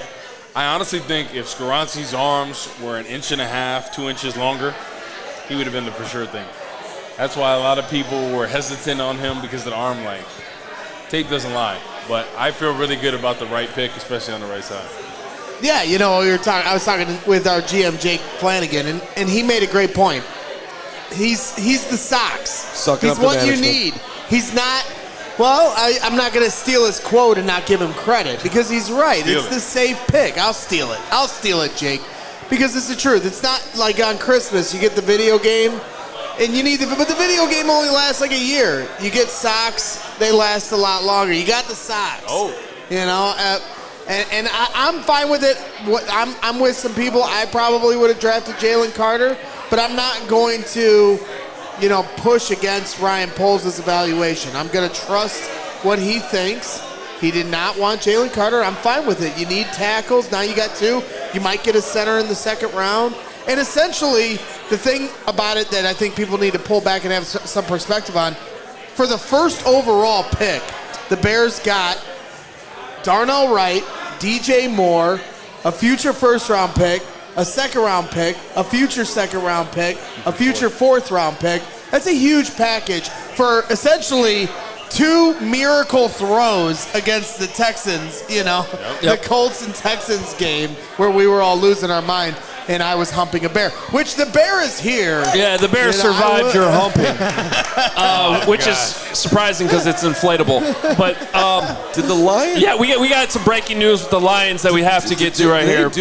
Yes, the Lions pick is in here. Oh my God! Right? They have taken Iowa's Jack Campbell. Wow. Who? Look, I can't hate it too much. This was a guy we had way down on our board because the Bears just signed Tremaine Edmonds. They weren't going to do a Mike linebacker. This is truly an inside linebacker, Mike type of player. I think he's going to be really good. Where he goes, he's going to be solid. This has Dan Campbell written all over it because this is your gritty, grindy. This is a biting ankles move. Yeah. But this seems early. Like they got that extra second round pick. They maybe could have gotten him there. I think so too. I think they reached both times. No one was taking Jack Campbell at 18. Well, the Lions were. Good point. The Detroit Lions took Jahmyr Gibbs at 12 and Jack Campbell at 18. We would have given him Jack Sanborn for 18. Are the Lions becoming the new Raiders? Are they becoming the new Raiders? Reaching for? This is. I don't mean to play devil's advocate, though. I'm serious. Is he related to Dan? I'm not even kidding. So somebody said Dan Campbell's they like nephew. The Iowa guys. He might be. Is Jack Campbell related to Dan Campbell? Continue on. That's Hoge. right. They have the same name. Maybe it's his son. He's literally. I am. I'm looking it up. Not related. That doesn't make any sense. That's a Patriots pick. We really liked him on. He wasn't supposed to go, Bill, for 3 more rounds. I don't care. We liked him. I'm the Patriot. Oh, okay, Dan Campbell. I hate to say it, though. I think they got 2 good players. They do. Like, you can argue they overdrafted them, but at the end of the day, you'd rather have the good players than bust. If they're day one starters, I guess it's not a reach and they perform well. I'm telling you, Jahmyr Gibbs is going to be a pain in the ass for the Bears defense, and Campbell's going to make a lot of tackles. I don't think he's necessarily going to be. I'm trying to think of a good comp for him. Man, Sean Lee was pretty good. What about the other linebacker from Van Der Esch? Yeah, it's a good similar. Yeah. Size, he's about 6'4", 6'5", about 245. not quite Deshaun Lee's level. That's probably a better comp. Yeah. And they're going to take Carm sleeper Deuce Vaughn next because they like him. You have to have some level of value. I mean, maybe there's just nobody is looking to make trades right now because the draft They did trade back, too. Look, we saw a lot of mock drafts where the Lions ended up with, like, Jalen Carter and like another really good player. Like, so I'm not saying this is to the level of what some of those mocks. I saw a lot of mocks where I was like, oh, my God, that's a good haul for the Lions. I mean, that's a really good haul. They're sitting there. I don't know that they maximize their value with having 2 first-round picks here, but they did add another second, and I think they got 2 good football players. I don't know that they got 2 all-pros. I'd be surprised, but I think they got 2 players that are going to cause the Bears headaches. I like this pick more than I like the Packers drafting Lucas Van Ness. I'll say that. Yeah. I like the Campbell pick more. I do. Just because of fit. I have Van Ness rated higher, but it's all about fit, and I don't really, unless I'm missing something, I don't see the fit with Van Ness in Green Bay. I don't at all. I think they reached on that. They're hoping he could be a 5 technique. He's been a 4-3 his whole career. So hit the like button if you're thrilled that the Lions just drafted Dan Campbell. I think they're in love, Hoge, with Van Ness's size and strength. Right? I think they feel like he can project that. I'm going to go dance around the block that the Lions took Dan Campbell. Will DeWitt's coming in. You're staying here, buddy. I'm staying? Yes, you're staying. Oh, pal. you're going. You're going. I didn't know. We're getting everybody in here. No, you don't have to be the only one subbing out. I'll take a couple. Right. Yeah. Don't hurt me. All right, we're shuffling things around here. Yeah, so I guess the question I have at this... And there goes the cord. Oh, no. Yeah, I got out free and clear. Carm doesn't know. Cram. And you're way bigger than Exactly. Cram he couldn't cram. Yeah, he couldn't cram. He couldn't cram through the... I got out. Scouting report, natural athlete. Yeah. Picks up his legs when he walks. Couldn't get skinny. Yeah. So I guess the question... Braggs gets skinny for his size. I got He knows how to get exactly. skinny. Yeah. His wife's over there laughing. Thank you. She's like, I haven't seen him skinny. Am I Carm now? Like, I have his phone, I have his laptop. So you need to sit here. Give me 3 months, Woo. You're going to find out. All right. So Will is officially Carm now, and so you need to sit here. Oh, wow. Carm left his computer here, and Will's going to start firing away. Fire away. Don't worry, there's no way you could tweet anything more ridiculous than what he actually tweets. That's true. You'd have to tweet something normal for people to be people like, be like, wait, did his account get hacked? Yeah. I'll think of something here in a moment. So I guess the question So at just this sit here, point- don't listen to anything I'm saying. Just think about it. And think about all the things you predicted and whether or not you're right. Yes, and right. then you're doing perfect Carm. Yes. Make good takes. So for me, I guess from a Bears lens, the question is, and some people are asking it in the chat as well, is there any spot the Bears might trade up into this first round again? I told you to get Kalijah Kancey. If Kalijah Kancey falls to a certain number, are you trading up? I think you trade that second round and maybe a 4th rounder the next year to try to get him. I think he's the engine that runs that 3 technique. Well, We actually have a pick. Just got taken. It ain't going to be He's Kancey. gone. Kalijah Kancey has been drafted by the Tampa Bay Buccaneers. As we were yelling that, Gary Ross was freaking out, and that's because he's been, delivering us the news. And there it is, Kalijah Kancey gone. That's the guy I wanted. It's a good pick. Man, I would like him to stick around towards the end of that first. Maybe some teams overlook him, reach on some other prospects, but he's a beast. I mean, he's absolutely going to ball in the league. Yeah. Get off, his technique, his pass rush, unbelievable. So we kind of thought he'd be a first rounder, and that's where he ends up off the board. So we finally had some players that were lingering there in our top 10 that were still sticking around. Christian Gonzalez and Kalijah Kancey, who are now off the board. If you're looking at our board, still the Bears did make their pick, but Jackson Smith-Njigba is still available. Miles Murphy, Zay Flowers. Will Levis. Not on our board. Will Levis. Oh, I'm sorry. I'm just saying. But you're right. Notable names. So Seattle could go with Will Levis. They have Geno Smith. They feel good about him for at least a year or 2. Yep. Will Levis could sit behind him, develop almost like an Aaron Rodgers. Or type the situation. Vikings. The Vikings. I mean, Kirk Cousins only has 1 year left on his deal, right? Yep. And they need a developmental quarterback. I would not be surprised if either the Seahawks or the Vikings end up taking Hendon Hooker. Because neither team is in a hurry right now. Yeah. And if I had to pick between those 2 quarterbacks, I would take Hooker. And I think And those two teams can swallow the knee injury right now. Now, you can't wait too long because he's 25. He's an old... A knee injury and 25? Chris Winkie? That was 27 or 26? 29 or something. I think he was 38 when they drafted him. Dude, that's the worst pick in draft history. It really is. Shout out to the Panthers. I wouldn't be surprised with a quarterback by either of these teams. Yeah, it'll be so Seahawks on the clock right now. What did you learn, Will, while you were walking around and mingling? Yeah, fans are very much high on this pick. They understand the Bears needing to go offensive line with it. I found out that our volume wasn't super high up here, so they were curious if we actually liked the pick. People thought you didn't like it. I didn't like it. I had to set him straight. I had to set him straight for you. I was one of the most happy people about it. I know. I was like, yes, we got our guy. I love Wright. Athleticism is unreal.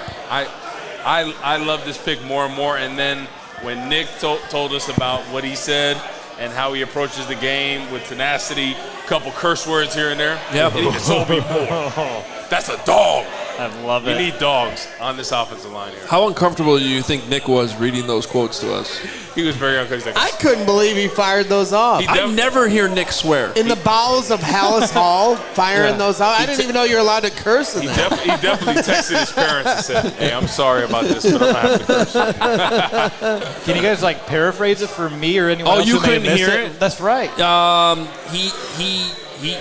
He called one of his opponents a bitch. He said I like to set the fucking tone. Yeah, he said I like to set the fucking he dropped tone. Two and then bombs. what was the bitch? He was like, when someone tries to bull him or whatever, he's like, I'm gonna make you my. Hey, I like this guy. He's a dog. Intense. Oh, that's great. Now you've got two tackles to protect Justin Fields, and if they draft a center in the second round, which is very possible. Now all of a sudden you're cooking with gas because you signed the guard Nate Davis, Tevin Jenkins. Let's hope he stays healthy, man. Yeah. He's a good player if he could just stay healthy. Still an if, but we're rooting for him. Yeah. Now all of a sudden you've got some maulers to protect Justin Fields. So I'm gonna tell you what, with the two second rounders and the third rounder, they gotta go defensive line. They have to at this point. We have a lot of needs. Absolutely. And I think in the fourth, fifth round, you could potentially get a center there that you can develop under Whitehair, sit a year, really develop in the scheme. But I think in the 2 seconds and the third, you got to go defensive tackle and two ends. You have to. Yeah. The only reason why I'm not the only reason, but I'm not keen on the Bears giving up draft capital when the way this board is falling still at this point. I never thought this draft was incredibly top heavy with, all pros and like studs.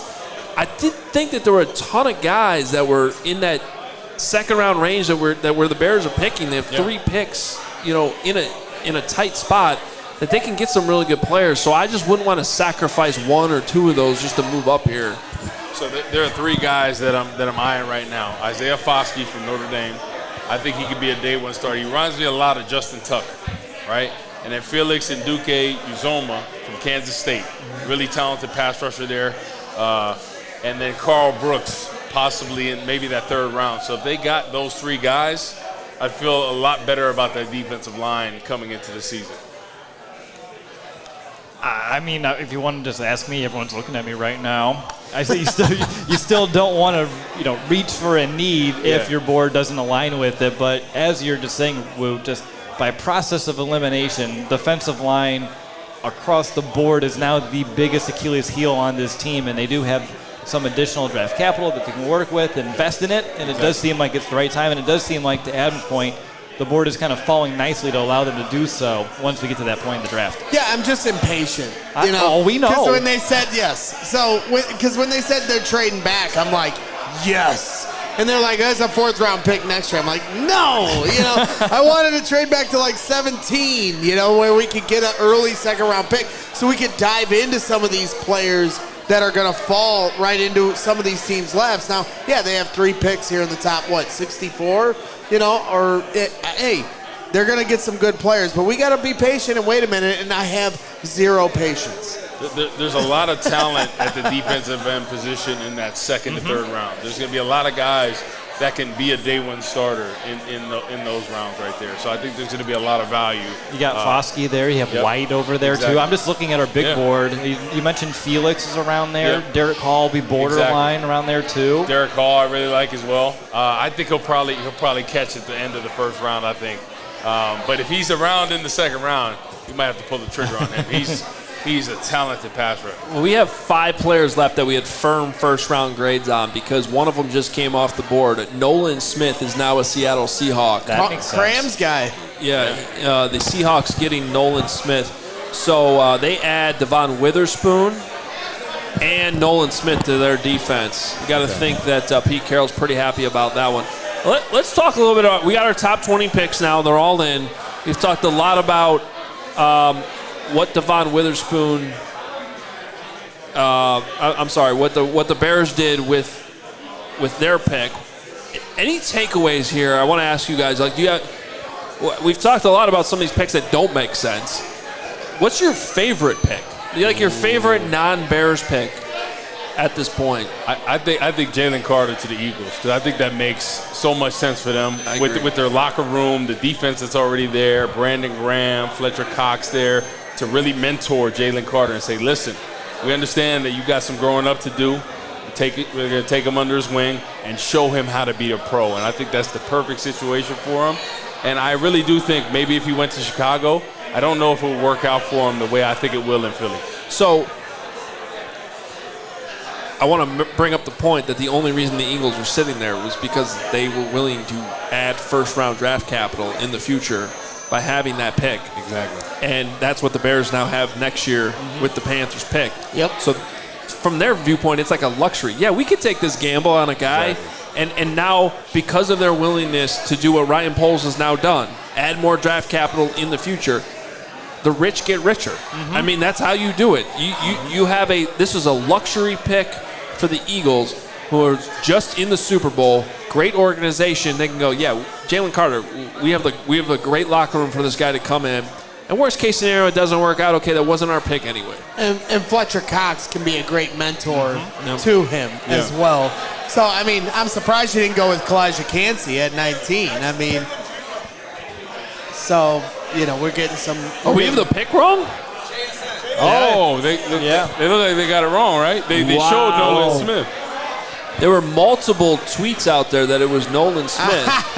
Look at you, Greg. Look at that. Hey. He pulled the Braggs. Yeah. He fell for the Twitter, the Twitter sources. Not so funny anymore. No, it's not funny. Especially because ain't no fun when the rabbit got the gun. Because this is Elon's fault because nobody's. No, it wasn't a fake tweet though. These were actual reporters who got it wrong. They showed it on the TV too. Yeah, they did. So I'm not gonna. Yes, you are. Yeah. So you're right like here this with pick, me though. now. Him and DK together, you're right. teamed up. That's a great First combination. Geno wide Smith with receiver another off the weapon. board. Yeah, and Lockett as well. Pretty good wide receiver room right there. Yeah, I mean, you have the big body of Metcalf, and now you have smith-njigba, who can excel in the slot. He's a great separator, technician with the route running. Yep. Good for Seattle. I can't believe it took 20 picks for a receiver to go off the board. Yeah, that's not typical of the draft. Very atypical for sure. And how many wide receivers did you say were in the top 100? And this is the first wide receiver to go off of the board. But again, that speaks to also. And I felt the same way about the wide receivers. Like, it wasn't necessarily top-heavy. There wasn't that, like, Jamar Chase slam-dunk wideout. But there's a lot of guys I still like tomorrow. There's and Zay Flowers is still available, too, right now. Oh, man, if the Bears got Zay Flowers, that would Super be Bowl, right? Yeah. I mean, what happened to he's a Quentin player. Johnston, man? He fell off. Oh, yeah. He fell off the face of the earth. They were talking about him. Him and Skoronski, I think, are the two most vilified players. It's because people in don't like draft. the color purple. Yes, it's That's what the it is. purple. They like Skoronski with the short arms and Johnston because he doesn't catch with his hands. That's all you heard, and they're going to continue to drop. Yeah, they were talking about him after the season. He was a top 5 pick for sure, Johnston. Right. and then all of a sudden he's still available at this point. One thing I want to bring up, and I see it in the chat, which is a really interesting point, is the fact that it took so long for a wide receiver to even go off the board. And we all know how free agency, how slim it was too. Like, doesn't that make the DJ Moore trade and acquirement look even better right now? Absolutely, it's a great point, and that's one of the things that, even to a fault, if you want to criticize the Claypool trade, which is certainly fair game, but that's why Ryan Poles was making those moves. He didn't know he could get DJ Moore, but he knew that he didn't necessarily like this wide receiver group. Or at least there wasn't a slam dunk guy that you're going to take in the top 10. You might get one later, and I would expect them to add more wide receiver help in this draft somewhere.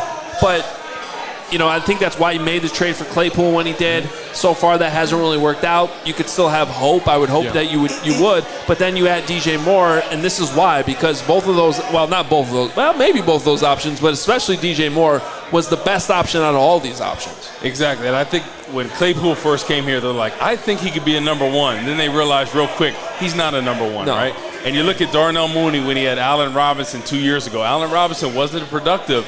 Who was the productive one? That's Darnell right. Mooney, right? Because all the pressure was on Allen Robinson. DJ Moore is going to take the pressure off both Darnell Mooney and Chase Claypool. So I think both of them will flourish. We talk about Tanyan bringing in there as well, and Cole Kmet. This offense is really going to flourish. And now we have Darnell Wright. We're putting all the pieces together for Justin Fields to really flourish. And the thing about Chase Claypool that I think people will always lose in the context of when they made that trade, they did not know they were going to have the 32nd pick as that pick when they made it. So, if it works out, great, but if it doesn't, I think that context will get lost in translation. Yeah. Well, so it is Jackson Smith-Njigba who comes off the board to Seattle, which is actually quite interesting because I kind of like that combo of having Witherspoon and Nolan Smith when they made the move. Yeah. But certainly having three really good wide receivers out there in Seattle for Geno Smith. That helps. Pretty good situation. And Will Levis is still out there right now as the Chargers are now on the clock at 21. Mentioning some other picks that I like. I have to say, for where the Colts are, I would not have drafted Anthony Richardson in the top 5, but I get why they did it. And it's going to be, I'm intrigued by that to see how that works out because he's got a very high ceiling. Something I saw on Twitter from our PHNX guys, Paris Johnson Jr. going to the Cardinals. His dad was drafted by the Cardinals in 1999. Oh, wow. So that's kind of cool. Interesting. Yeah. Tackle as well? I think so. I don't know off the top of my head. You know what? This run from 9, 10, 11, I like all 3 picks. Jalen Carter to the Eagles. Darnell Wright, again, I'm on record. I would have taken Skoronski, but I love Darnell Wright. And Skoronski then ending up with the Titans, which is a great spot for him. Yep. Whether he ends up playing tackle or guard there. But they lost Nate Davis. They had Taylor Wan retire. Yep. So I think that's a great spot for Peter Skoronski to end up. Out of all the position groups in this year's draft, I think probably the offensive tackle position is probably the strongest, in my opinion. From top to bottom, top 5. And even Harrison over there from Oklahoma. I mean, pure pass protector, right? You talk about his run game or whatever, but as far as a left tackle, pure pass protector, he's up there as well. So I think you can't go wrong with any of these guys to really build a franchise around. I mean, just looking at how the next 2 picks go for Detroit and Green Bay, I'm still pretty pleased as a Bears fan with those decisions. I know they signed an off-ball linebacker, they signed David Montgomery, and now they're investing first-round picks at the same exact position. It feels a little redundant, but it looks like the Chargers pick is in. Goodell's at the podium, and it's Quentin Johnston right there on cue, Woo. Yep, we talked about him, right? Here comes your wide receiver run. Here we go. Quentin Johnson. I was a huge fan of watching Quentin Johnson. I had a lot of TCU on this year. They were a fun team to watch. He was fun to watch. Yep. I fell in love with them. I thought he was a top 10 pick just watching him alive during the season when I saw him. And then, you dig into more of the film. You see some of the limitations. You see that, he's not always the best catcher of the football. But he has runaway speed when he does get the ball in his hands. So used in the right way, I have a feeling he's going to still be a good weapon at the NFL level. And but it's going to be tougher, no question. So going to L.A., I think that's where I had Zay Flowers in our draft the other day, didn't I? But I had him going wide receiver. Makes sense. They need wide receiver to be help. with Justin Herbert, too. Yeah. That's true. Keenan Allen there as well. When you're that open, that far down the field, you don't have to catch with your hands. But, I mean, when I talked to him at the Combine, I asked him straight up, like, about this whole hands issue, and he didn't shy away from it. He admitted that it was an issue, and he was saying, hey, I'm doing the jugs machine, 500 reps a day. Yes, he did. And he didn't shy away from it, but it also set up a red flag to me. It was like, okay, you even understand that this is a problem that he has to address at some point. With Justin Herbert, he's got a cannon of an arm. He's going to start having to catch with his hands. For me, I think Johnston reminds me a lot of Sidney Rice from Minnesota and who played for the Seahawks as well. Okay. I feel like they're similar in size. Sidney Rice was kind of the same way. He used to catch it with his body a lot. He had a couple really good years, was barred by injury. But I think it's going to be a similar career path for Johnston as Sidney Rice was. Going to have a couple really good years, but I think he'll kind of tail off a little bit. So that is the pick with the Chargers at number 21. And I actually kind of like that fit. I was not comfortable with him going in the top 10 when it was all said and done, but I still thought he was a first-round player.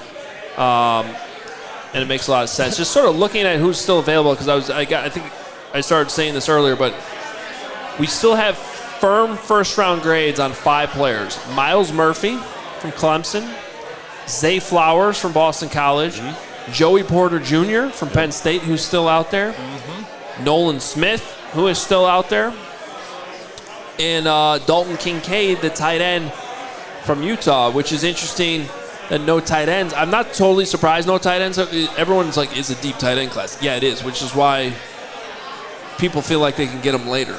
Right. Or draft them in the second round. But you're going to start to see a run here at some point, I think late first round, early second round on some of these tight ends. So we had Dalton Kincaid.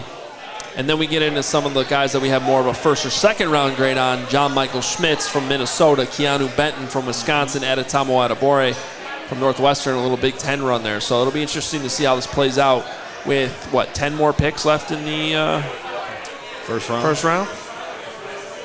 As Justin Fields would say, yes, sir. All right. Baltimore's on the clock, which it would be interesting to see where they go with this pick, considering they just got the agreement with Lamar Jackson just a few hours ago on that extension. They're going to give him another weapon, are they? Let's see. Well, I was wondering if they might. There's some smoke out there that they might try to trade for what's his face in Arizona, the wide receiver. Hopkins? Yeah, DeAndre Hopkins. It's getting. It's a little late. You've been sitting here for a few hours. A lot of names, exactly. You start getting the names all, you're like, especially when you got the whole board of all these people. You got the current players. Like, oh, yeah, we got to balance these draft picks with all the players that are still in the league. Exactly. The Ravens are on the clock here at 22 now. And, they look good for them to figure out the Lamar Jackson situation. That was the news earlier today. I found the timing of it interesting. Just it being draft day, that apparently was some type of deadline for them, whether they were going to maybe look at a quarterback or free up space so they can make another big move. It just doesn't seem like a coincidence that it was today that they got that deal worked out, but they do pay Lamar Jackson. It's like, $260 million over a few years? Yeah. I also think the Jalen Hurts contract helped speed that up. They're both really good players. I can see why Lamar Jackson is a good argument. He should be paid more than Jalen Hurts. Yeah. So one guy got paid, then they worked out this deal. Makes sense to me. Two of the hardest positions to find, quarterback and offensive line, especially when it comes to the tackles. So usually, I knew it was a matter of time before he got paid. It's hard to find a good quarterback in this league, and he's been banged up the past couple seasons, but they know what they have in him. All right, so we're waiting here on the Ravens pick. I guess, we'll also hear more from the Bears, and I guess there's still the chance that they trade up here late. I don't think that's going to happen, but until the first round's over, we don't know. You never know. Which is why you don't hear the GM speak usually until the first round's over. Sometimes they'll call it a night if they really have decided that, and they're working on tomorrow's board and what's left, but we should hear from Ryan Poles before the night's over. And then we'll hear hopefully from Nick if we're still rolling here at that point. But What? I don't know. Carman's looking at me. I was like figuring out what's going on. I'm good Carman's to stay. But he gave me a look, and it caught my eye. Yeah, Carm. I don't know. He didn't look at me. His name is Cram. Cram. That's why. He's not listening. That's fine. But, yeah. Well, Braggs, I want to hear more about what you think about Darnell Wright, quite frankly. Well, because you weren't on when the pick was made. Yeah, no, like I said from the start. I said it on After Dark. We've talked about it for the months leading up. Of course, I had my preferences, like a lot of fans and a lot of Twitter experts and talking heads. And I kind of get a little tired of the conversation because, for me, I want to trust Ryan Poles' evaluation. Yeah, I have my personal preferences, but what the hell does that mean? And that's fine. You want to have your opinions. You want to have your takes, who you want. But at the end of the day, if Ryan Poles felt this is the best need for the team, you were high on him, who am I to say that you guys don't know what you're talking about? When you played the game, he's the GM of this team. Yeah, GMs get things wrong. We've seen that in this city a few times. But now the Bears have gotten better. Justin Fields now has more protection. So as a Bears fan, like here even, it was a little subdued, the reaction. This offensive line is boring, right? We didn't take Bijan Robinson. We didn't take some flashy name like Jalen Carter. But it's the meat and potatoes that's going to get you to the Super Bowl one day. So I'm fine with it. And so, like, for you, Corey, what would you say to the fans on Twitter or here that it was like this subdued reaction? What would you say to them to get them a little more riled up on it? I think most fans wanted Paris Johnson, right, because of athleticism. But I could make an argument that Wright is more athletic than Paris Johnson. The tape doesn't lie. How he moves, his sets, and the fact that his technique is way better than Paris Johnson. He's more NFL ready. He's like a savvy NFL vet already in college, snatching people down, on the cutoff block, snatching people from behind, finishing people. He is nasty, and that's what you want in an offensive lineman, and in particular, a right tackle as well. You want that to be the nastiest side of your offensive line. Him and Davis paired up there is going to be incredible. All right, I'm back up here, sitting in for Hoge, who's going to go peruse the scene. So good to see you all. Of course, I walk back in and Braggs is celebrating to the moon, which I appreciate. But let me just get caught up here because I'm actually very proud of CHGO. And Woot, you were on this early, maybe the first one of everyone. Kalijah Cansey going 19 to the Bucks. We were super high on him. Validated by that selection, so I think our draft analysis, let's just, not to pat ourselves too hard on the back here, but a little pat on the back with that. Let's pat Braggs. That was his first. Yeah, okay. Oh, hey, okay, if you deserve it. What did I do? Everything. I'm just trying to give him credit. He didn't know that. Oh, yeah, you didn't. Okay. He was being nice. I didn't think you did anything with Kalijah Cansey. But, Carm, I told you from the beginning, I said that's my guy. Like, I felt great about him. You nailed it, man. He's going to be Aaron Donald 2.0.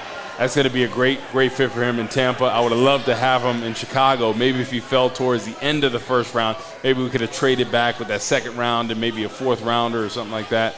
But he's going to be a great pro in there. And back to the right pick. I mean, I couldn't be more happy about this. He was my second overall. I like Skoronski, but the way that Poles and company evaluated the length, I kind of knew that wasn't happening. So I figured Wright was the next best option. I mean, this is super interesting tonight, and it's going to be super interesting for about the next 5 years, just comparing how Jalen Carter goes and how Darnell Wright goes and how Peter Skoronski goes. Zay Flowers just off the board here to the Ravens. The Vikings are on the clock, so we just had the run on the receivers.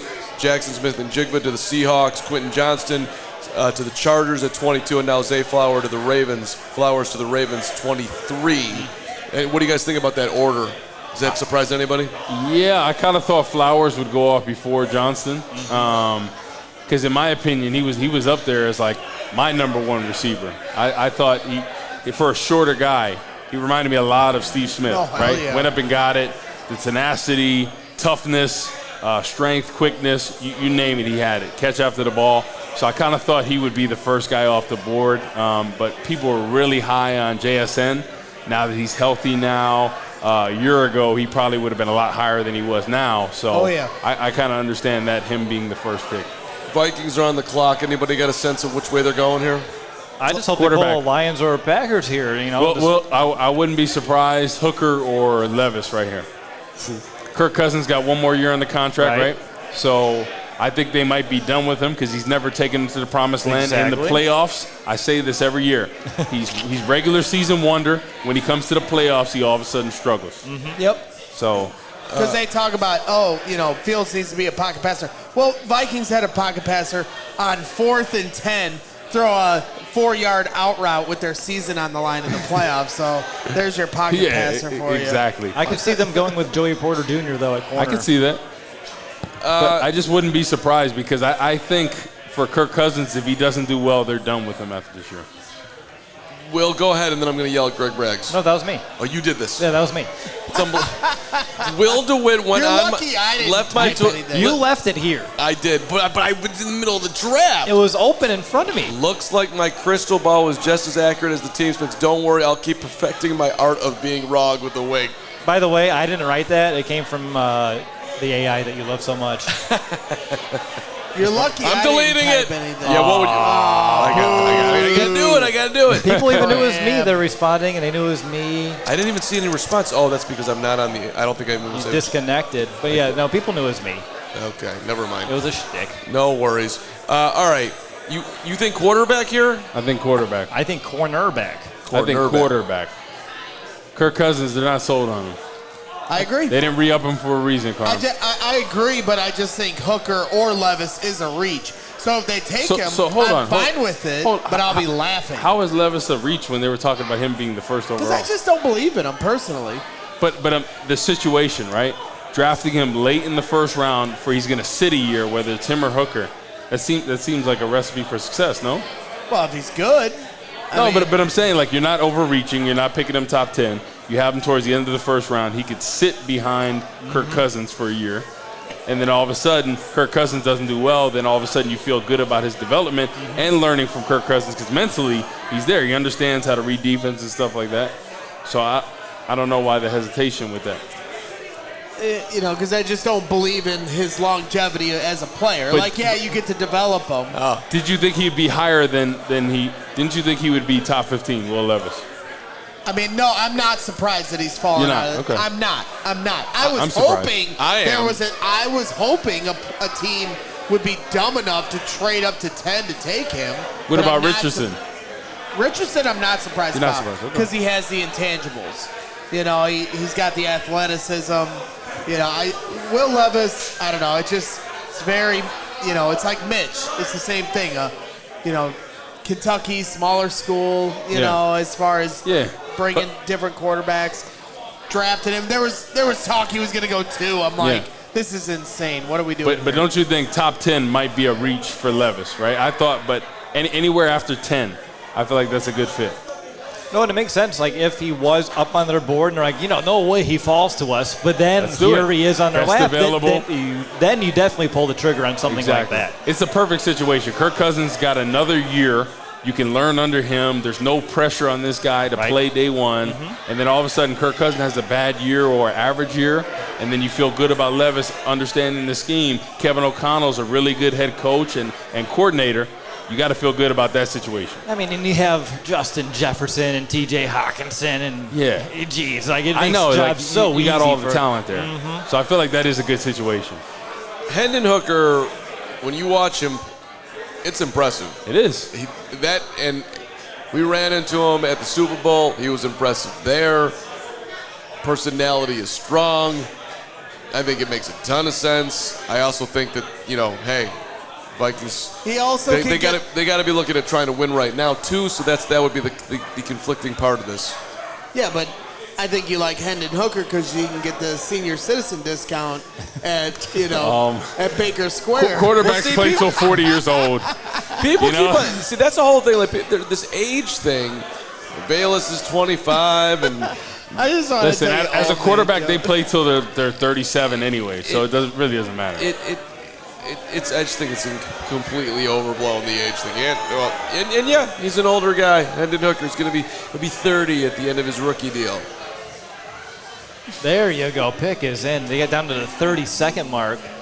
Give or take. Quarterback. Watch. Vikings we taking will their time. find out.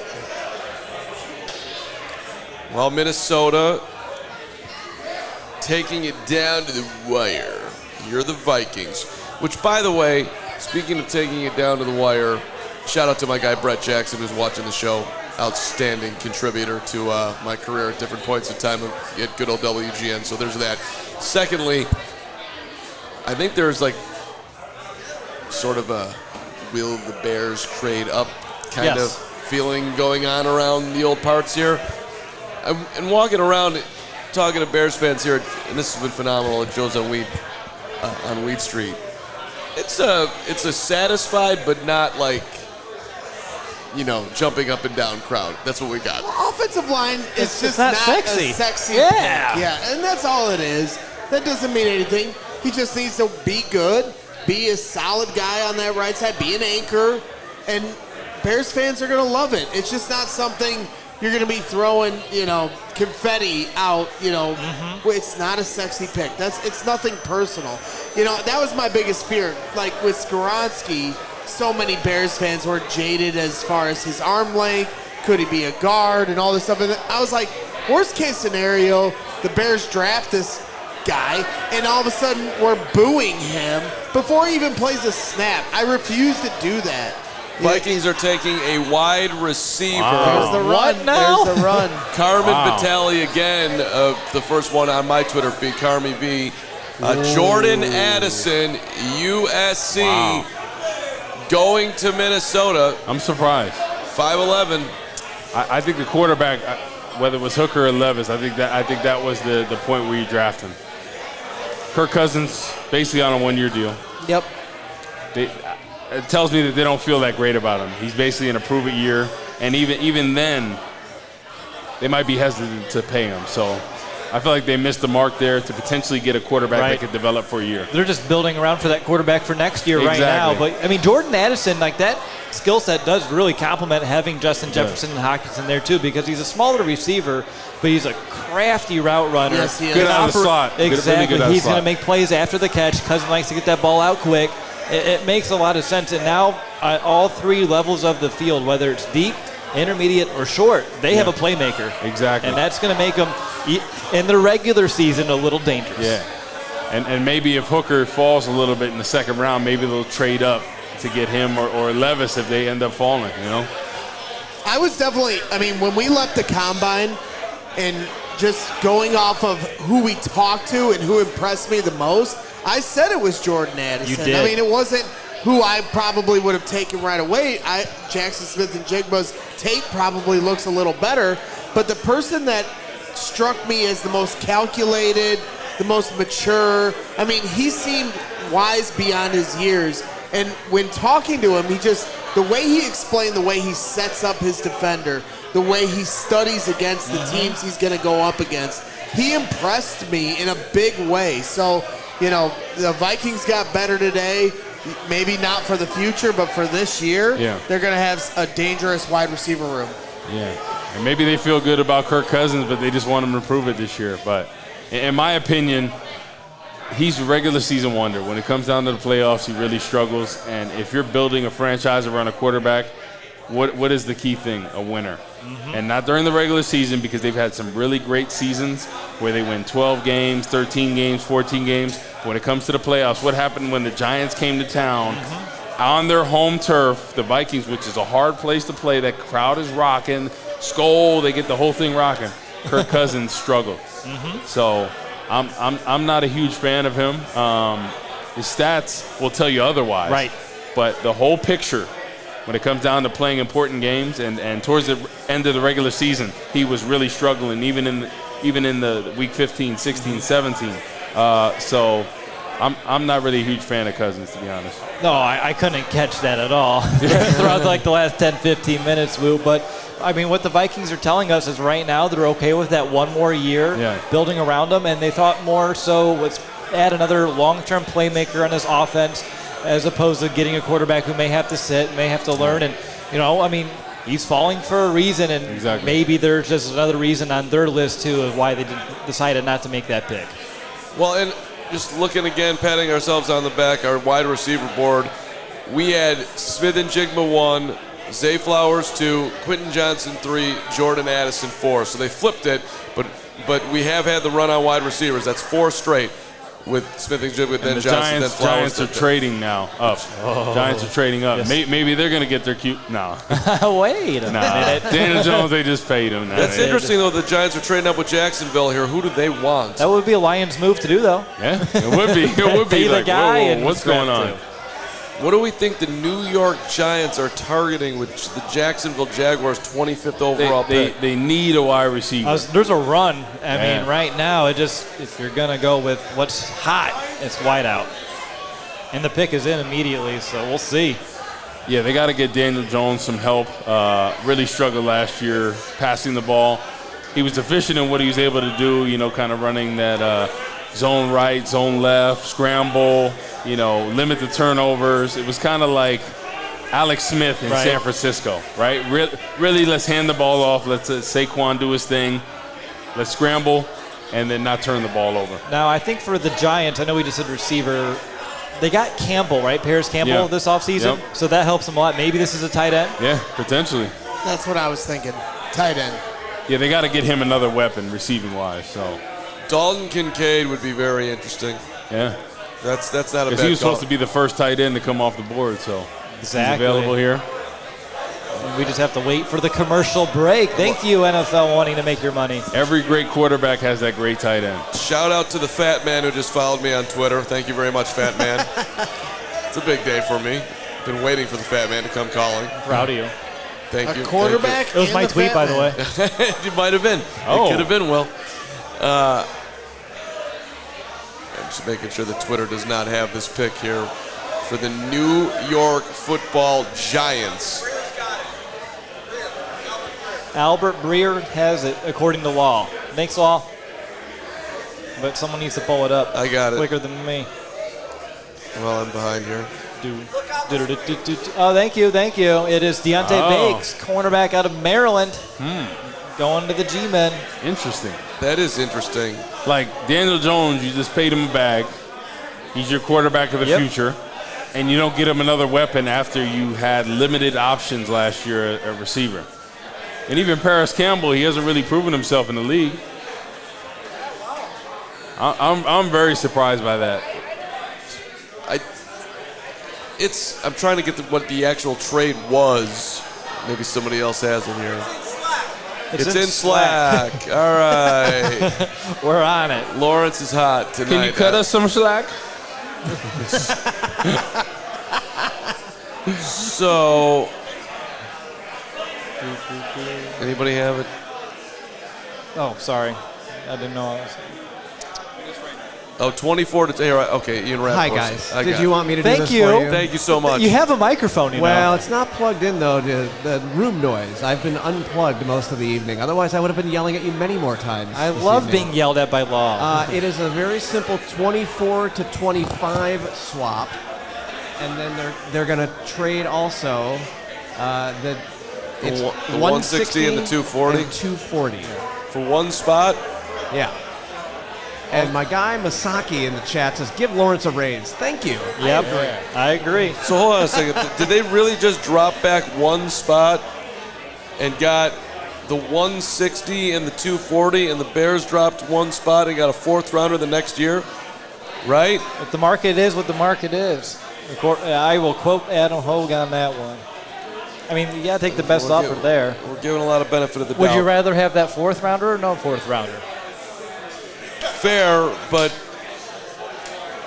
it kind of makes me wonder how well you're playing these things when you see stuff like that. I get it. But they knew he's Carter wasn't their guy. So they were just like, whatever we can get at this point. Exactly. They're like, we want Wright. They wanted Wright from the beginning. They were going to pick him at 9 or not. Somebody wanted to trade up.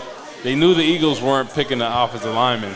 Their offensive line room is set. So, and also the Giants forgot they traded for Waller. Oh, well, that would. Yeah, you don't need a so tight end when you have Darren Waller. I thought a receiver, but I do know their secondary was thin, is thin, so this does make sense. Exactly. But again, this league should be about building around your corner. Exactly. But also stopping the pass is important.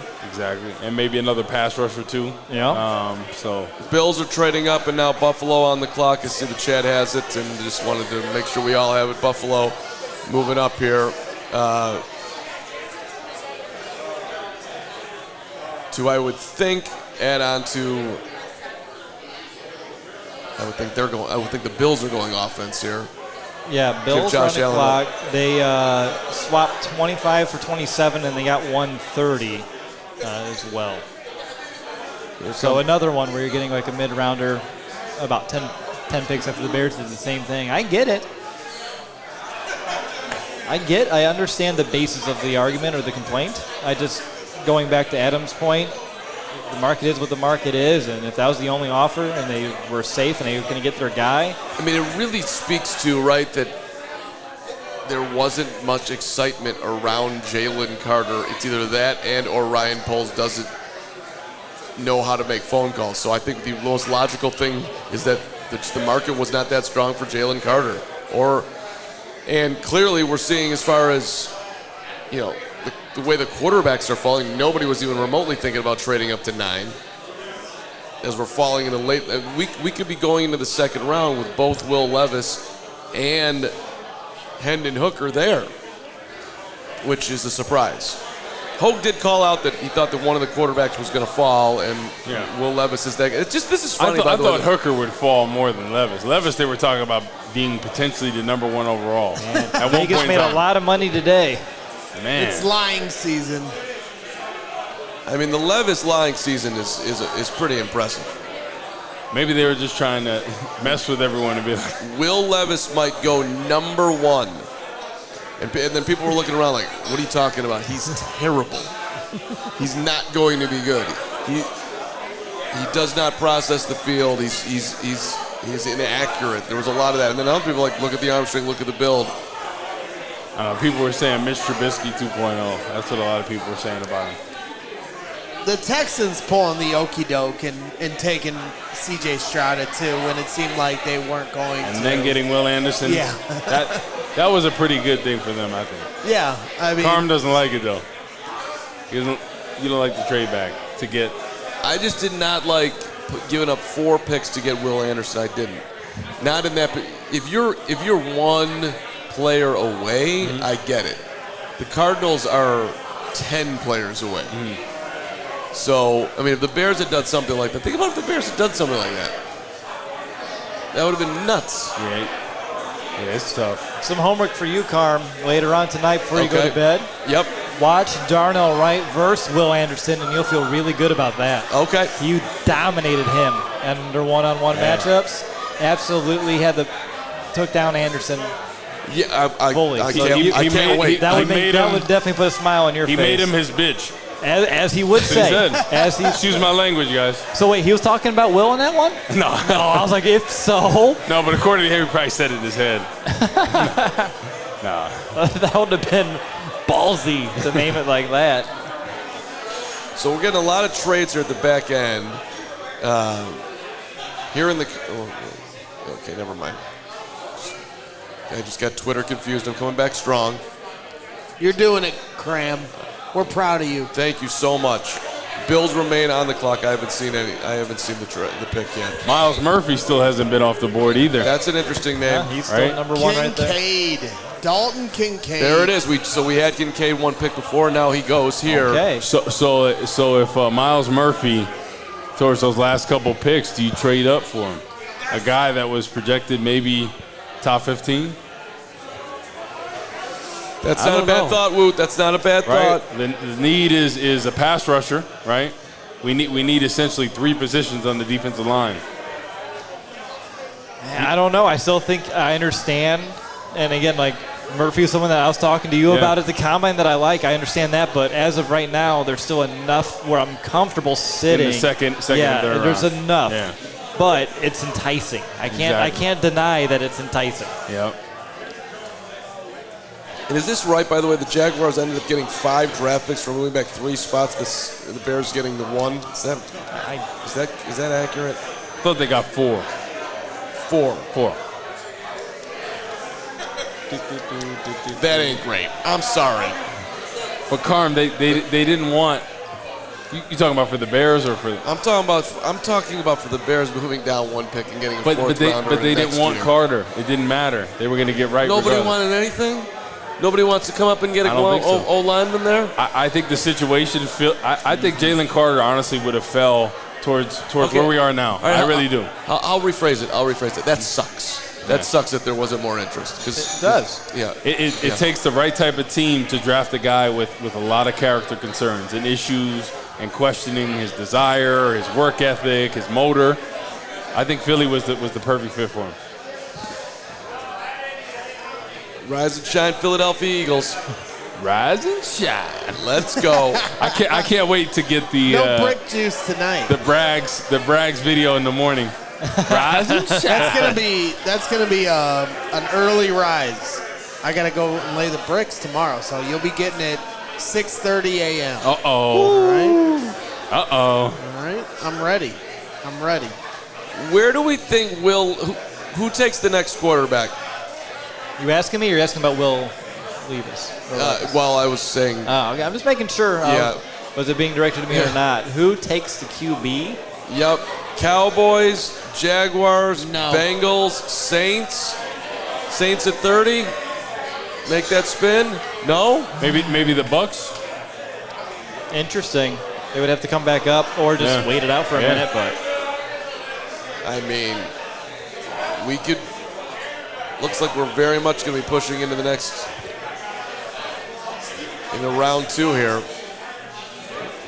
Yeah, I wouldn't be surprised if the Bucks take one of these quarterbacks.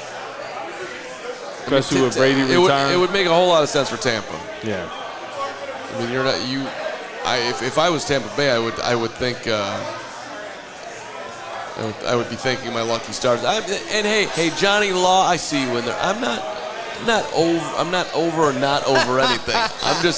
I'm reacting to what happened. So I know everybody Get wants. over it, Cram. Get over it, it was like Cram. 2 hours ago. 2 hours ago, only got a 4th round pick, moved back, passed up on the best defensive talent in the draft, which I agreed with, but nobody wanted Jalen Carter apparently.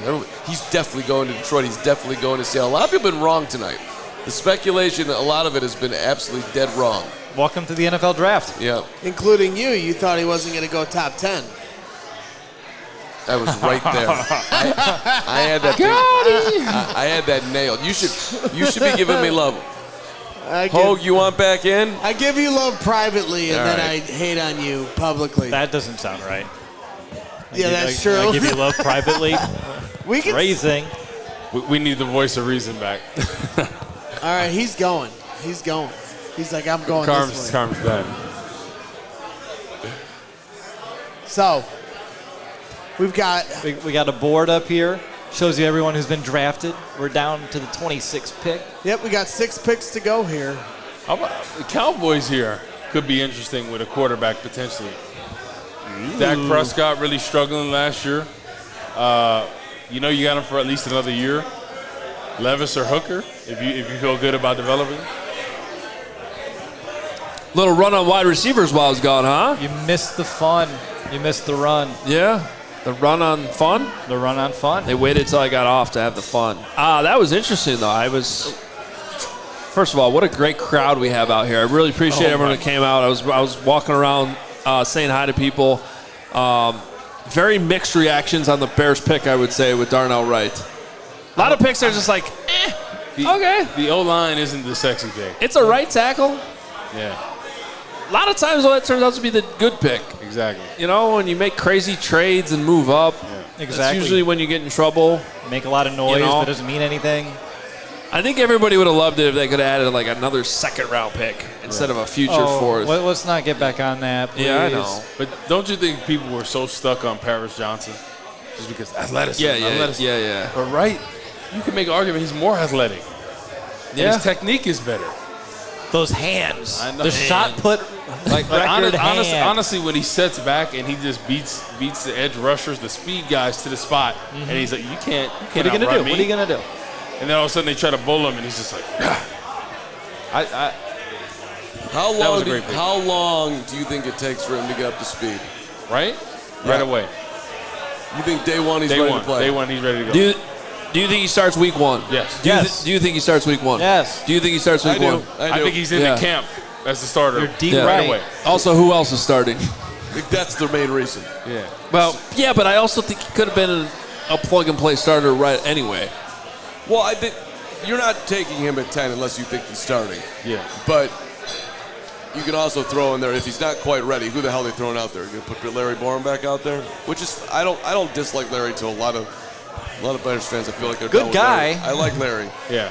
I mean, I think Larry's had his moments where he's performing incredibly well. We're talking about Larry Mayer, right? That guy too. Yeah. I love Mayer. Where's Larry been tonight, Larry Mayer? I haven't seen him on Twitter.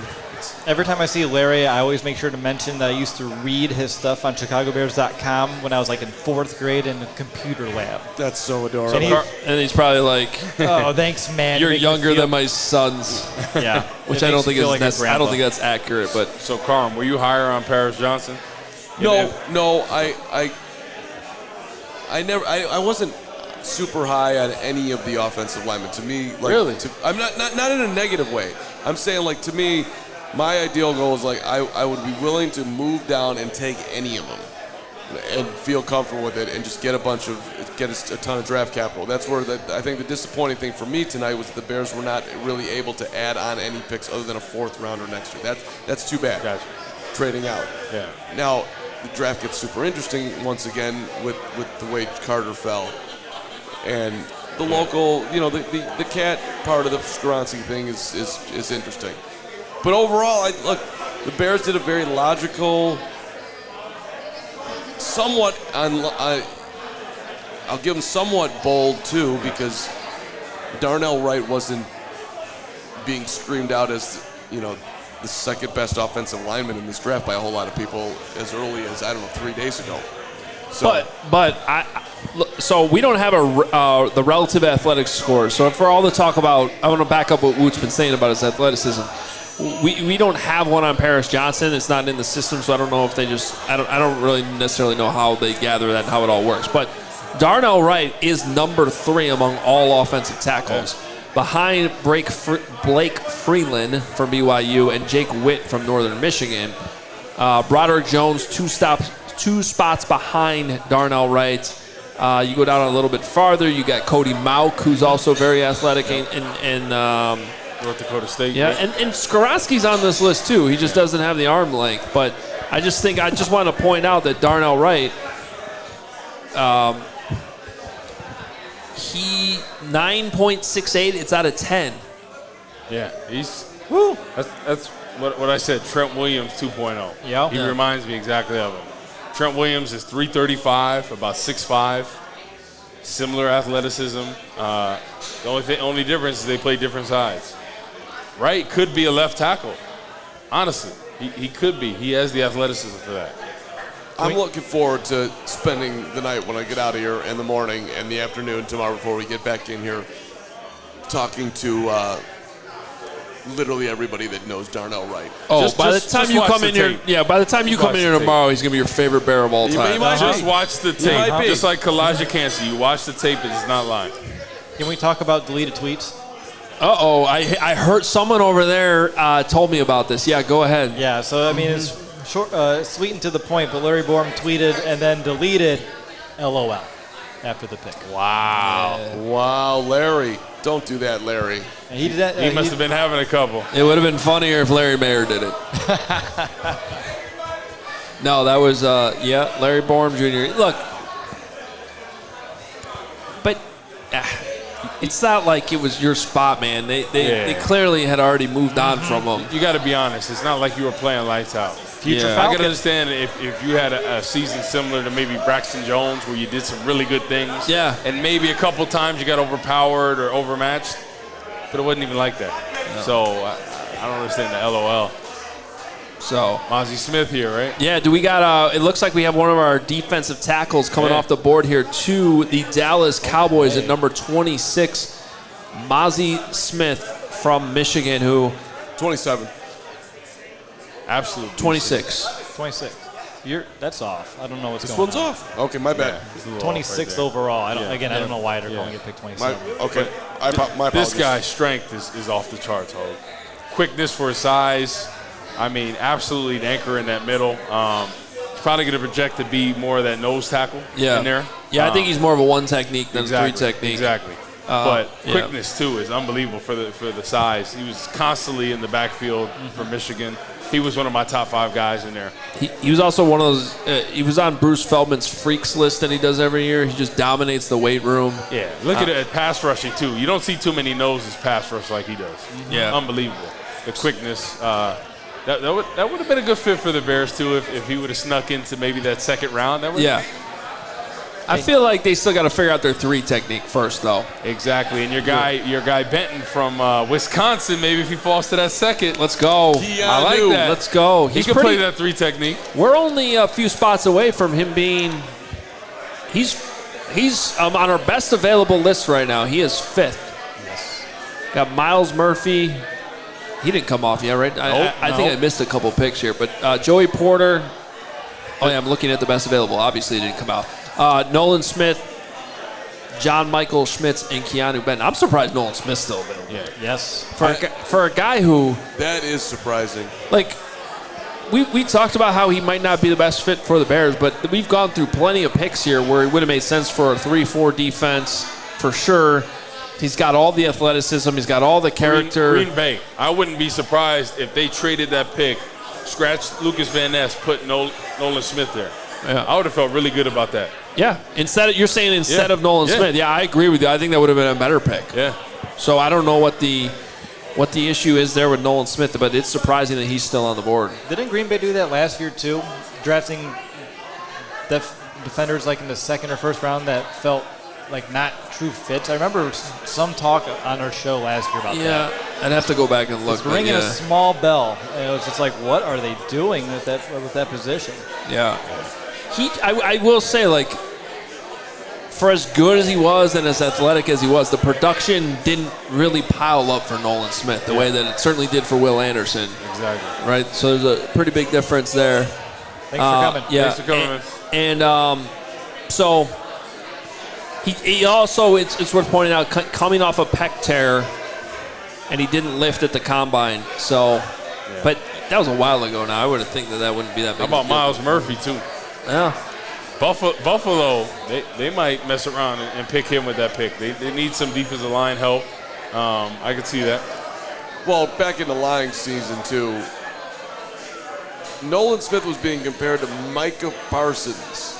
Whoever was putting that out there, let's try to push him up there so somebody will take Nolan Smith. Let's get that Micah Parsons narrative going. Let's get the Will Levis to #1 narrative going. Let's get Hendon Hooker. Well, we've seen the proof in the pudding here of what people are actually how these guys are being evaluated in real time. It's been a super interesting night. Yeah, it really has. I mean, we knew this was going to be an unpredictable first round, and it's really played out that way. You got Will Levis still out there, Hendon Hooker, who wasn't necessarily a lock for the first round, but seemed like he could definitely go. He's still out there. I never would have thought Nolan Smith would still be on the board here at 27 to the Jacksonville Jaguars. And, Miles Murphy doesn't surprise me as much. Joey Porter, that one surprised me a little bit too. Yeah. And that was a tough evaluation a little bit because he didn't have a ton of production, but he also didn't throw his way that much because he was, so good.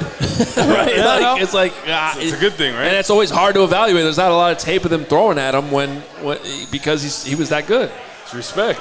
Well, if they're not going at you, I mean. And that speaks to Emmanuel Forbes rising up in combine and all the off-season stuff here because I think he had the production and he had the pick sixes and he had the returns on the pick sixes that were plays fast on the field, is fast, is unique, exactly what teams are looking for as far as takeaways, and he vaulted himself ahead of Christian Gonzalez. You would have made yourself a lot of money on DraftKings if you had made that bet. And now we get an offensive tackle, Harrison, coming off the board. I like this pick for them. Yeah. Anton Harrison does sneak up into the first round. Wow. The Jaguars lost Juwan Taylor in free agency to the Chiefs. They get Anton Harrison in the first round of the draft, the offensive tackle out of Oklahoma. Love this pick. He's, in my opinion, probably one of the best pure pass protectors in this draft. Right, in the run game, he lacks the strength there, but as a pure pass protector, he's one of the best in here. and Trevor Lawrence are trying to build this roster around him. I really like this pick here. So if Darnell Wright is a 10, what is Anton? I thought he was somewhere anywhere from 20 to 32. Nobody, like, if you were just rating him, like, say as a pass pick? Yeah, just as a player, like Darnell. Let's give him the full 10. Full 10. How far back is Anton? Is he a 9? Is he an 8? Is he a 7? I would say he's probably as a pass protector 9 or 10.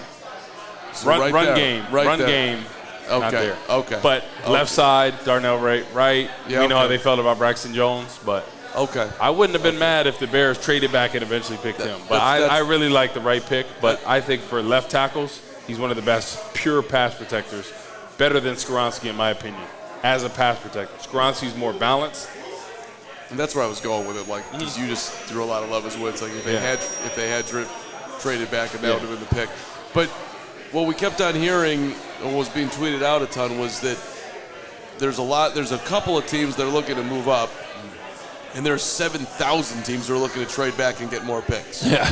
You know, Because I think that speaks to the strength of the draft that we've talked about. I mean, It's not top heavy. Yeah, I think especially in this range, late 20s, like teams would rather have more second round picks than have to. The value is just not quite there.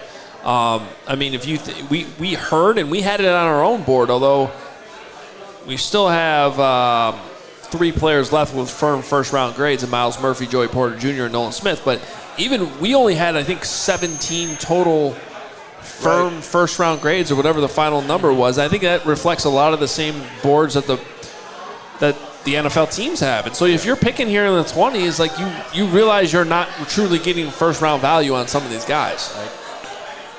Bengals are on the clock. They're saying the best fit for him is Michael Mayer. Little tight end action for him. I did have them going with the tight end in our mock draft earlier in the week, so that would make sense to me. Joe Burrow would like that. Contract negotiations going on. Going to get more money than God, I was going to say, but where did the last Doges come in? Oh, yeah. Literally today. Lamar Jackson. Oh, right. Right. 255 for Lamar? Yeah. And 185 guaranteed? And before that, it was Jalen Hurts. That's what I was thinking about. Yep. Okay. Hey, also, I forgot to mention with the Jaguars that Cam Robinson getting a suspension coming down his way too. So that would make sense also with them taking a tackle. Don't gamble. Was that a gambling one? That's what I thought. Am I wrong? Yeah. No, I thought it was PD. Yeah, I think his was PD. PEDs in his case. But yeah, so they obviously need a tackle. Help, and again, the Bengals on the clock here. I missed a couple while I was out here for a second. I missed a couple of wide receiver picks, but I as much as I wasn't necessarily a Jordan Addison guy, sometimes this happens where then they get drafted and you realize, oh shit, that guy's going to be on the field with Justin Jefferson. Exactly. All the pressure's going to be off him. He's going to be in the slot. Be able to really flourish there. Yeah, like in terms of fit, okay, that makes a lot of sense. I'm still shocked that they just keep rolling it back with Kirk Cousins, who's not going to get him to a Super Bowl, but, you know. Yeah, I'm surprised not drafting a quarterback there.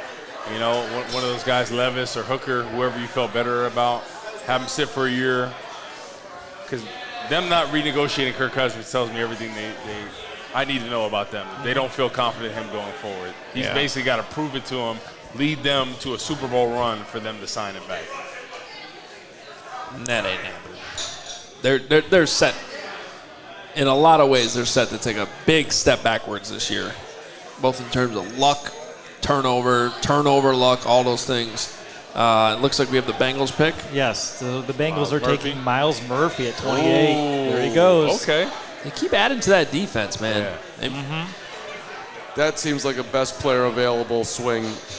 It is on our board. Yep. So that was our top guy left on our big board at the moment of the pick on our Bears 100. He was all the way up at number 12, and he is off the board. Miles Murphy going to the Cincinnati Bengals, which means Joey Porter Jr. is now the top guy left on the Bears 100, and Nolan Smith at 16.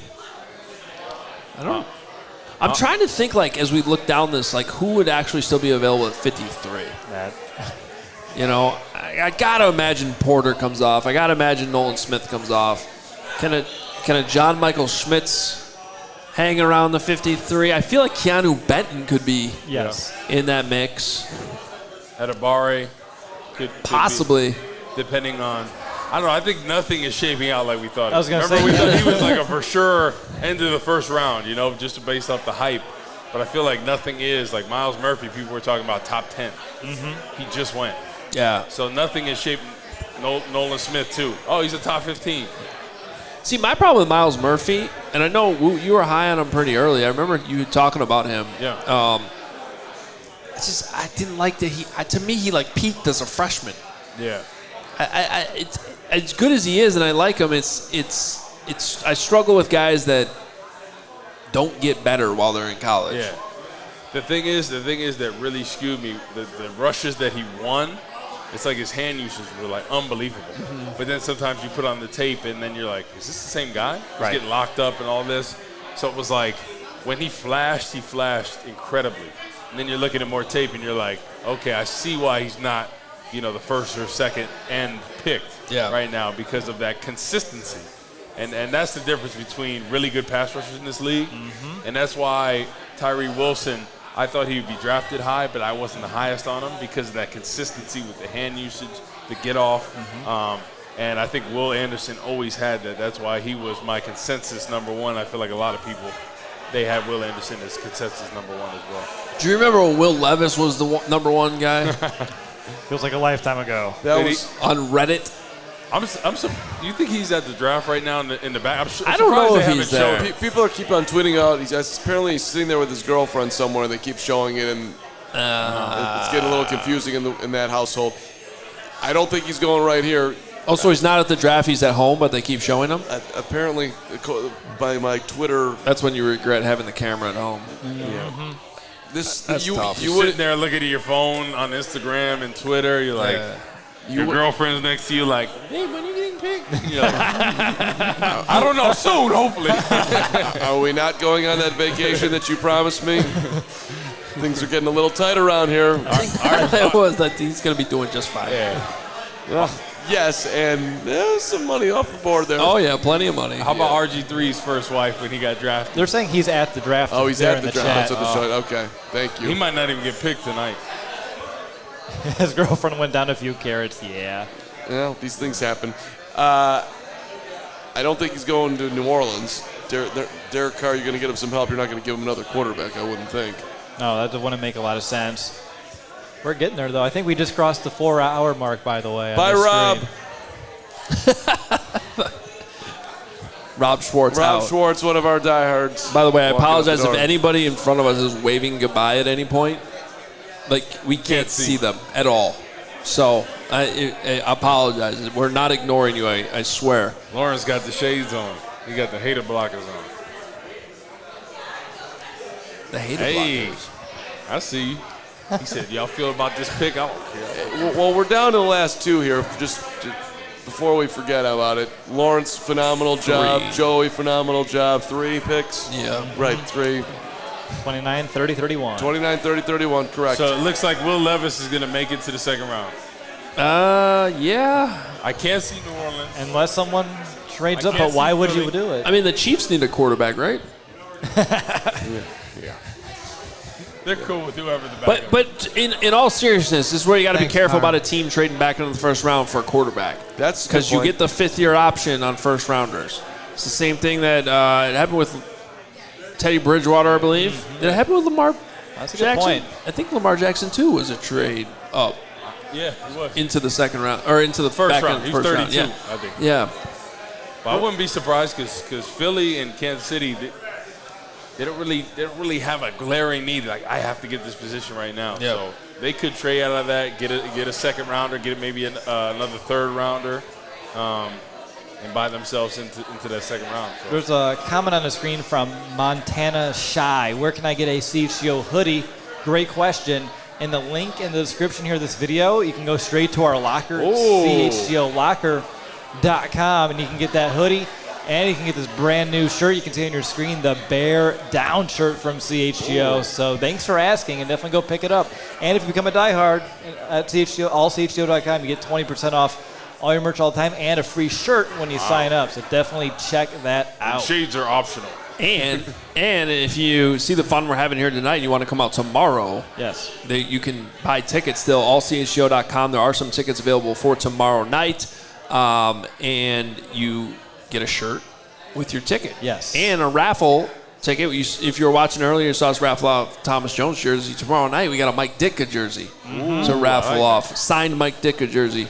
So you get automatically with your ticket, you get a T-shirt and entry into the raffle for tomorrow night. So please check it out, allchgo.com and the CHGO locker for all of the merch. If you're the Kansas City Chiefs right now, are you moving up to get Nolan? Win Super Bowls? As of right now, I don't think anyone has to move up to get Nolan. Maybe not.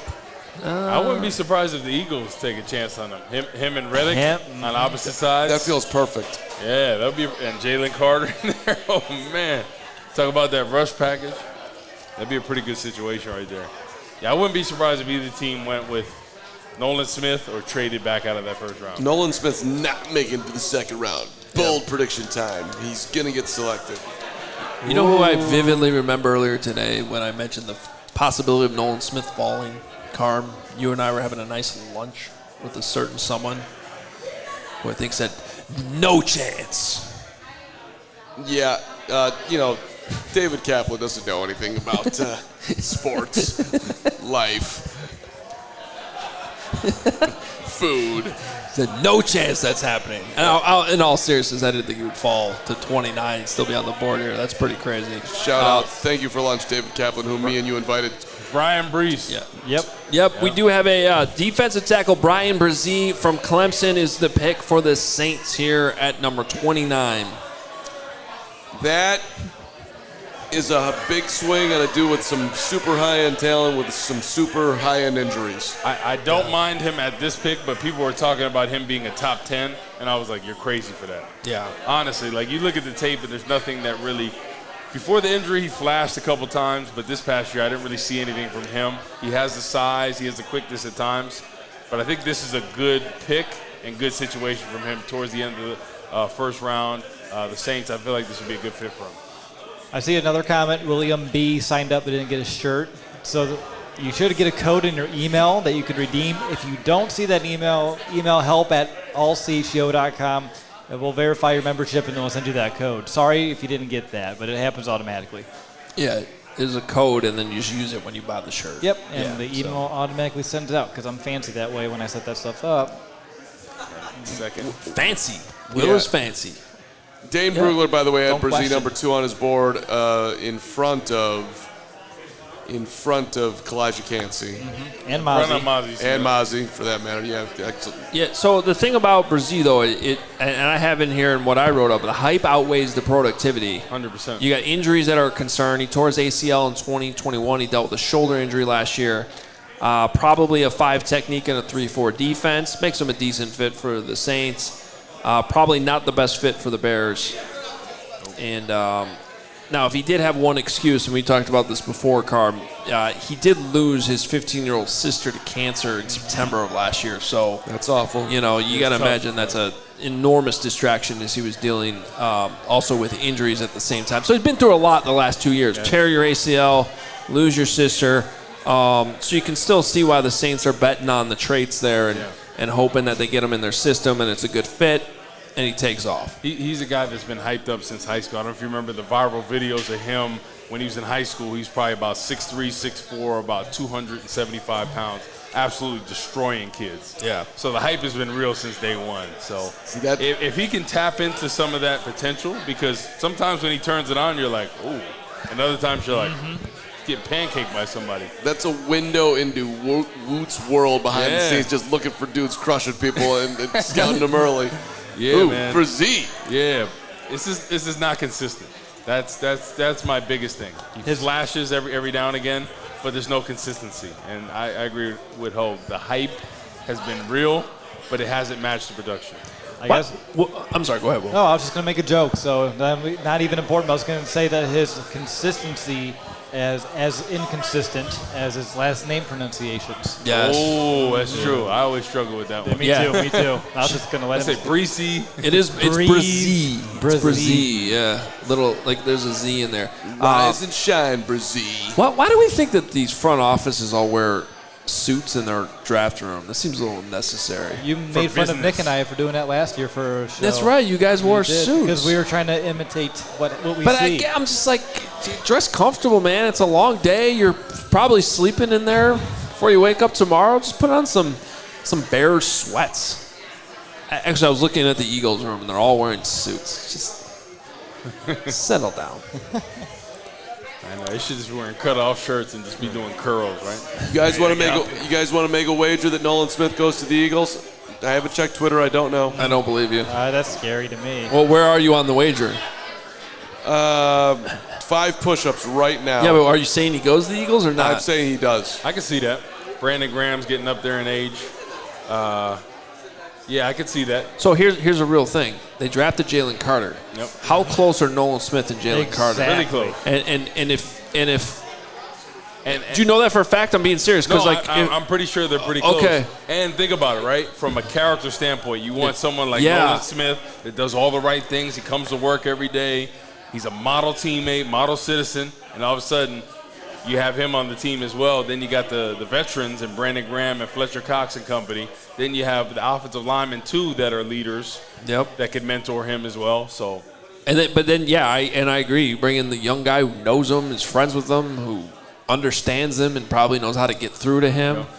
I feel like that'd be a good fit. You add another pass rusher to the arsenal, and then all of a sudden they're vying for another Super Bowl again. Man, if they added that defensive line was ridiculous last Exactly. year. And then you add so think about it. You got Reddick that's double digits, right? Mm-hmm. Lawrence, was that the pick? Oh, okay. I thought you said it out. Okay. I'm sorry. You got Brandon Graham that's going to be anywhere from 7 to 10 off the bench. Mm-hmm. Right? Then all of a sudden you have Jalen Carter that's capable of 10 sacks. It is Nolan Smith. Thank you very much. The Eagles have taken Nolan Smith. Carm. So they get Jalen Carter and Nolan Smith. They could potentially, if Nolan Smith is healthy, they get that rotation going, they could lead the league in sacks for sure. 100%. I mean, they did last question year. about that. Well, did they almost break the Bears' record last year? They did. And then now they add Jalen Carter and Nolan Smith. It's a good night for the Eagles. We moved up one spot. We got Jalen Carter. Well, we gave a 4th rounder last year. Howie Roseman having a night. So you can make an argument. Obviously, Carter's better than Hargrave if he taps into the potential, right?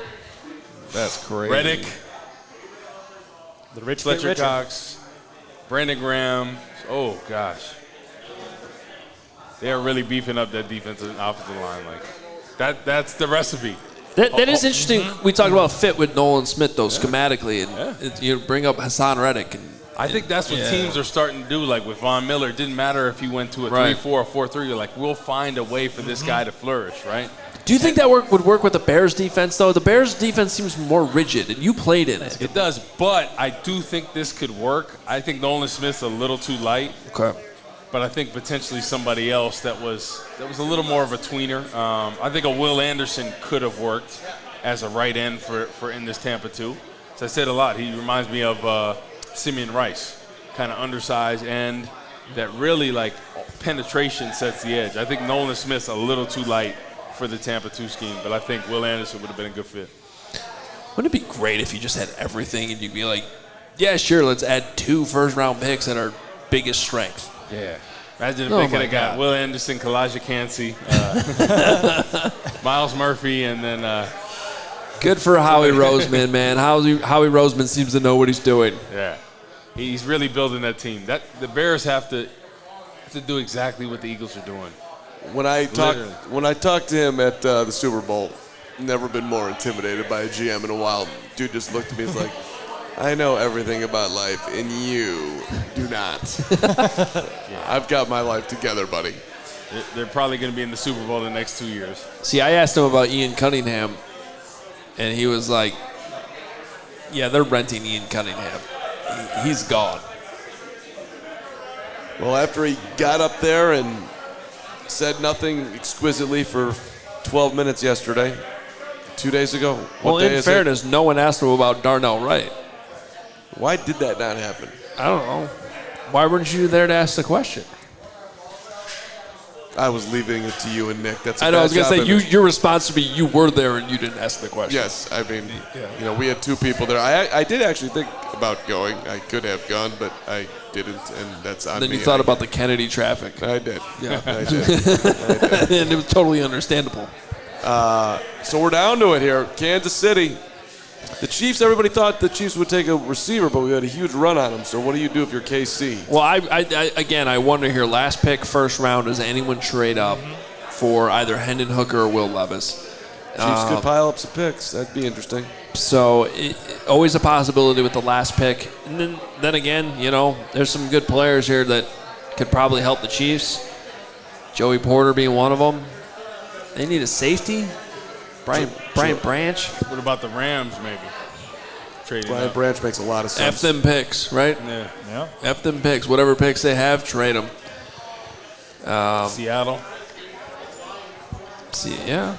So I mean, in the second round, right? Pittsburgh is slated to pick first. Or it might have been updated since then, but it looks like Pittsburgh, Houston, Arizona, Indianapolis, Rams, and Seahawks. So Seahawks could be an option there. Adam Schefter just tweeted this, pointing out all the Georgia Bulldogs on the Eagles. Jordan Davis. Jalen Carter, Jordan Davis, Nakobe Dean, and Nolan Smith. 4 college teammates reunited in Philly. It seems like they know what they're doing in Georgia. Yep. So it kind of makes sense that, you should draft Georgia people. Exactly. And Jordan Davis really didn't play much this past year. No, it was like 18 tackles, I think I just saw. He rarely played, so I wonder if they're going to have a bigger role from him as like the nose tackle. Yeah. But just more familiar faces to surround Carter around to over there in Philadelphia. They have a plan for him. Yes. That was the best situation he can go for his career, to develop him the way that he needs to. Scary for the NFL, It is. but good for him, Yeah. hopefully, to kind of stay, It's all about in a fit, good spot. And I know he's going to be thankful in a couple years that he got drafted there. That's got to be one of the big, if not the biggest storyline of tonight for the Bears. Just passing on Jalen Carter, trading back for a 4th-round pick. Yep. At least they got that 4th-round pick while passing. Yep. But it's certainly we're the Jalen Carter. We've spent a lot of time on this show over the last few months talking about him for good reason, and it came down tonight. He was sitting there, and the Bears passed. That's why we talked about it so much. Would you take him? Do the Bears like him? Obviously, they decided no was the answer, and now we get to see what he does for the Eagles within the NFC. By the way, can we please pull the tape where I said that he would fall all the way to the Bears and the Bears wouldn't take him? Can we pull that tape and just we have that capability, and just put it on a poster with an arguable goat and my face on it and say we love you, Carm. I'm looking. Has anyone photoshopped an arguable goat on your head yet? I don't think so. Because someone should do that. That's a homework assignment for our viewers tonight. David Hall with a good tweet. The Eagles won the NFC and the first round too. That's kind of a fair take. Yep. Good night for Philly. Bears did fine. And more importantly, to the 1,500 plus people that are still watching right now, thank you so much for making it with us here on what's now a 4-hour and 15-minute broadcast. Whenever you joined in, if it was now or if it was at the start. And hit that subscribe button, hit that like button. Feel free to tell a friend about CHGO, send them a link, say, hey, you should subscribe to this channel because they've got incredible content all the time. Crushing with the Bears and every team in Chicago. So I just want to say thank you to everybody who's checking us out tonight, and especially to our long-timers and to the first-timers as well. Hopefully you're liking what you're seeing. You'll hit that subscribe button. Tune in tomorrow, man. There's going to be a lot of value picks in that second and third round. It's going to be fun. A lot of talent there. I've been looking forward to tomorrow almost more than tonight, just because we know the Bears have 4 picks. We know there's so many options. We know they could trade up. We know they could trade back, add more picks. It's going to be, and it's wide open, especially after what we saw tonight. I mean, we're looking at guaranteed either Joey Porter Jr. or Will Levis will not be first-round picks. Yep. And I would not have seen that. I would have probably agreed on Will Levis, but I wouldn't have thought that would have happened. I didn't think he'd make it past 15. Yeah. I really didn't. So the Kansas City Chiefs, the last team on the clock tonight. And then I think we're going to wrap things up tonight, and then we'll hear what Ryan Poles has to say. We'll, of course, address it tomorrow. Yeah, you don't want to go another hour? Wait for Nick? No, I don't think so. I don't think so. I can feel it, man. I'm dying over here. It's 4 hours and 15, 20 minutes here. We're getting a little tired. So tomorrow night's 5:15, so strap it on, 5:15, Lawrence. What show's starting at 5:15? No, it's going to be a 5-hour and 15-minute show. Will it, though? I think it will. 2 hours, or it's only five minutes in the third round? I think they're usually pretty even, Yeah. give or take. Yeah. Yeah. Something like that. Okay. It's getting almost midnight on the East Coast, so. We're also starting right when it starts tomorrow. We're not doing a 30-minute lead up. That'll help. That'll help. I'm here for 5:15. I'm here for 6:15. Okay. Yeah, show's at 6 tomorrow, Central Time. Yep. We're on at 6 tomorrow. Back here at Joe's on Wheat. Again, we still have some tickets available if anyone wants to come out. Come on out, everybody.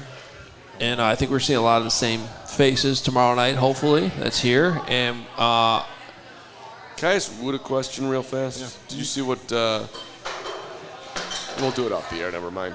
Oh, cool. Good question. Cool. I was going to take us down a Giannis Antetokounmpo path that we don't need to go down right now. We just don't need to do that. You loved that quote last night. I did. I absolutely did. Did you see it? It was good. Well, you see what... No, we don't need to go down there. We don't need to go down there. We'll wait till afterwards. We'll talk about it afterward. Yeah, good times. The final pick is in of the night. And so, which means there's not a trade. This is the Chiefs making this pick at 31. So we do not have a team sweeping in to grab the arguable quarterbacks. They waited. It was down to a minute left. Yeah. So maybe there was some talk there. But and then also what we obviously expected is that the Bears are made one pick tonight. It'll be one pick. That's it. And it is Darnell Wright. New Bears right tackle. Unless Ryan Poles walks into Halas Hall media room in 20 minutes and says, actually, he's our left tackle. and we're moving Braxton Jones to right. I don't think that's going to be. I'll bet they do say that we're open to where he's going to play. They might leave it open. I think the evidence shows that he went to right tackle and everything clicked. Yep. Well, think about it from a mental standpoint, right? He's probably told Braxton Jones, I feel good about you to take the next step this year. So if he went in the media and said, it's open, then all of a sudden Braxton Jones wait, I thought you felt good about me. Right. You tried to get McGlinchey. I thought I was the left tackle. So I feel like that would create mixed messages, and then all of a sudden you shake his confidence in a way. And we do have our last pick of the first round. Oh, it's a good one. It is Felix and Udike Uzama. Local kid staying home. That's a great story. That's right. Because he's from Kansas City. He's from Kansas City. The draft is in Kansas City. The draft's in KC. He played at K-State. Wow. He wasn't. I like this guy a lot. He was very lightly recruited, and he nearly went to Missouri for journalism school. Which would have been a better path, obviously, than getting drafted in the first round. Right, exactly. And then K-State swooped in at the Gary. We're chanting. Oh, is Gary leaving? Yeah. I'm blinded here. I'm sorry. I can't even see you. Gary, we love you. Thanks for coming, Gary. Is Braggs your Uber? Is Braggs your Uber? Is he your Uber? What? Braggs is going on with Gary. Too many gooses, man. I like the move. Nice. We're wrapping it, buddy. That is the last pick of the night, and it is a good story with him. Arguable goat. I have something in common with Felix and Udike That's Uzama. horrifying. We both went. Check out the full screen. We both argue. That is terrifying. Oh my God. I was going to say we both almost went to Missouri for journalism school. But this is the old neither of us picture did. of Carman. He's got more grays now. Easy. Easy. Great goat. Did Joey just do that in 2.5 minutes? Is that what happened? Yeah. Yeah. Shout out to Joey. He might be the GOAT. Get him on the camera. No, Carm's the arguable GOAT, for sure. No. Joey's my guy. That's the GOAT picture of Carm, no doubt. Everybody knows Joey in Chicago, you know what I'm saying? Shout out Patrick Manley. Thank you. Yeah, he's got his Patrick Manley jersey on, which, in my opinion, there's a lot of great jerseys out there. There's a Justin Fields high school jersey. Oh, that's awesome. Tonight. I didn't see that. But I still think Pat Manley wins. Every time. Thank you. Long snapper IPA. How come no one's got a Corey Wootton jersey in the house though tonight? That's messed up. Come on, 98. That's messed up. And they were Come like, on. Forget that bum. Come on, 98. Don't ever say that again. All right. Take that, Favre. Let's go. All right, we got a new shirt out there. You know, that's been on the screen all night. Go to the CHGO locker, check that out. Become a diehard. Become a diehard. Yep, we had some questions about becoming a diehard. Again, that is allchgo.com/diehard. Also, plenty of coverage coming from Nicholas Moreano at Halas Hall. Make sure you check it out at allchgo.com. We're going to take a break. We're going to take a nap. We're going to regroup. We're going to drink some tea and rest our voices. And we'll be right back here at 6 o'clock tomorrow for 3 Bears picks, baby. You're Darnell Wright. At least. At least. Yeah. Woot and I are going to play golf tomorrow.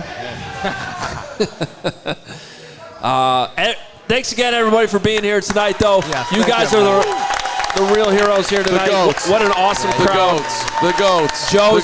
Joe's, you've been awesome. Can't wait to be back here tomorrow night. Again, if you want to come join us, this was quite the party. We're going to run it back tomorrow night, so you can still get tickets at allchgo.com. Please come join us. And Darnell Wright, guys, future Hall of Famer. I like it. Without question. Corey called it. He said rookie Pro Bowler. He did say rookie Pro Bowler. Yep. Tonight was the night for Wright to make it right. Bears Super Bowl. It's a horrible ending to the show. I liked it. I thought it was a great ending. Good night, everyone. I'm sorry, guys, for that.